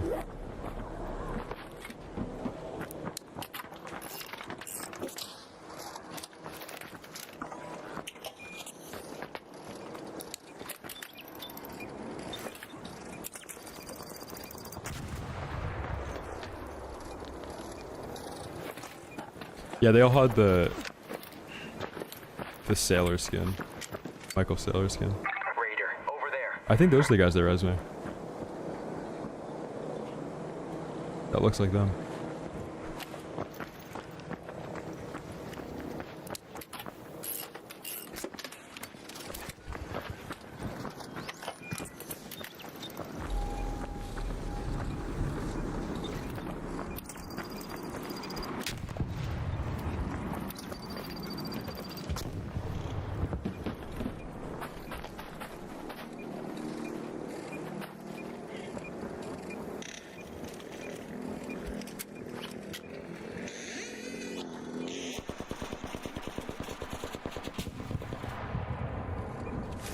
Chat, don't worry, I know what I'm doing.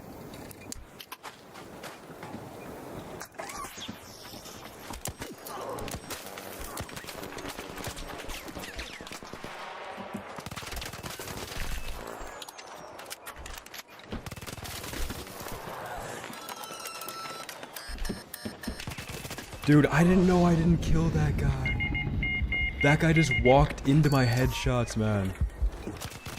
No, I thought I killed the other guy. Damn, dude. I pre-fired the other guy too well. Damn, bro.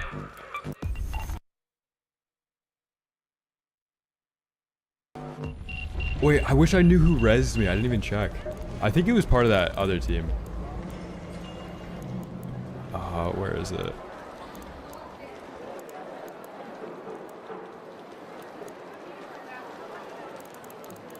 I don't know who it would have been here. Dude, that is so funny that we got res in that lobby, though. I wish we lived for the rest of the raid.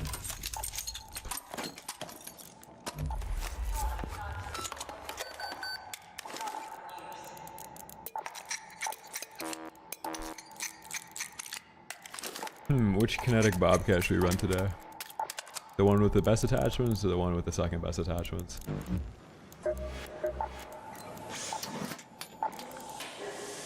Hey. Yeah, I still have no idea why those guys res me. Maybe they actually cared to listen when I said, like, you guys would have all died to that team in the dark room had I not been the one that baited for you. And they agreed.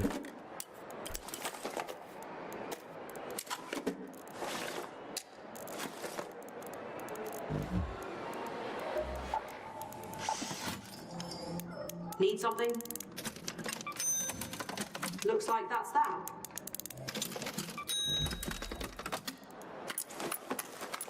Yeah, we're running it.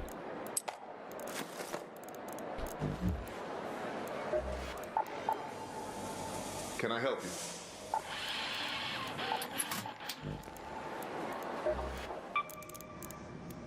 Explosive station. These impact grenades. Impacts are so slept on. Tomatoes.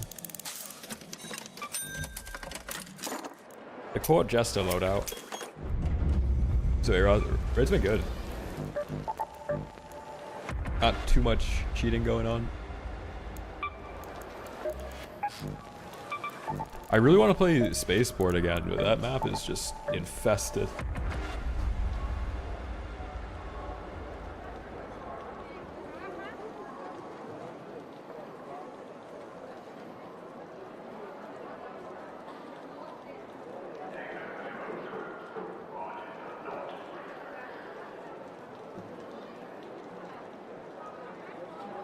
Chat, if you guys are in the YouTube, make sure to drop a like on the VOD.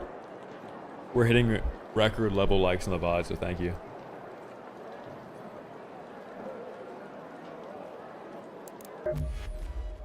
I think Bozy gets on like way before me, so I don't think I'm gonna actually be able to do it with him a ton.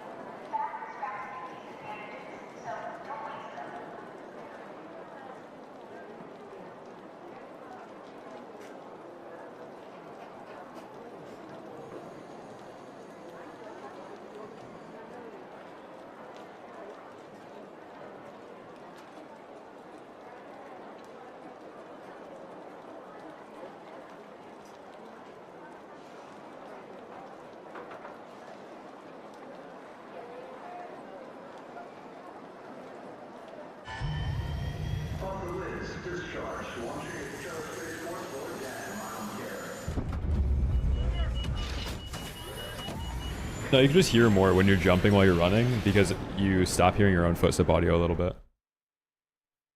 It also makes it harder to get shot at. So if somebody's pre-aiming you and you're hopping, they're not gonna be able to hit like that initial headshot on you. No, I don't use the Renegade much anymore. On Spaceport you have to, but since the anvil can be shot around a corner, it's a lot more like agile. Attachment blueprints, you can find most of them if you play a map condition like Electromagnetic Storm, a Night Raid, Hurricane Raid in Departure on Spaceport. Yeah, Anvil you can shoot around a corner because see how the gun is like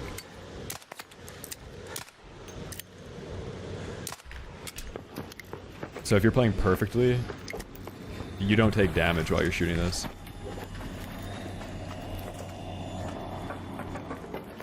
And you can like on ADS basically where you go like this, like it makes you very hard to get hit.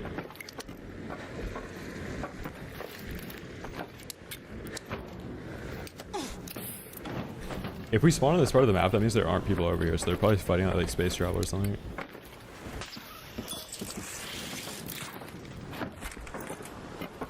I really don't want to jinx myself, but we've kept the same snap hook all day today. We have not lost a snap hook yet.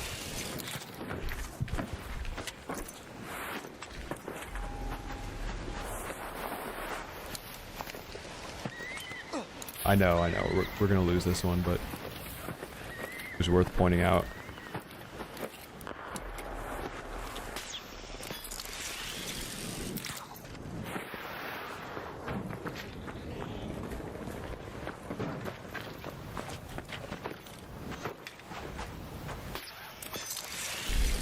The reason you don't get loot back, there's like a couple of reasons.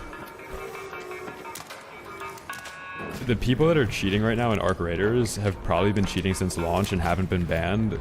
And if nothing changes to the anti-cheat, then they're not going to get banned now either. There has to be like a substantial anti-cheat update to start detecting these people. I think the second reason is if they were actually transparent about the amount of cheaters and the amount of kits you got back, nobody would play anymore. You could probably get a kit back from every report.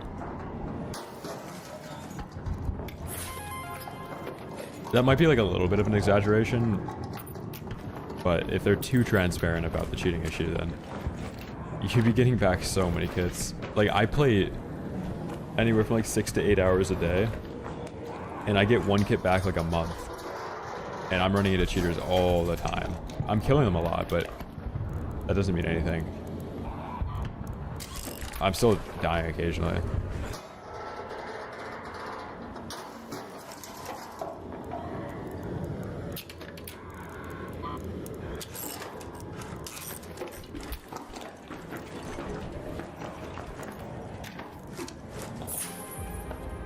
Holy, revival augment blueprint in this room. Insane. Still no survivor augment blueprint.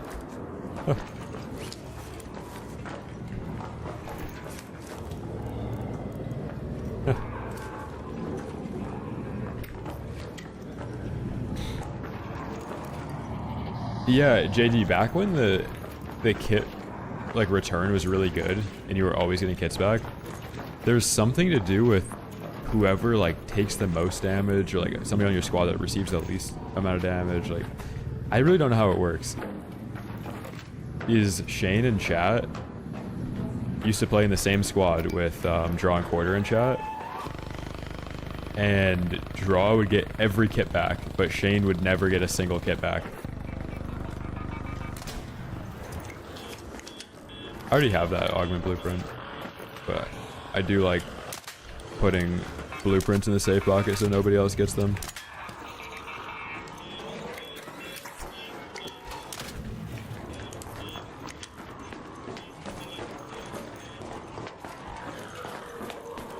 No, I kill cheaters that have aimbot all the time.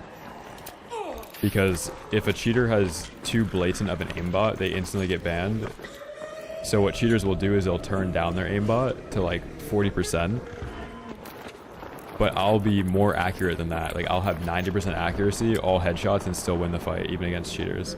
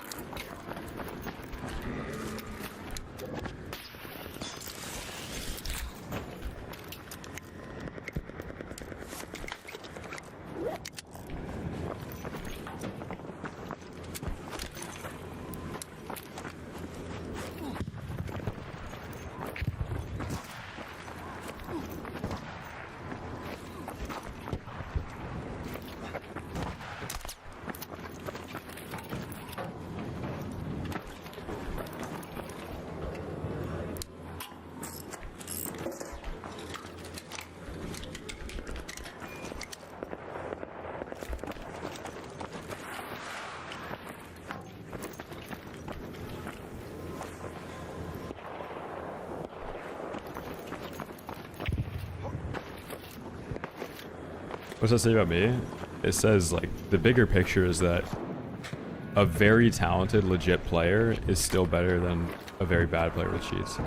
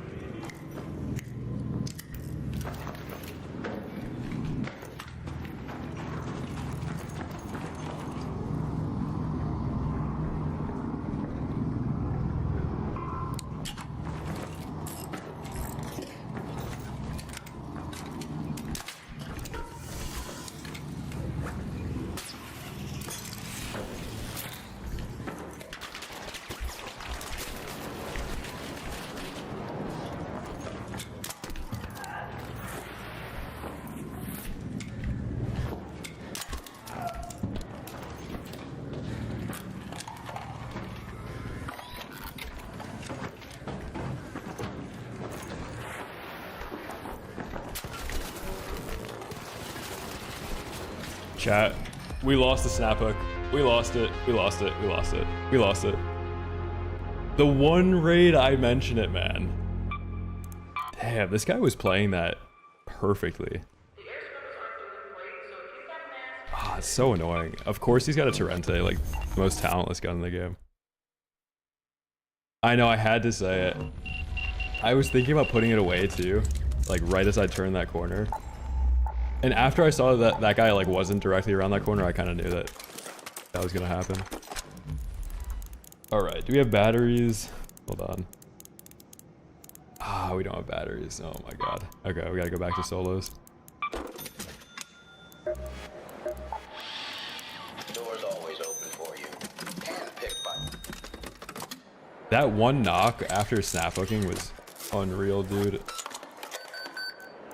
I thought we were gonna be able to bring that, like, carry that momentum through the whole fight and just win it by default.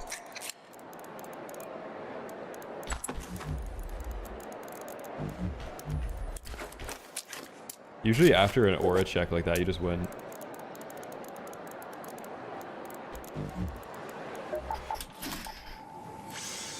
Back again. Wait, do you need 2 Exodus for the craft?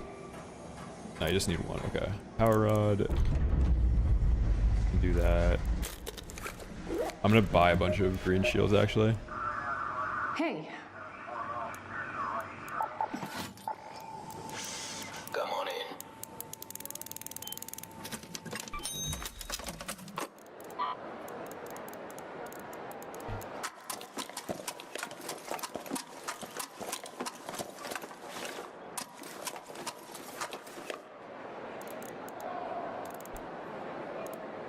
No, CK, have you noticed how in Discord there will be those accounts that'll be promoting like a random like scam Discord? That's all people that have installed cheats basically. Like your entire PC gets ratted when you install cheats.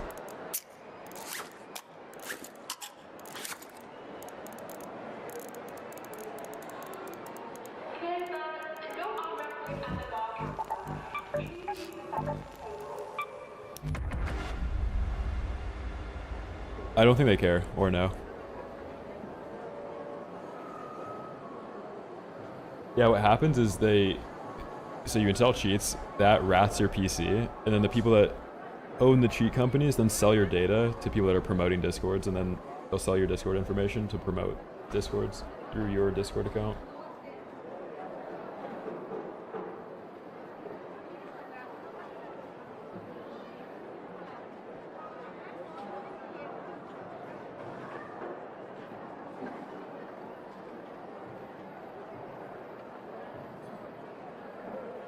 You want to drop? I'm down.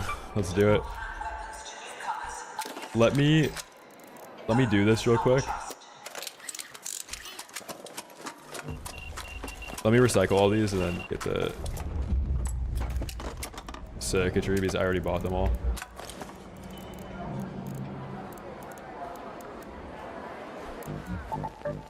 One sec. Yeah, the cheats are like the cheats work, but then they also have a rat that it's like a keylogger, so like all your keystrokes get sent to the cheaters, the developers that made the cheats. Kinetic Toro, it does work. It's not really worth it though. It used to be worth it because whoever got the first 2 shots off with a Toro would win. But now the thing that matters more with the Toro is how long you're like behind cover between shots.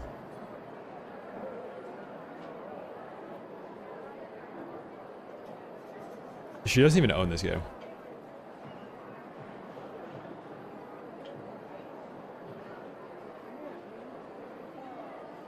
Extraction shooters terrify her.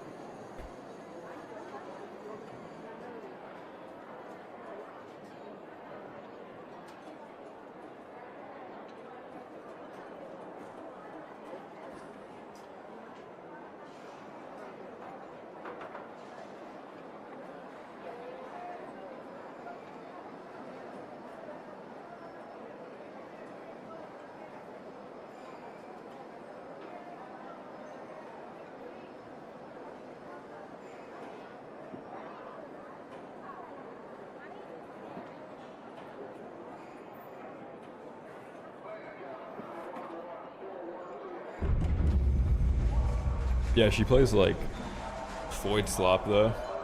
Like Sims-esque games.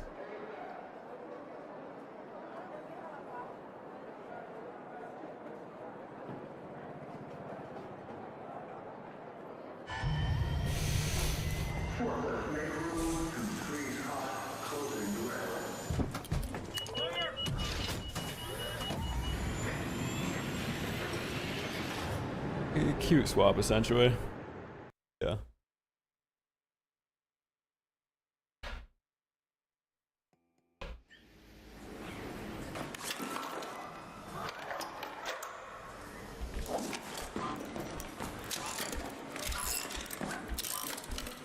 The green shields, they're only here so we can build circuitry. This is Shani. Keep your eyes peeled, Raider. We have field depots scattered. Shani, I'm all here to around topside. recycle shields. You're looking for makeshift structures with blue tarps and an antenna on top.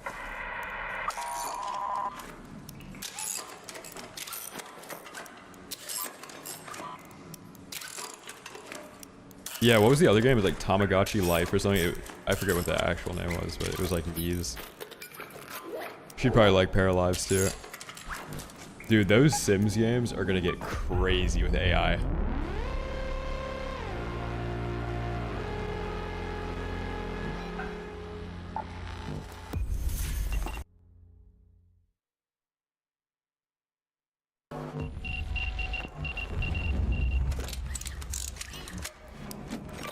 Because you'll be able to have like Sims with entire like niche dialogue trees, and you'll be able to like set their personalities by prompting AI to be like, this is the type of character you are, and then like they're gonna interact with each other like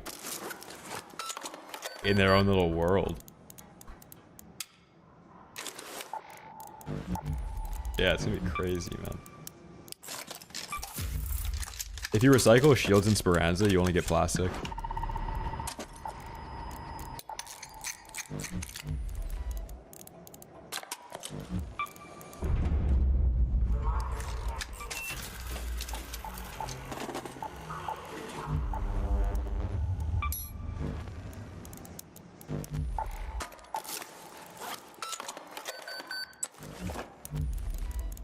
What's like knife? I just gotta put on the right stuff. Getting inventory fatigue. Alright.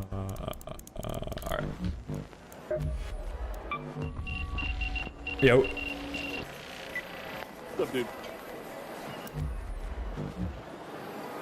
I basically need everything. But mainly batteries, arc circuitry, and sensors. And snapbooks. Do you just want to do one drop, or can you do two? I can do two. Yeah, Meta, did you see what Charlie Intel replied to that one tweet? He said it's more in-depth, like the menu is more in-depth than the DMZ beta. That's not good, man. That's kind of like, if it was anything similar, like, I don't know. Here, I'll try and find the tweet. It wasn't the Charlie Intel official account. It was whoever the guy is that runs it. But he was like, the menu is more in depth.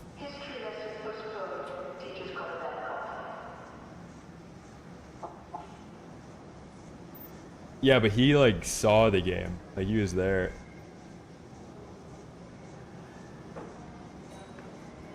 Did you see that it's gonna be separate too? Like, you know how Warzone you could get level 1000 and it was like you were level 1000 in zombies and DMZ and all that? Now your DMZ progression is locked to DMZ. So like I think that probably ties into wipes somehow.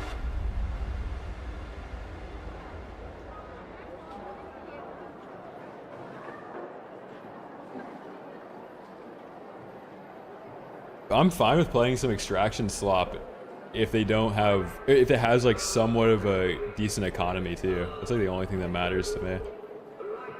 Especially coming off this game, bro, like anything that has economy is gonna hit like cack. We crack.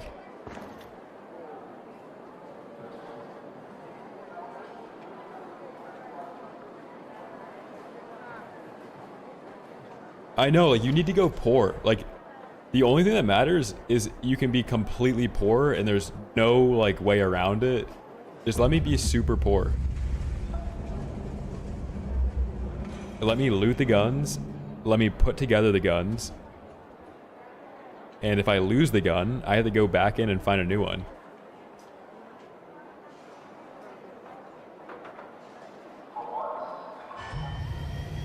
And I think, did you see like the insurance thing they have in that game? Where basically if you lose your character, you can buy it back. So like, let's say I die, you could buy back your whole inventory for like in-game cash, probably at a premium, like probably for more than it actually cost. Which I think is a better thing than having a safe pocket, because that means the rarest item you bring in is still in the loot pool instead of being like in your ass. And that's probably like, if you're poor, like you bring in a poor loadout, you'll be able to buy back your poor loadout. But for good players, like there's probably no reason to buy back your gear.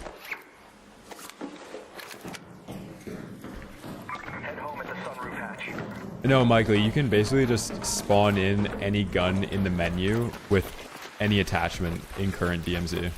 It would be like in this, if you like, if I want to bring in a Bobcat, I could just pick the Bobcat and bring it in. Like I wouldn't have to get the mats to craft it or do quests to craft it.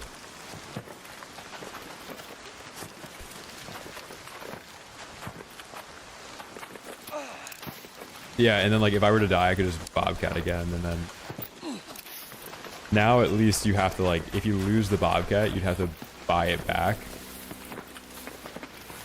I want somebody to just like break the what's it called, NDA, and just leak everything. Just let me know if I should get hyped or not. The few people that are DMZ creators are obviously hyped because they've been DCAing this for years, bro. Like they've been waiting for this DMZ 2 to explode. But I want somebody that like has played extraction shooters that also got their hands on it just to explain everything.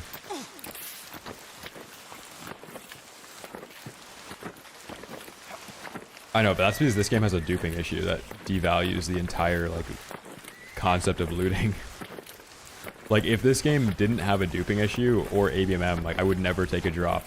But since this is saving me from going into a friendly lobby, like it's just more efficient and less cringe to stream. DMZ is COD's extraction shooter that Infinity Ward developed.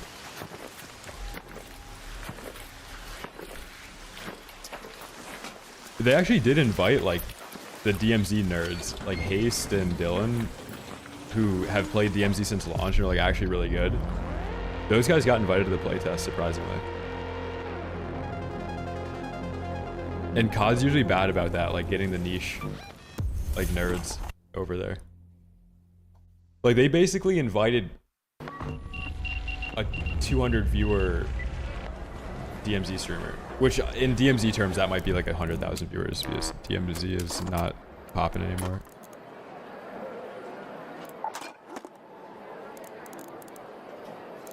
No, like this game should not have any trading in it. Like the game, if they make the looting and gear more difficult to acquire, sure, then there could be trading, but everything's too easy to acquire right now for there to be a trading system like that. Like obviously they want a trading system because people don't want to load in to drop stuff and then extract because they're already doing it, so make it easier to do that. This game needs to have a full wipe and then make it so that all blueprints expire on Expedition. Blue could get Dylan to leak everything. Dude, I don't even know if Blue's in America. Like, he might not even have a cell phone. Who knows what he's up to right now? Dude, he might be, like, in the Amazon. OTG.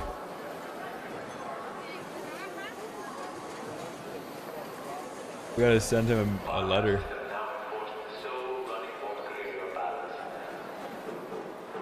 Dude, I thought he was gonna quote tweet a DMZ tweet. Like, that's such like a Blue thing to do. Like, an eyes emoji on a DMZ tweet would be so hard. Like a comeback eyes emoji. I was skating. Dude, I forgot about that.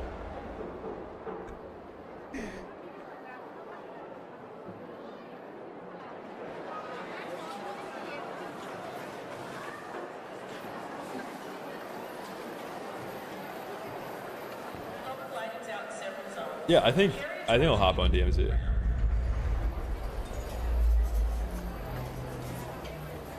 I think GTA is like too crazy to like actually play from launch to multiplayer.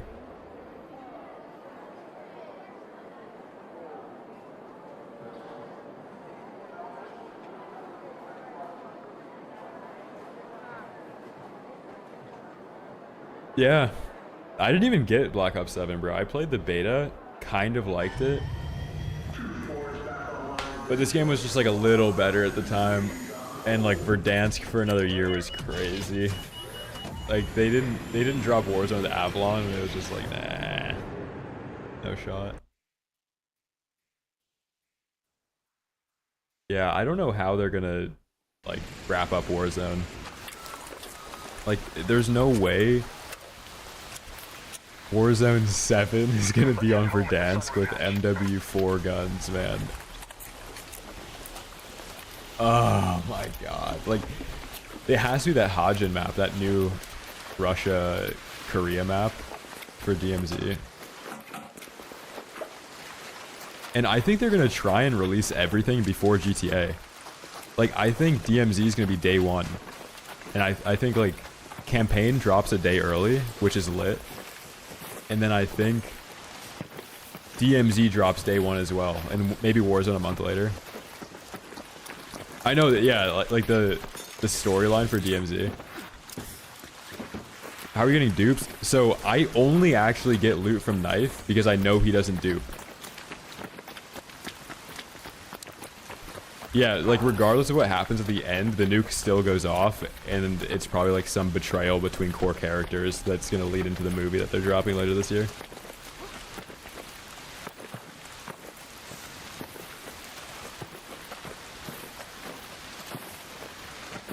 New menu completion camo. Dude. New sitting in queue time for Warzone solos camo.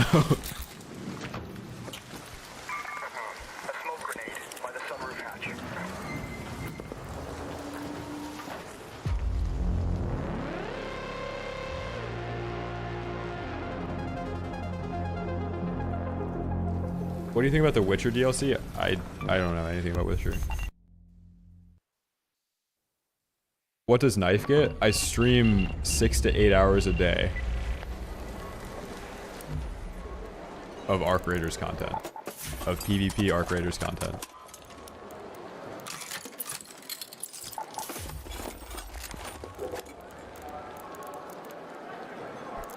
I don't know how that's not like a decent exchange.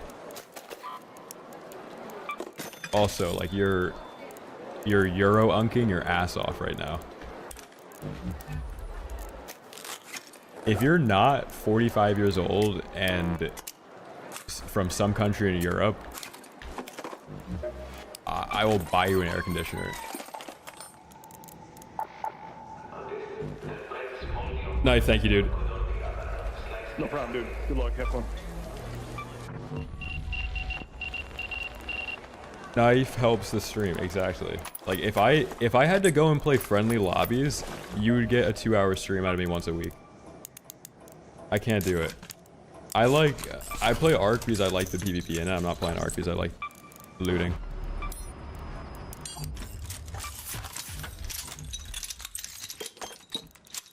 No, I watched that Xbox showcase, and I spent more time reading the chat. Like the chat was so funny.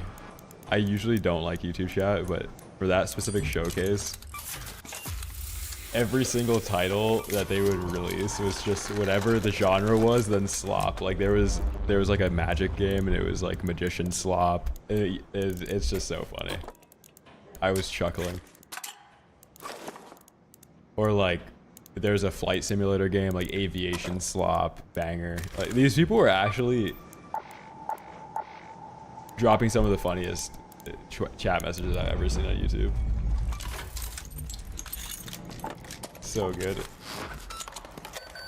Clock Slop was also a good one. There was like that steampunk game, and people were like, "Oh, more Clock Slop." I think Modern Warfare should lose the entire plot of this realism thing and just drop like The Boys, Call of Duty The Boys. And the whole game is just whatever that collab was from MW2.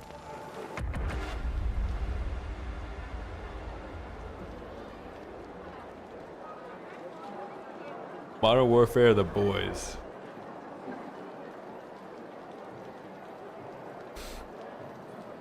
Yeah, like GTA 6 has set the expectation so high that I should be able to go into a grocery store. I should be able to look at the nutritional facts on an item and then bring it up to a cashier, and they should have a separate voice line every time I walk in there, and I should be able to do something ridiculous in front of them and have them react to it as well. Like I should be able to like be refused service if I go in there without shoes or a shirt on. The expectation is too high, dude. I should be able to call an Uber in GTA. Like, I should be able to fent lean outside of a Wawa if I want to.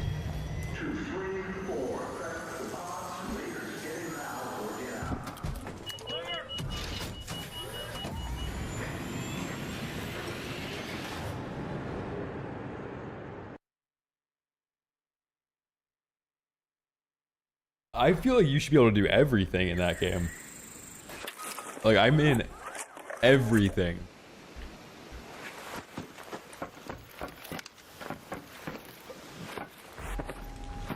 They've spent so long making it, and by the time they drop it, like, somebody's just gonna release an AI game that has every car ever made, the entire United States as playable area.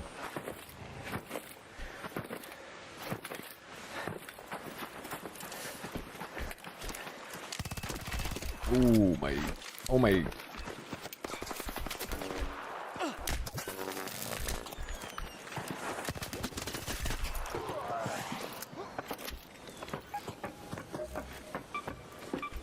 Aww.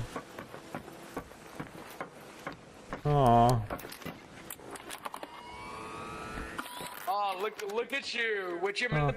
Aww. Suck my dick. Aww. How the fuck did you miss?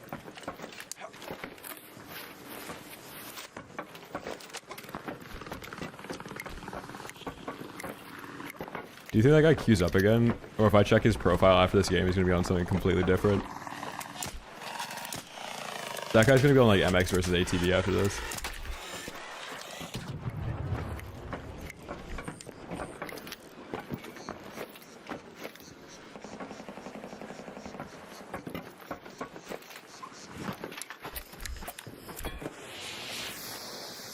Yeah, he kind of did sound like he was from New York.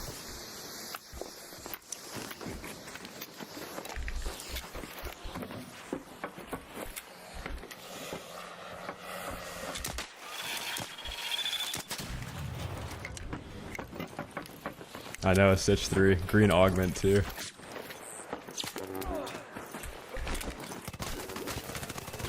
You're just doing like way too much. Has everybody ever told you that? Chad, is that a stream snipe or no? I didn't even realize he was on my screen that entire time he was doing all that. Insta bleed as well. I don't even know. I wasn't even paying attention.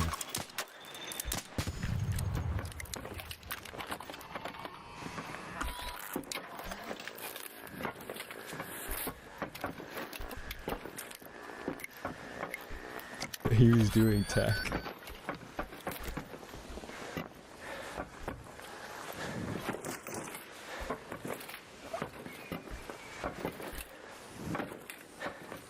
Dude, I think the proximity chat could be pretty fun on DMZ if it's implemented correctly. Because I can't really stream with proximity chat for the first few hours on this game because my YouTube bot will get demonetized. But after, like when it doesn't matter anymore, it's so fun to throw the game chat on, just harass people.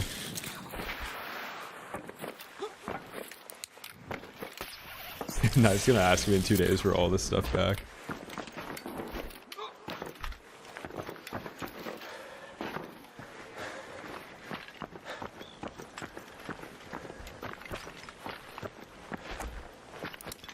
No, I can't take random donos because I don't know if the loot has been duped and I don't want to get banned.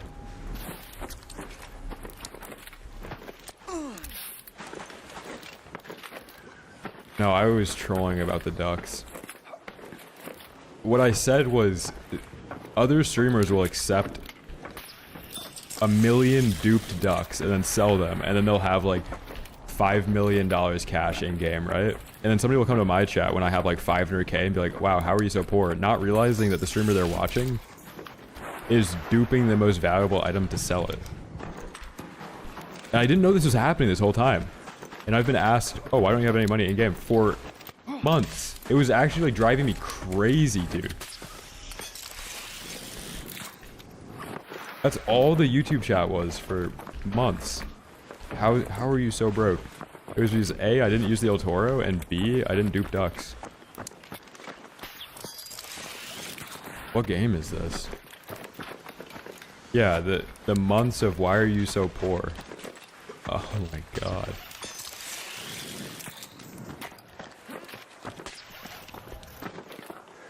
Put away.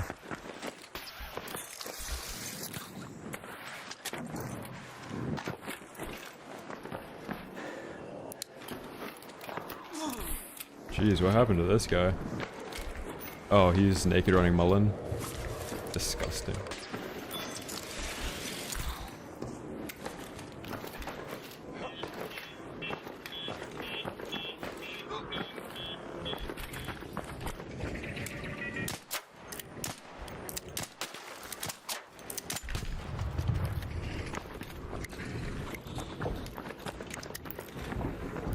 No, there's definitely penalties by association. These people that were duping the ducks, that were handed ducks, got suspensions. I don't really need anything either like that. I need like basic mats, but I get everything else through PvP now.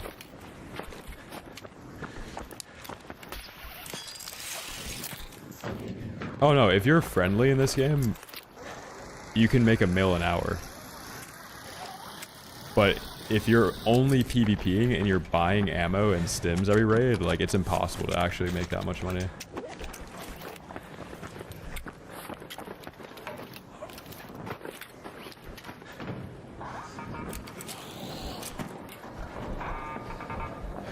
Hey.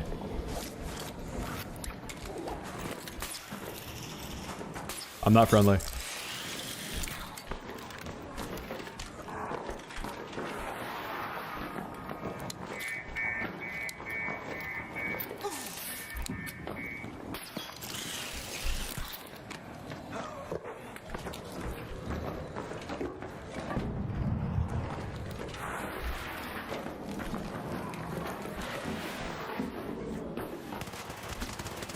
I got him.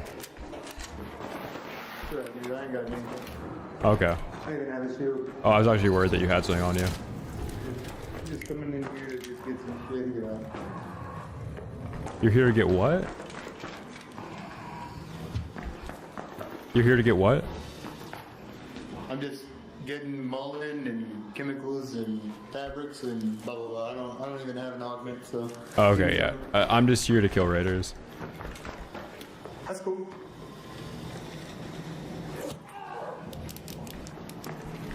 Okay. I was actually way chiller than I expected.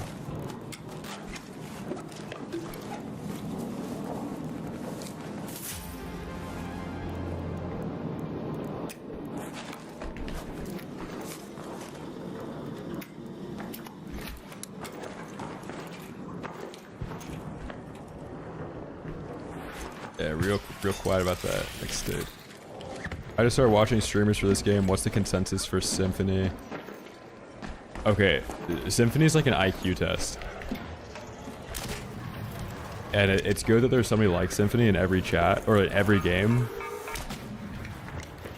Because I hate to break it to you, but if you think he's cheating,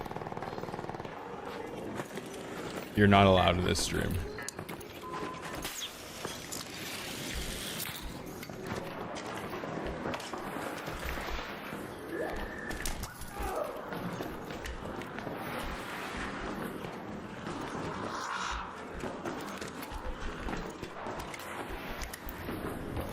I know, I'm getting like hack bait fatigue. Nice crouch. I actually like that. Wait, what? What you mean, bro? You're not hacking at Oh, no, no, I just complimented you.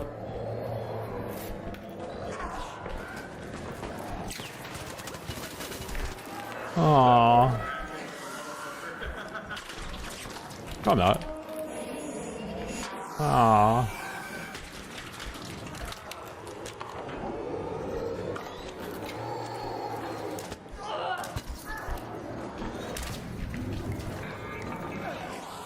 Oh wait, I'm dead, I'm dead, I'm dead, I'm literally dead.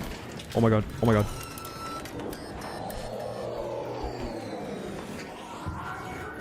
Oh.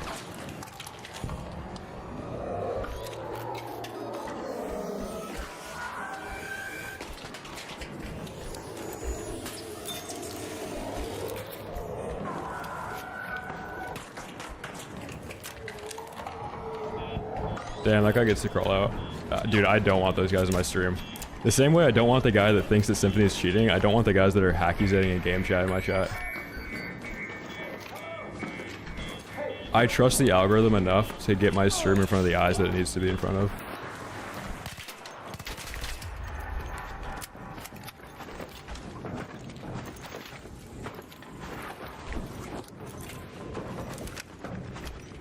Hello.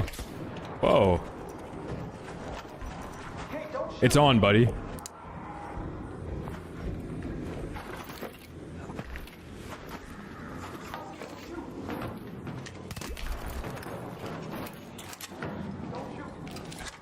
I won't shoot. You ruined it for me. You ruined it for me already. I won't shoot.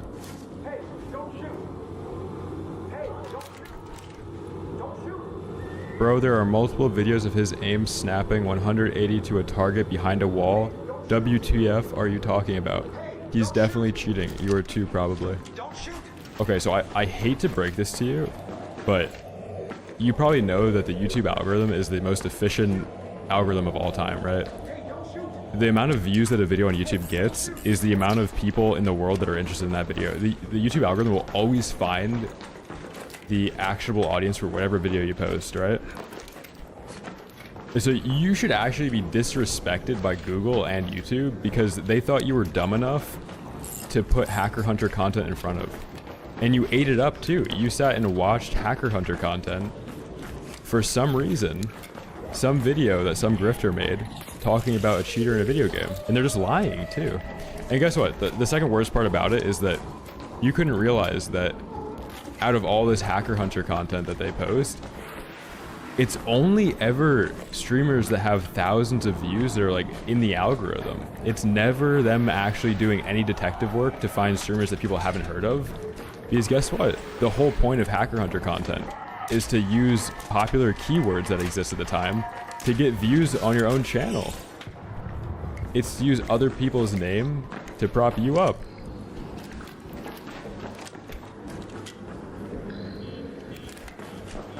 He's in the YouTube chat.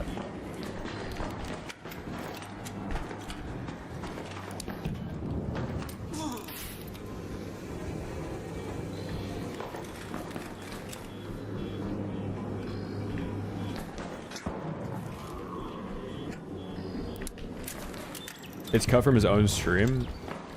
So the person you're talking about has played multiple games competitively for money versus other people that are monetarily incentivized to call him out for cheating. That if he was in fact cheating, these people wouldn't compete against him and he would be banned from ever competing in those tournaments, right? So why haven't people that actually have money to lose ever called this person out for cheating? Why has it only ever been people that are posting about it on Twitter and like people that actually don't lose anything or gain anything from this guy cheating in the first place?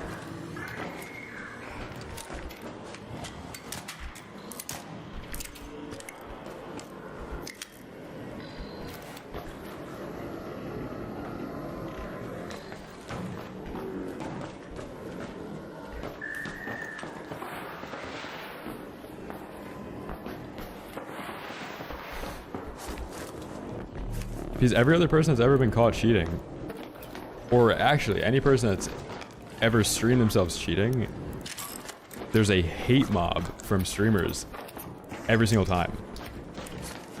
Like that's how cancel culture works. It's kind of like citizens arrest on social media.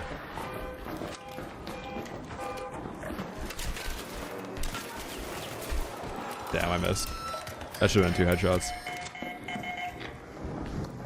I wonder if this is the, this guy's name starts with a K, I bet. He always, like, spawns in late to raid, then runs directly towards me.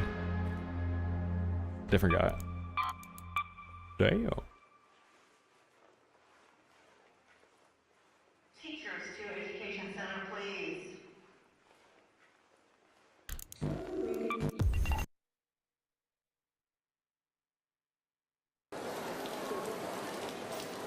Oh no, I can tell you, like, without even seeing the videos, he's not cheating. Like, he's definitely not cheating. There's no way he is. I'd put everything I have on it, too.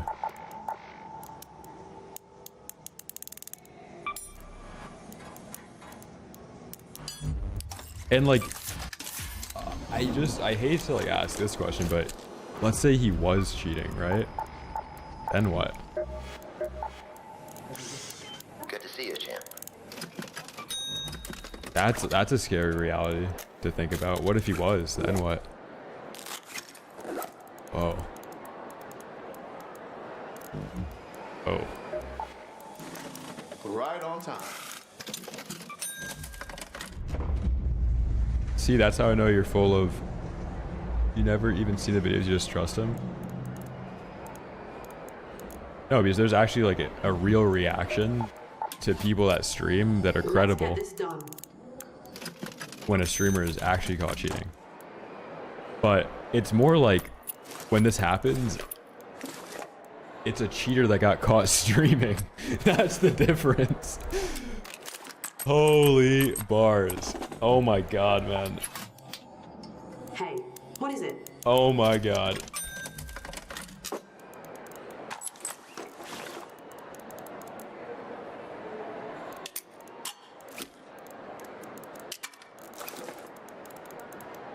Bang.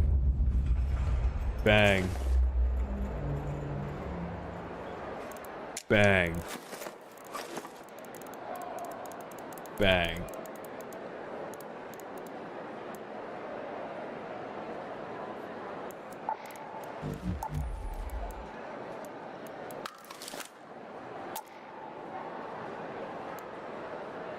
I don't even have to check his clips. I just know the guy's not cheating because there's an actual reaction to when a streamer is caught cheating. Dude, I used to play a game that Symphony played, and nobody that competed with him thought he was cheating.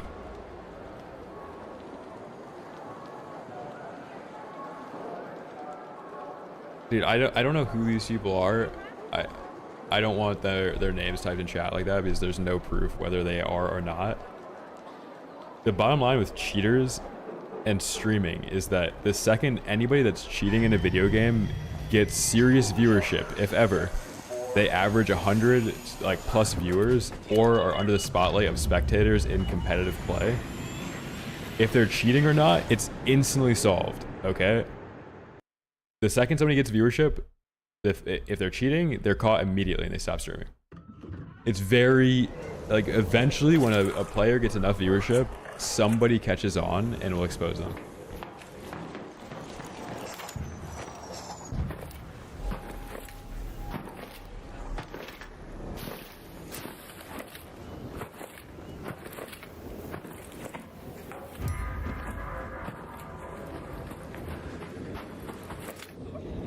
No, not even not Nadia either. Like these people have not been caught cheating, man.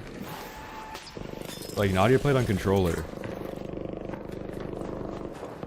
The entire like hacker hunter genre of video was propped up by aim assist. Those videos would not exist if aim assist didn't exist. Like the entire genre is first of all propped up by which streamer in this space is the most popular on the most popular given game. Okay, there's a reason why people made Warzone Hacker Hunter content and Arc Raiders Hacker Hunter content. It's because they were the most popular games at the time with the most popular streamers that were blowing up the most. Games that actually have like a real competitive scene and stuff, you don't see Hacker Hunter content being made because the people that make the content on those games aren't exposed to those games. Like Jinxie, for example. Why was there not like serious Jinxie Hacker Hunter content? Because maybe the game that he played was a little bit too complex for the people that make and consume Hacker Hunter content to watch or play. This guy averages like 75,000 viewers on a game, by the way.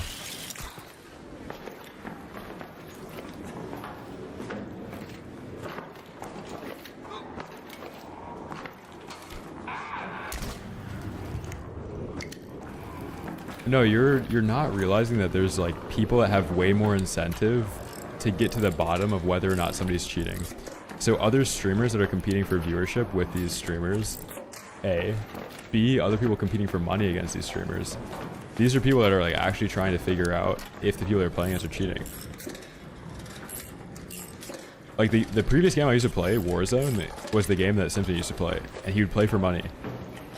So if he's cheating in Arc Raiders, which is objectively a way easier game, then he had to have been cheating in the other game. Yet in Warzone, he played that game for 5 years, streamed it 8 hours a day for 5 years straight, and there was never any decisive proof or anything that was like obvious. He played on LAN as well.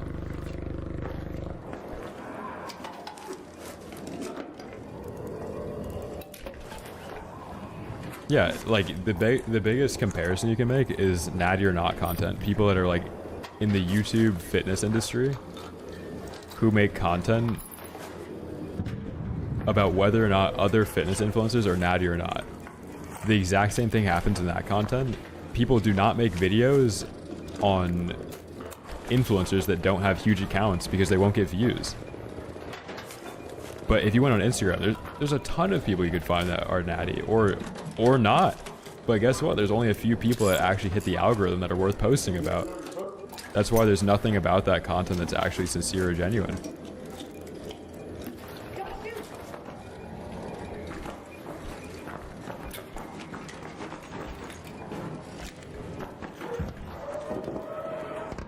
$16 gas mines to loot a breach? Yeah, of course. I actually only play this game to put down gas mines. I like Arc, I like gas mines more.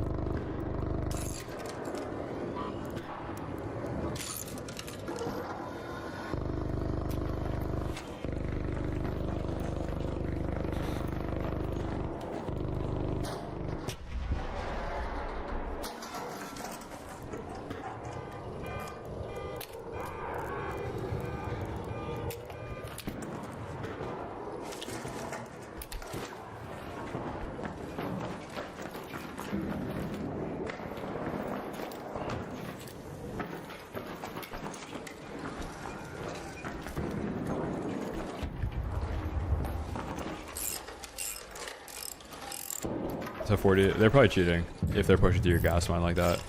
Cheaters disregard gas mines, like almost always.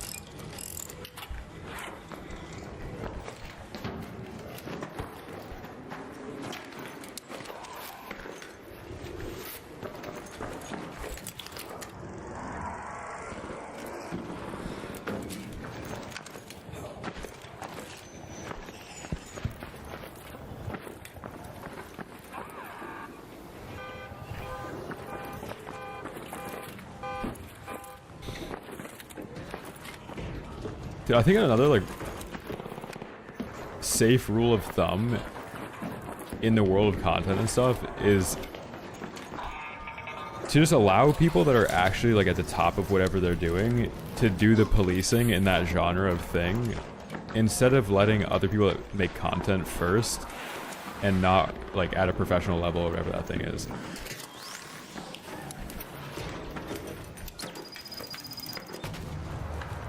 Like, I'm not gonna trust an Arc Raiders content creator to tell me whether or not somebody's cheating. Like, I'd rather have somebody that's like extremely, like, for example, a news channel, right? It would be like Modern Warzone talking about hackers in Warzone. Like, the guy just retweets Charlie Intel patch notes.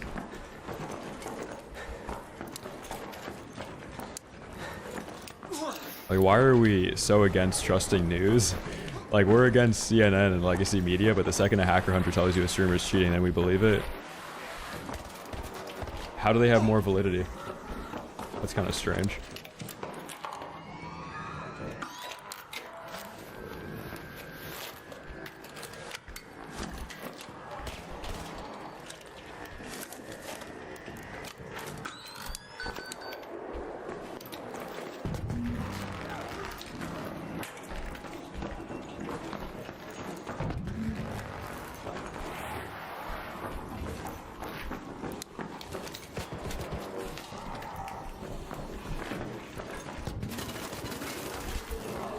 Oh, GG, GG's, man.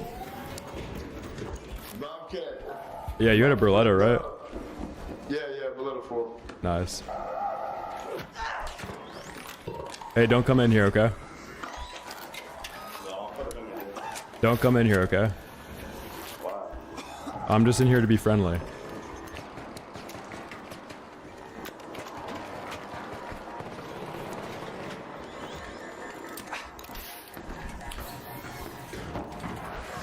Aww.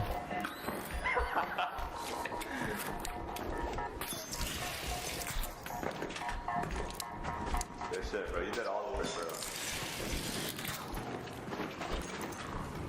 No, I'm just here to add insult to injury, actually.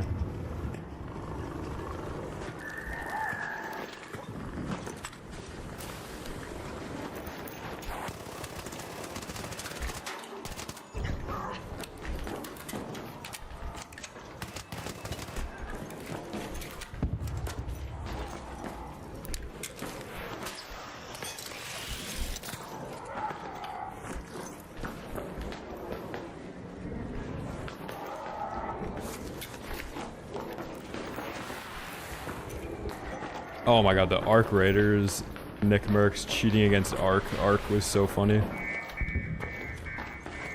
What a sentence, man.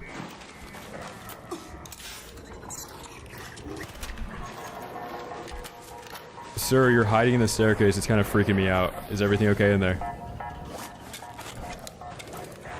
The fact that you're not using game chat is also freaking me out.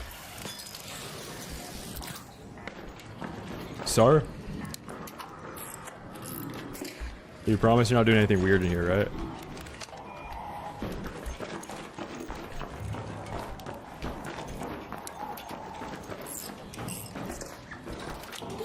Wait, it also just explains, like, people don't care to, like, understand the nuance of a situation. Like, Nick Merckx shooting that arc, people didn't realize, A, that if you have high FPS at that time, you had more aim assist. He was on PC, was aiming at an arc, you get aim assist. People also deny that aim assist even exists in the first place, so obviously they're going to pretend like it doesn't work conveniently when it's them calling out a streamer cheating. Like, all these conversations about our streamers cheating, it's so pointless because there's no way you're going to convince these people that believe like every streamer is cheating that they're not. It's a crazy conspiracy. Like, there's more fun conspiracies to subscribe to as well outside of, like, our streamers cheating.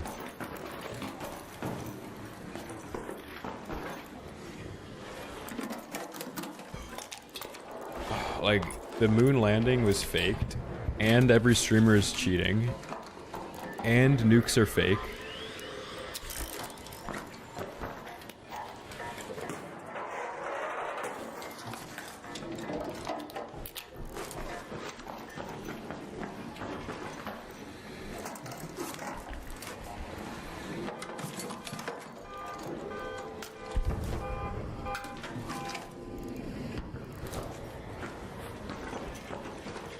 Oh, that's a preposterous claim, Dennison. Let's keep this a grounded situation.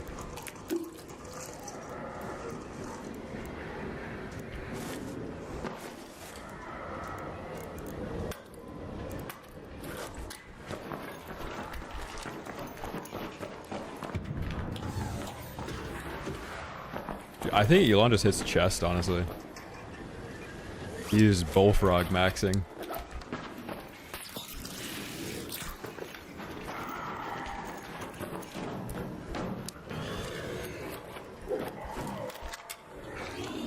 Holy meatball.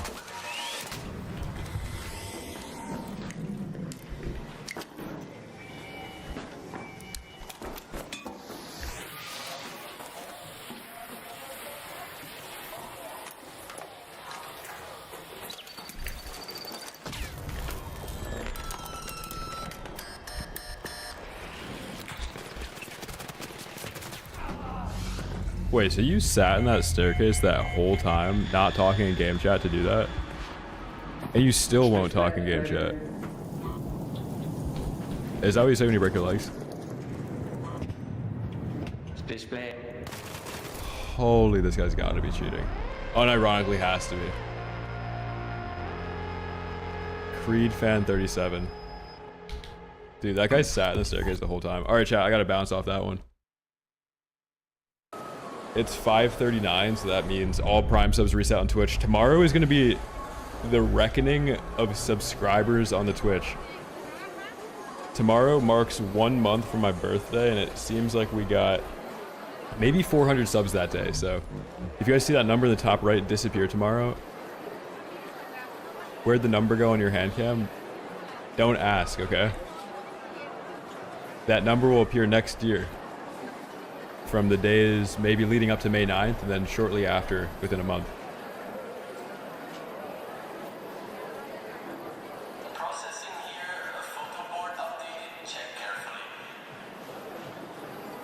Yeah, we forgot how to put the sub count on the hand cam. Alright, YouTube, I'm going to end the YouTube stream first. You guys enjoyed the stream, make sure to drop a like on it. Beginner was a banger. We had that 1v3 all-timer. That'll probably be on the TikTok, the Instagram Reels, the YouTube Shorts, the Twitter X the Everything app video, short form, all that. Alright, later, YouTube. Don't believe everything that hacker hunters say, okay?